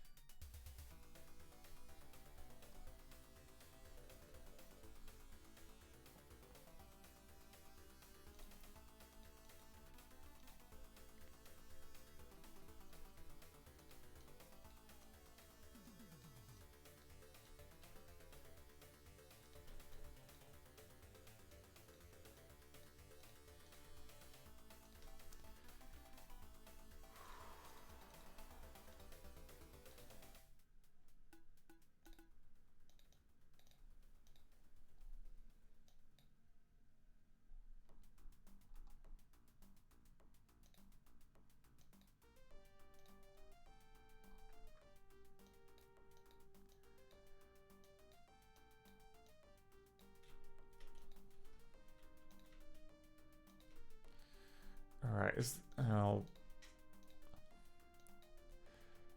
the pattern I've drawn here suggests the top of the machine is bumpy, or at very least textured. Kinekos asks, are you drawing a pop-up for when you get close to an interactable item? Correct. I am doing a close-up of this coffee machine because...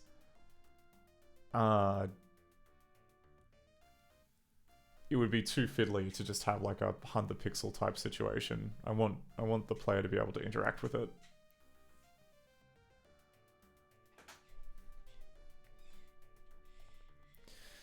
And so yeah, the cheapest way of doing that is just have a pop-up that appears whenever you use it and then get within range.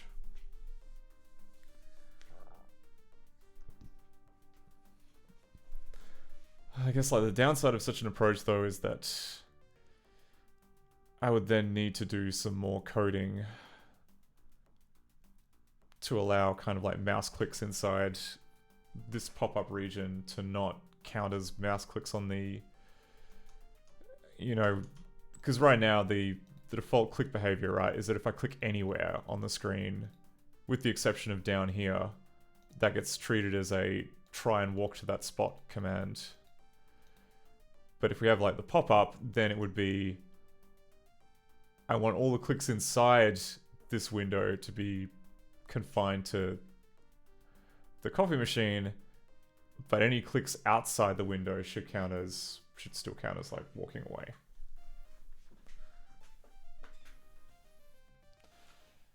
So yeah, the current setup that I have, I don't think I've got a way of masking out other hotspots. Actually, what am I saying? Maybe no, I don't have a way of masking out other hotspots.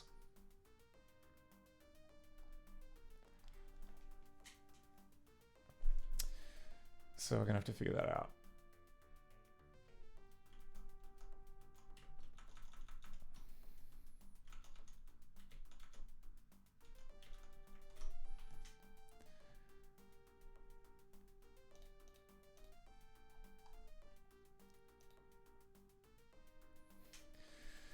I see, alright. So this machine kind of has like a... So it's got like one side which is a hatch, and then another side which is kind of a vent, I assume, because... Likewise with this has got like a vent on one side and just a panel on the other. So maybe that should be kind of the aesthetic that we take when we draw this. We should have like one side which is a panel.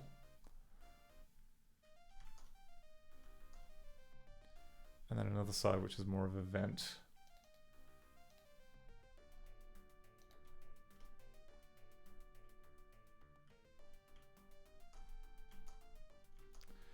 Alternatively, I mean, there are machines which are symmetrical.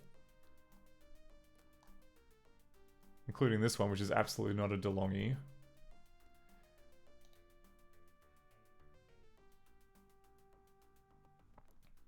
Yeah, you know what? Screw it. No, I'm not going to do a vent on the top because that'll look weird. Let's just do a stipple pattern on the top.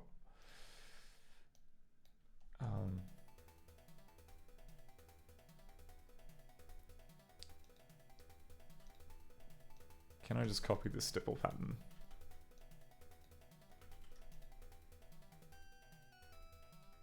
No, because it's on a different layer.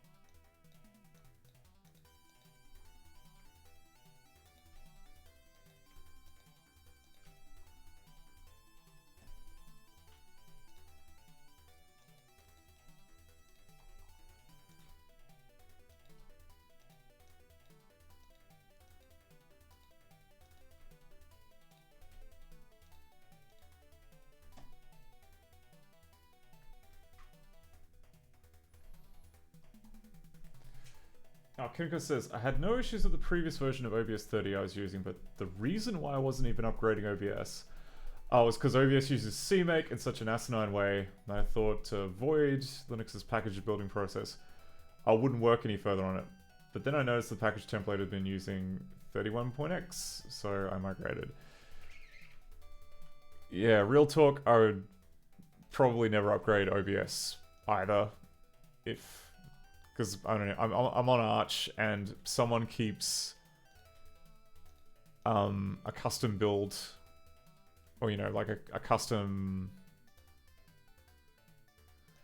OR package containing the one with the browser plugin,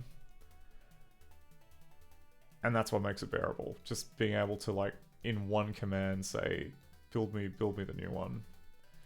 But unfortunately I have to do that quite often because for some reason they decided to bundle their own version of FFmpeg, which changes a couple of things, which then means you gotta upgrade FFmpeg too. Or every time FFmpeg changes, you also gotta rebuild OBS. And it's like, God, life should be simpler than this.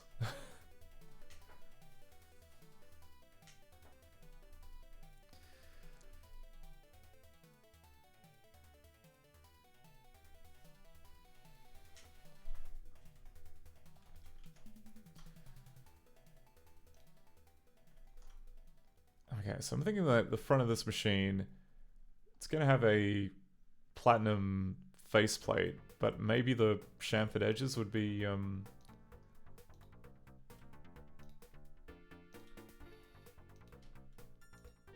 this kind of grey color, same as the rest of the body.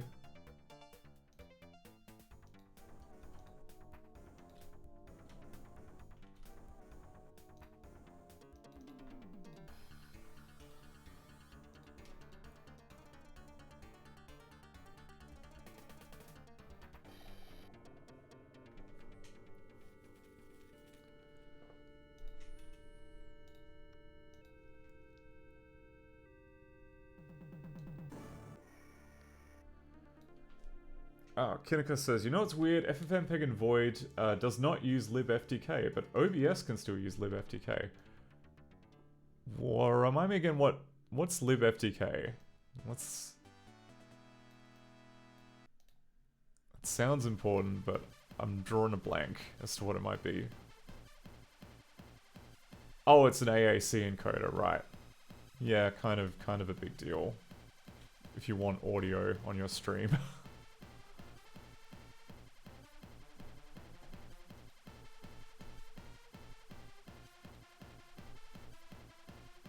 What is this? This is apparently like a Konami track for the Goonies?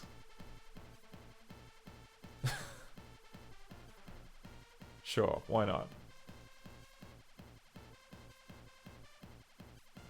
Kinnikos says, what system does this belong to? This is the Sharp X68000.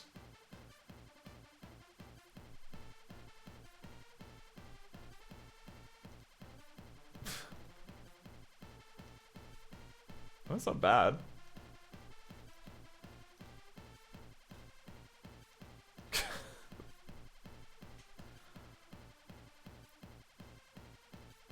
It's got a kind of house music kind of feel to it.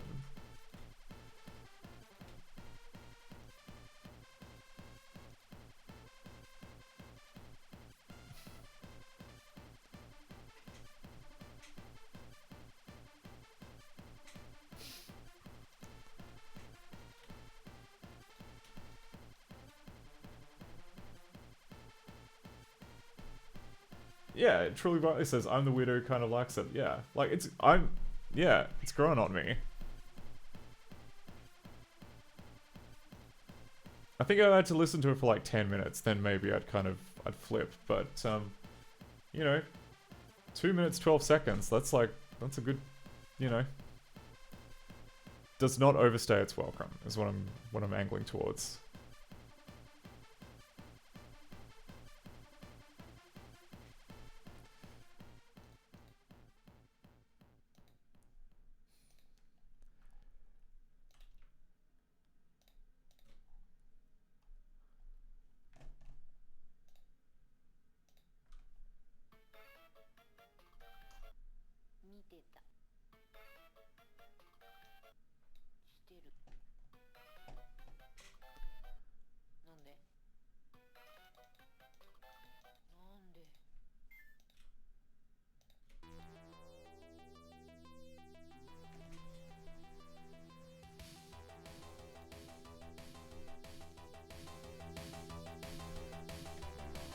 Oh, Kinnigo says the music is really quiet in volume.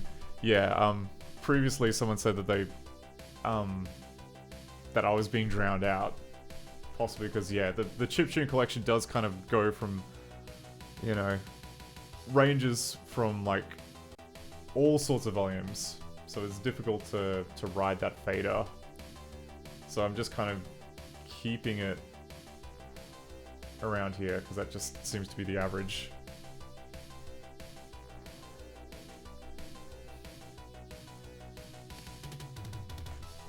If I was a professional streamer, I would probably set up a compressor, but...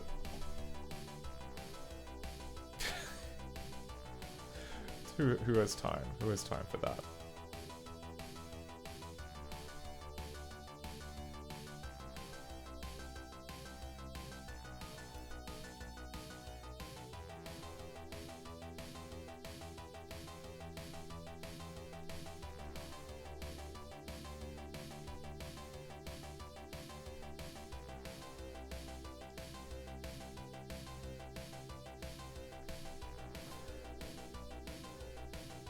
So I'm thinking we could just do something similar like we have over here, where we just have a flat fill with like a tiny bit of discoloration.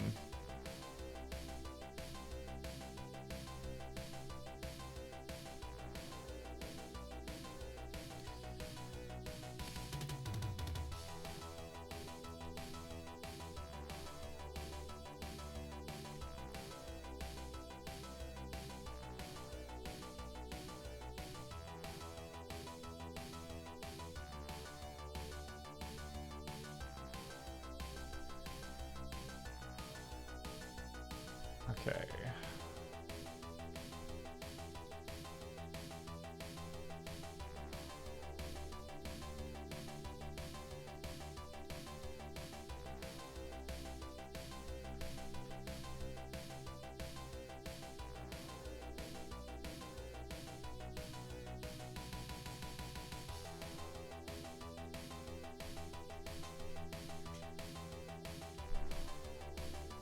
Kinka says, you just need to pull the Dynordorm code from FFmpeg's filter library and turn it into a standalone effects plugin for OBS. Or better yet, turn that into LADSPER or LV2 code and pipewire filter chain process. It's like, yeah. I think that, like, out of the box, OBS does have a compressor. In fact, I know it does because you can use it to duck things as a side channel, which is currently what I do have that set up for the desktop audio so that it does duck whenever I'm talking. But and yeah, I think you can also use that to yeah, just to use as a compressor so that audio remains equal loudness, but it's very fiddly, and I'm not really, I'm loath to mess with it because it works pretty well right now.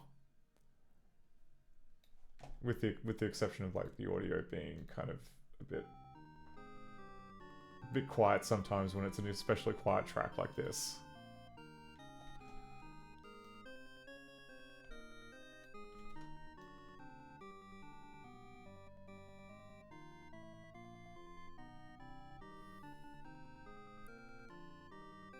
Okay.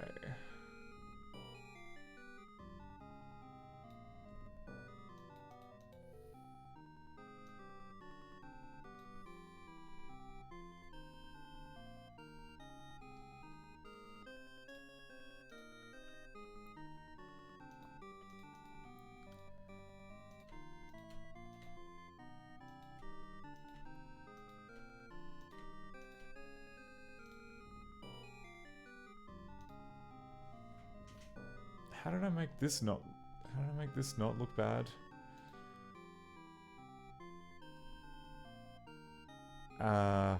Answer, don't draw very much on there.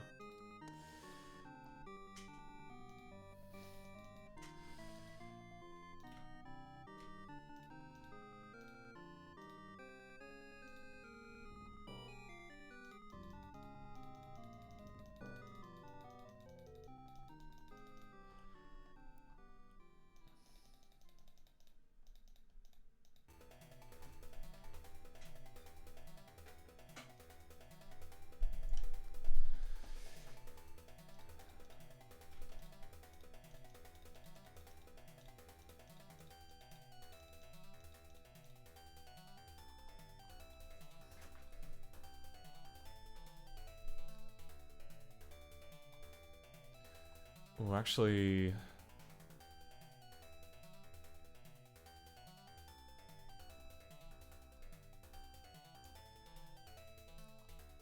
So this image of the coffee maker shows that it has a little bit of a chin, which I have not. If anything, I've drawn in the opposite of a chin.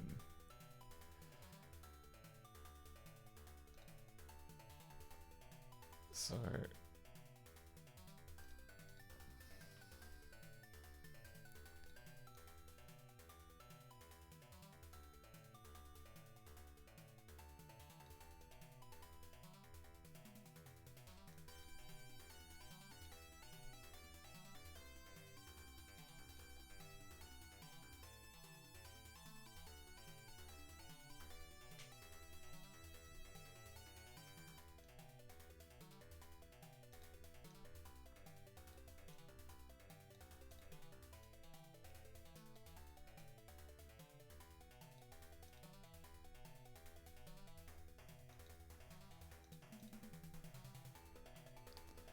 okay, and then this moves down.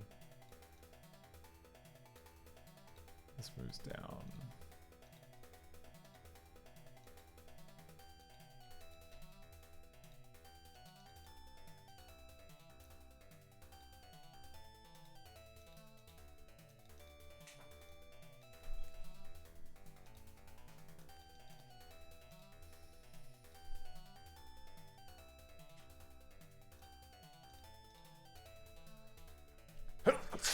Excuse me.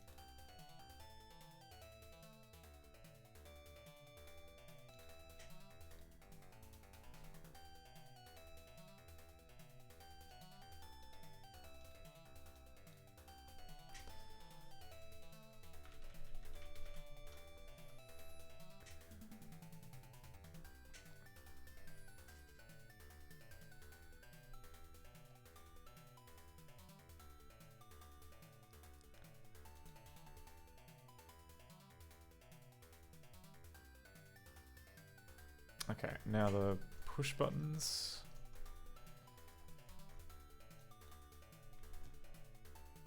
Push buttons, I guess, would be...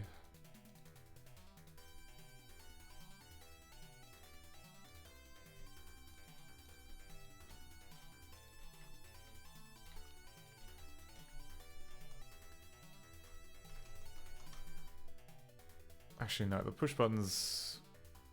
Oh no, they are... I was going to say, they're probably the same shade of platinum. They are not. They are...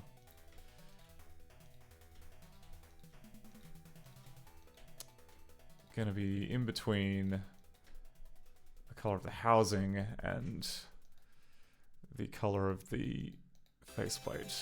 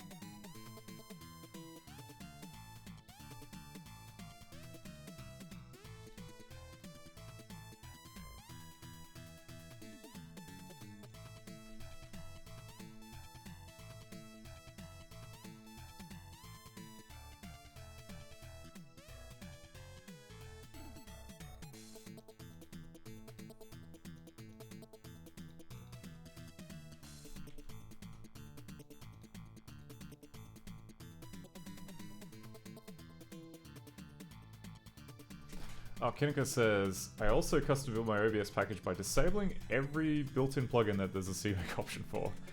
So no EGA, no VST, no VLC, no ALSA, no Pulse Audio, no Jack, no Decklink, no Intel QSV1. Fair enough. I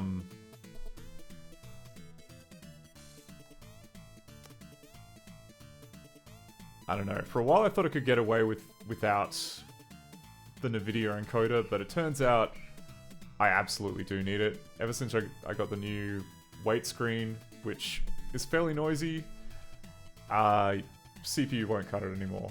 The only way that we can stream with acceptable performance with that without it looking too JPEGy is using the NVIDIA encoder.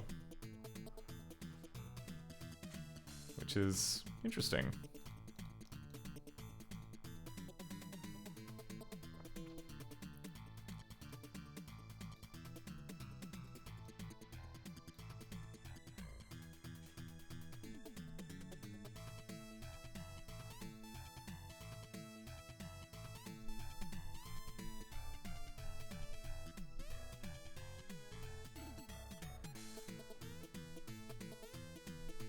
Oh, removing ALSA and Pulse Audio prevents OBS from ever having a concept of global audio sources. That's understandable. I think, like, I still have Pulse Audio. I use Pulse Audio and Pipewire because, at least with Pulse Audio, that's like a nice and easy way you can tell, like, all the desktop audio to come out of one device. And, like, most apps... You know, most apps expect Pulse Audio, or, you know. And then for the stuff that I want to be on a different layer, that I can give a custom sound card for, and then use that as a Pipewire source.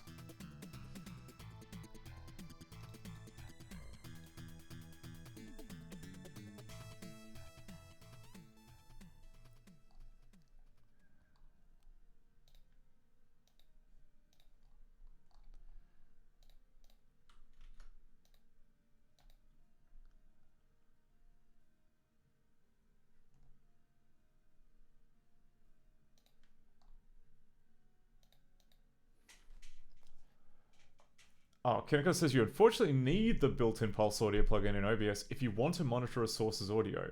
The Pipewire plugin apparently cannot supplicate that behavior. I have a workaround for that, which is essentially I have a virtual...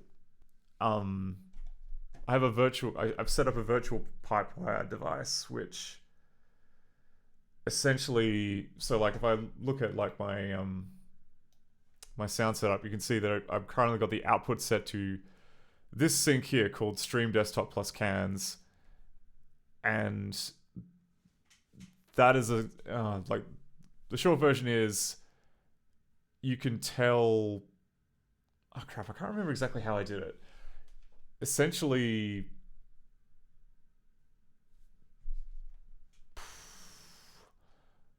there was some kind of terrible trick that I did so that OBS would monitor it, which is to say, it then basically, like, yeah, OBS will then send the monitor signal to that sound card, which is not the same as the Pulse Audio device. Oh, no, sorry. Yeah, OBS will just send it to the headphones. However, I can hear it without it being part of the desktop audio. I don't know. It's a mess. I'm not even going to pretend that I can remember the details properly, but...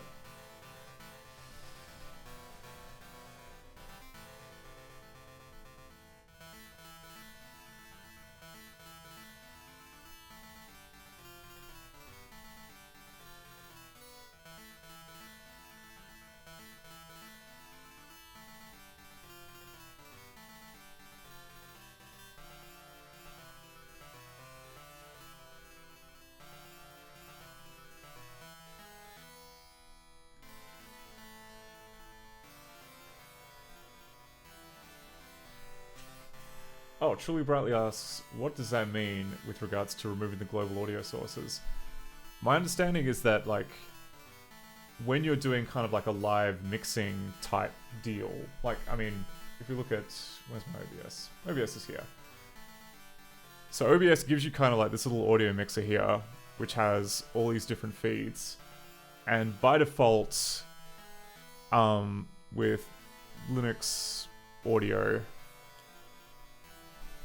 generally you just get like this volume here, which is like the desktop audio. So everything that kind of comes through the desktop, I don't know, just like any kind of application that's playing back audio will just be kind of glommed together in this one feed. And there are other options for kind of getting individual faders for each of these, but I think the thing that Kinnikos is trying to avoid was that if you have like multiple sound cards or multiple sound devices, using like a global driver like ALSA, that basically means that if you use ALSA, then that basically means OBS will go and say, give me exclusive access to this sound card, which can cause like big problems if you need it for something else. Whereas another driver like Pulse Audio shares that access, and it sounds like they're using Pipewire, which is another kind of way of being able to share. Sorry, that was probably a terrible explanation, but I don't know.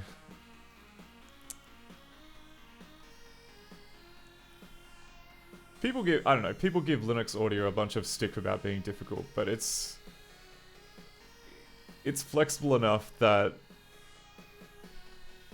I mean, yeah, it takes a while to get going, but like, you know, it makes things possible which only my eyes would water if I was thinking about how to do it in Windows. Like, if you think about like most how-tos in OBS for Windows say like, oh, how do I route audio to a different thing? It's like, oh, you install a driver which installs like a virtual microphone cable or something.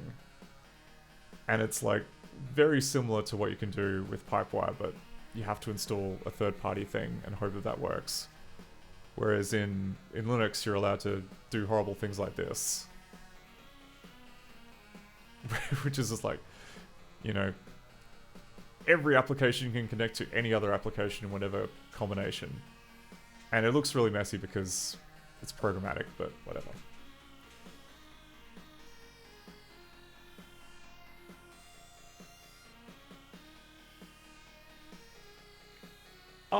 Truly Brightly says, I didn't even think of the possibility of having separate sound cards. I'd rather have it be difficult, and as a result I understand what's happening, rather than what Windows offers.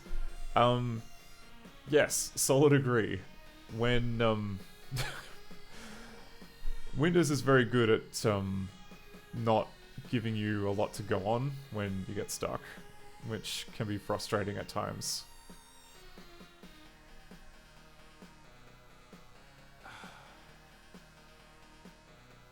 Okay, it's starting to look more espresso machine shaped.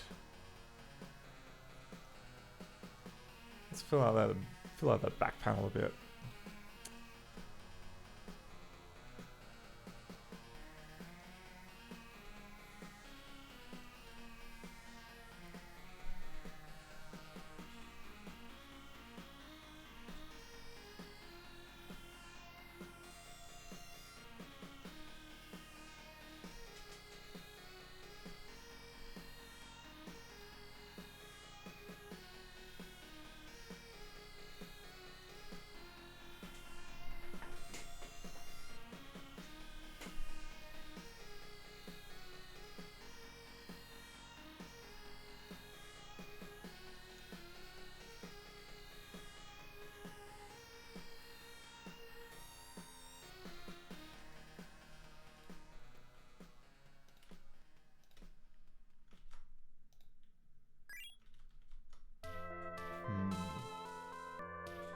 What do I think about these? I mean, this is kind of like a harsh color. Maybe better if I were to do like this. Yeah, okay, that's better.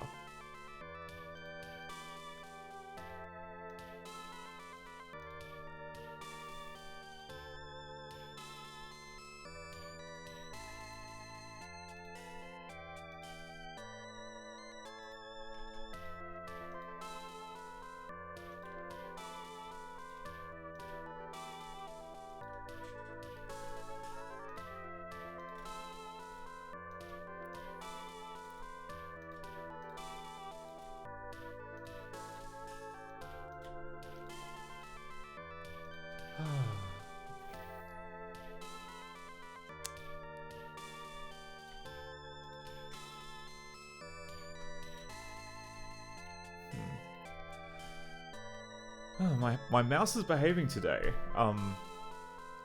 So like this mouse has been giving me like nothing but stick for the past month, and I bought a new one, but I've made a big mistake, which is, like,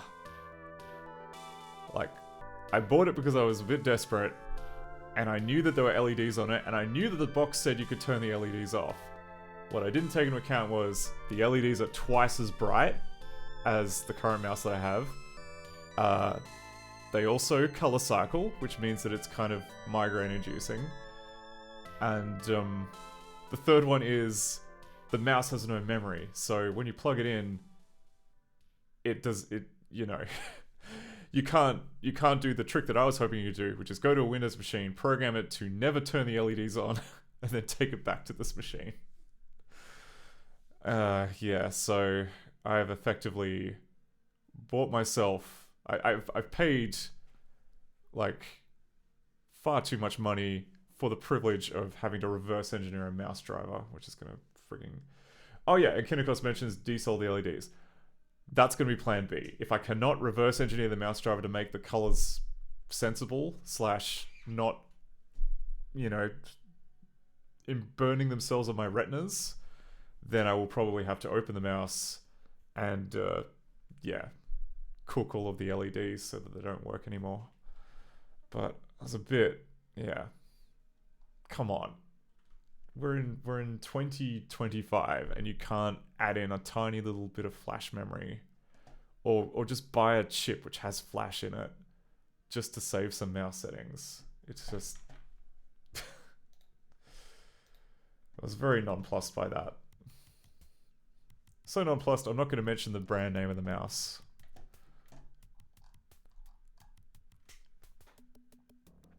So that people may, you know...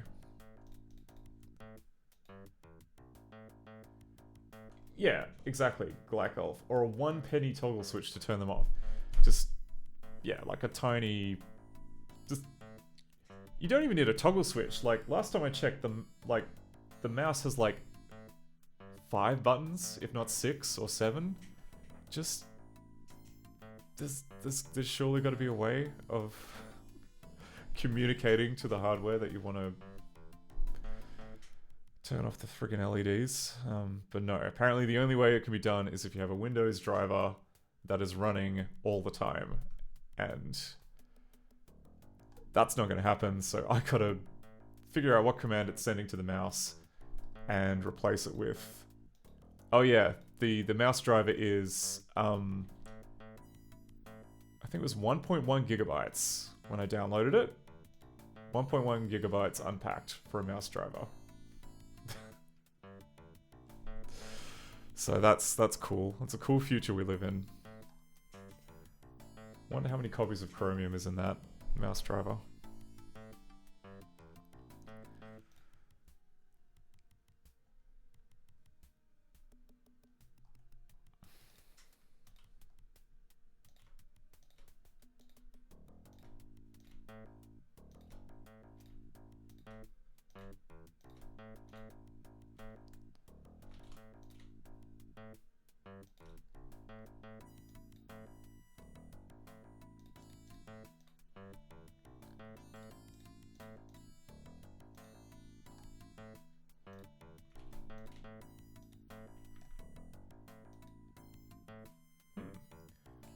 This track sounds a lot like it's from a Zachtronics game, but apparently no, it's from Mahjong Enthusiast.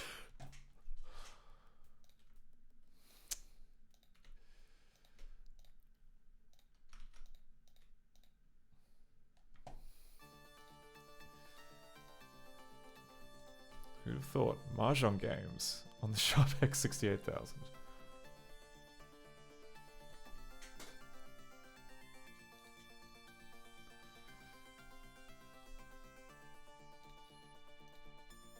Very enthusiastic Mahjong music, exactly, Kinnikos. Like, couldn't you just feel the enthusiasm leaping out of the speakers?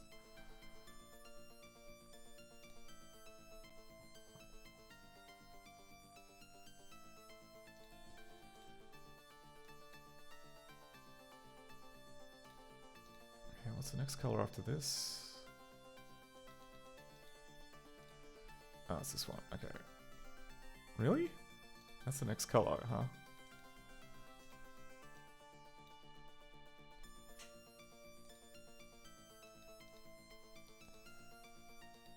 Oh no, it's this one. Okay.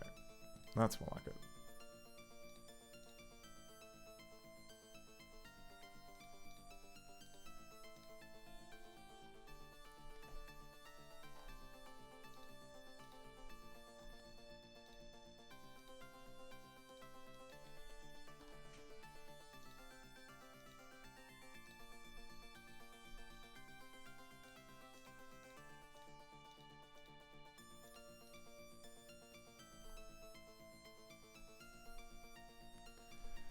Oh, Kinnika says, that reminds me when Zero X Diamond does his DOS Dungeon segments on his streams. He keeps running into pervy Mahjong strip games and then runs into said games again on Coin Up Crapshoot.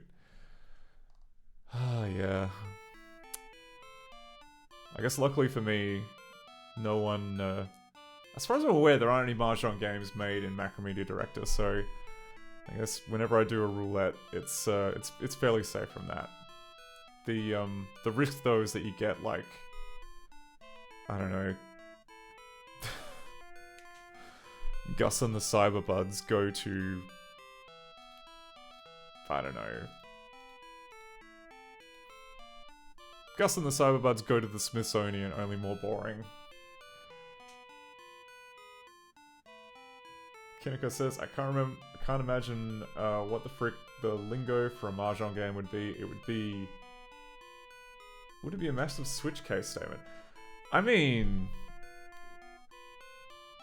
I honestly don't know about like how the well, to be fair, I don't really know. If you pointed a gun into my head and asked me to tell you the rules of Mahjong, I could not tell you. My brain is not that well developed. But it strikes me as non-trivial. But still, I mean, like it can be, you know, they can, like, Mahjong 8 has been done on like a Nintendo, so how hard could it be? I mean, it may not necessarily be very good Mahjong AI, but still.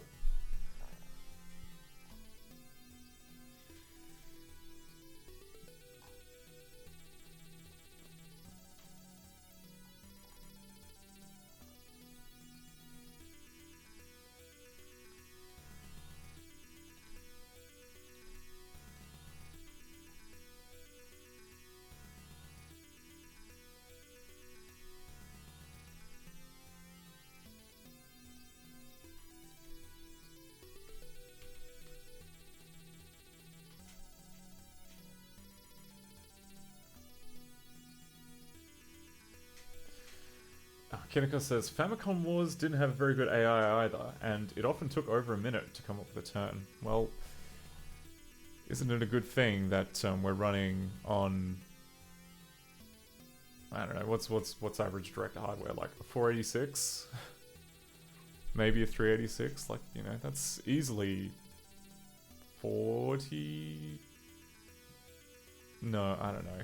I was gonna say, like, 40 times as fast, but that's not really true, because... Yeah, because it's, you know, completely different architecture, and it's going to be 8-bit instead of 32-bit.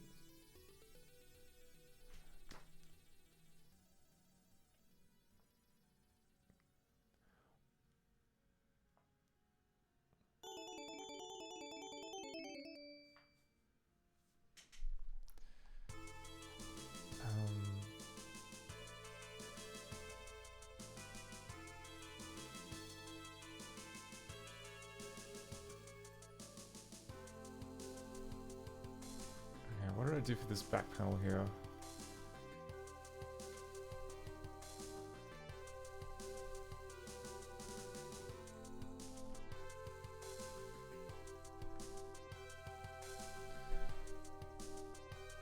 I should probably do the dispenser thing first.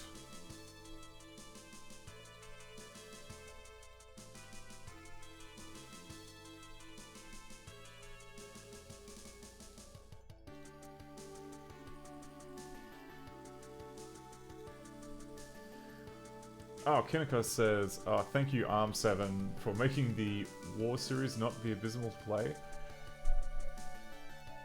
It was quite a leap, wasn't it? Going, because I mean, like, Game Boy Advance was using, as you say, it used ARM7. And like, when you compare that to the Game Boy, which was like, that weird sharp Z80 clone. It's, yeah, it's like, it's quite an upgrade. I guess they left it like long enough between generations though, because they, you know, they run like a solid decade out of the Game Boy, didn't they? You know, if you, because I mean, you know, like the color was essentially the same thing, but with a different, you know, same CPU.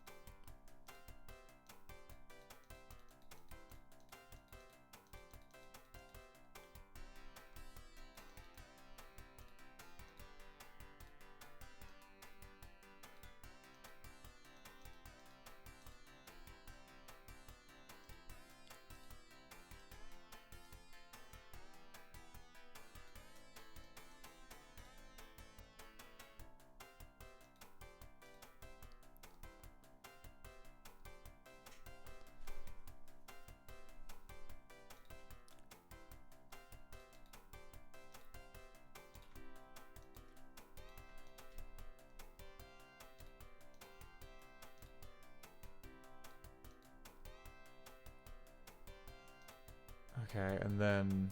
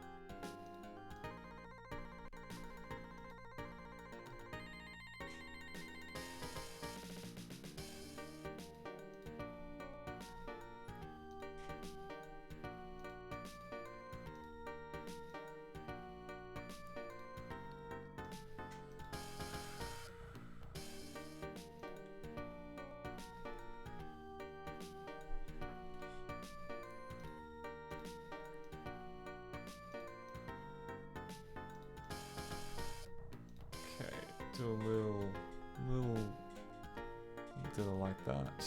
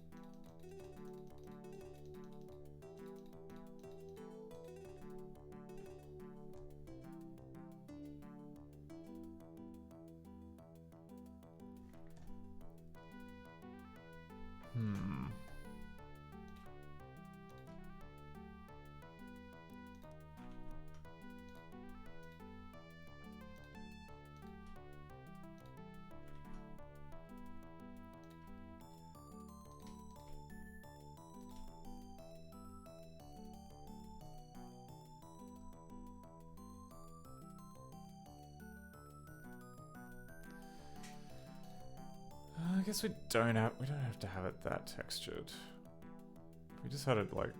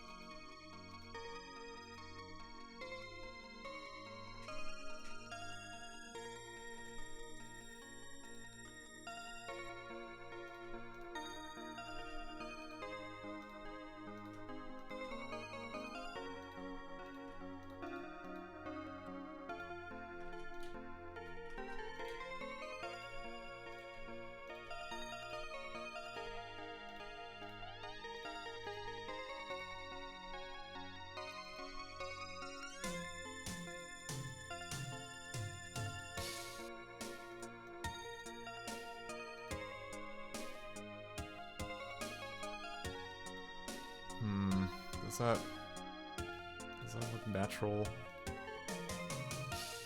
that look normal? I'm not sure.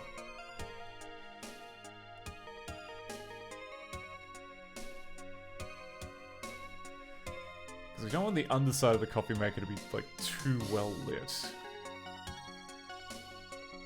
If you get my meaning.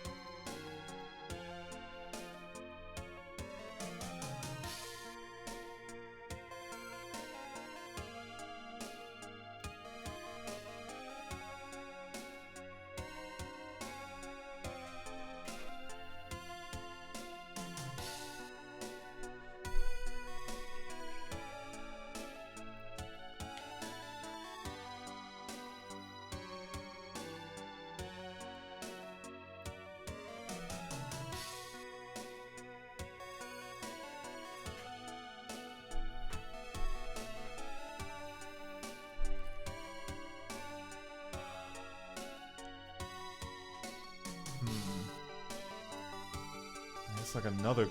Okay, well, that's looking pretty good, actually. I suppose another question that could be asked is, like, how do we... Like, how much of the cutaway do we include, like, the bench and the back wall and stuff? But... Oh, and I guess, like, the other question...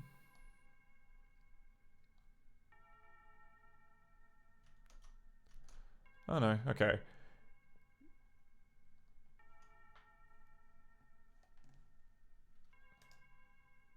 Oh, Kinikos is linked to a GitHub. Listen and try it with the musical drum key. Thank you very much for the follow, Incredible Flying Squid. It's good to have you around. Let's see what people on GitHub are doing. Open JK. Oh right. Oh, Jedi Knight. Okay. Weapon projectiles and some of the graphics are brighter, and weapon sounds are louder at higher frame rates. Huh.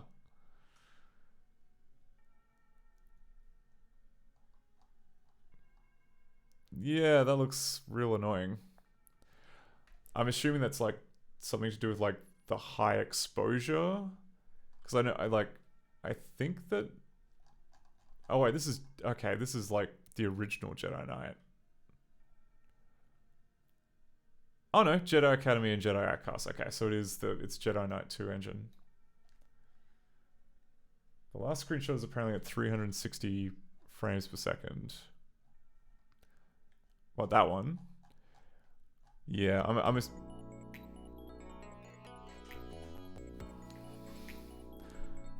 yeah, like my guess would be that it's some kind of bloom effect, which is tethered to frame rate.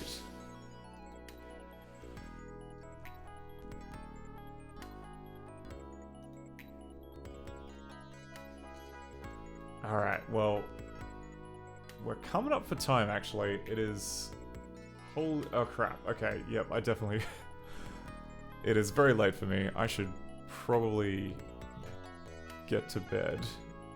What with being, you know, having a job to do tomorrow and everything. But... This was good. I'm really happy with how, like... I'm really happy with how EGA mode is looking. Who knows, maybe even next time around I will have the remaining sprites that I need to color in all lined up, and that'll be our job for next time around, but that is looking super cool. I better rate someone. Oh, Highbike7 says, EGA mode is really nice, well done. Thank you. I think that it turned out okay. Who is online? Who is doing stuff on Twitch.tv?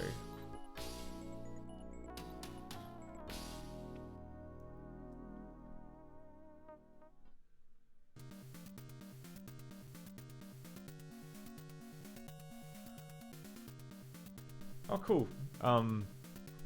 Jessica Mack is streaming, so we'll go from one game dev stream to another. So I may be streaming Thursday night. I haven't decided yet. Depends on whether or not another thing falls through or not.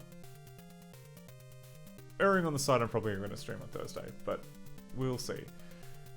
Anyway, okay, and if not, I'll definitely be streaming on Monday. So until then, have a wonderful rest of your evening. I'll see you next time. Take care. Enjoy the rest of your evening. I don't know how many times I repeated myself. Bye!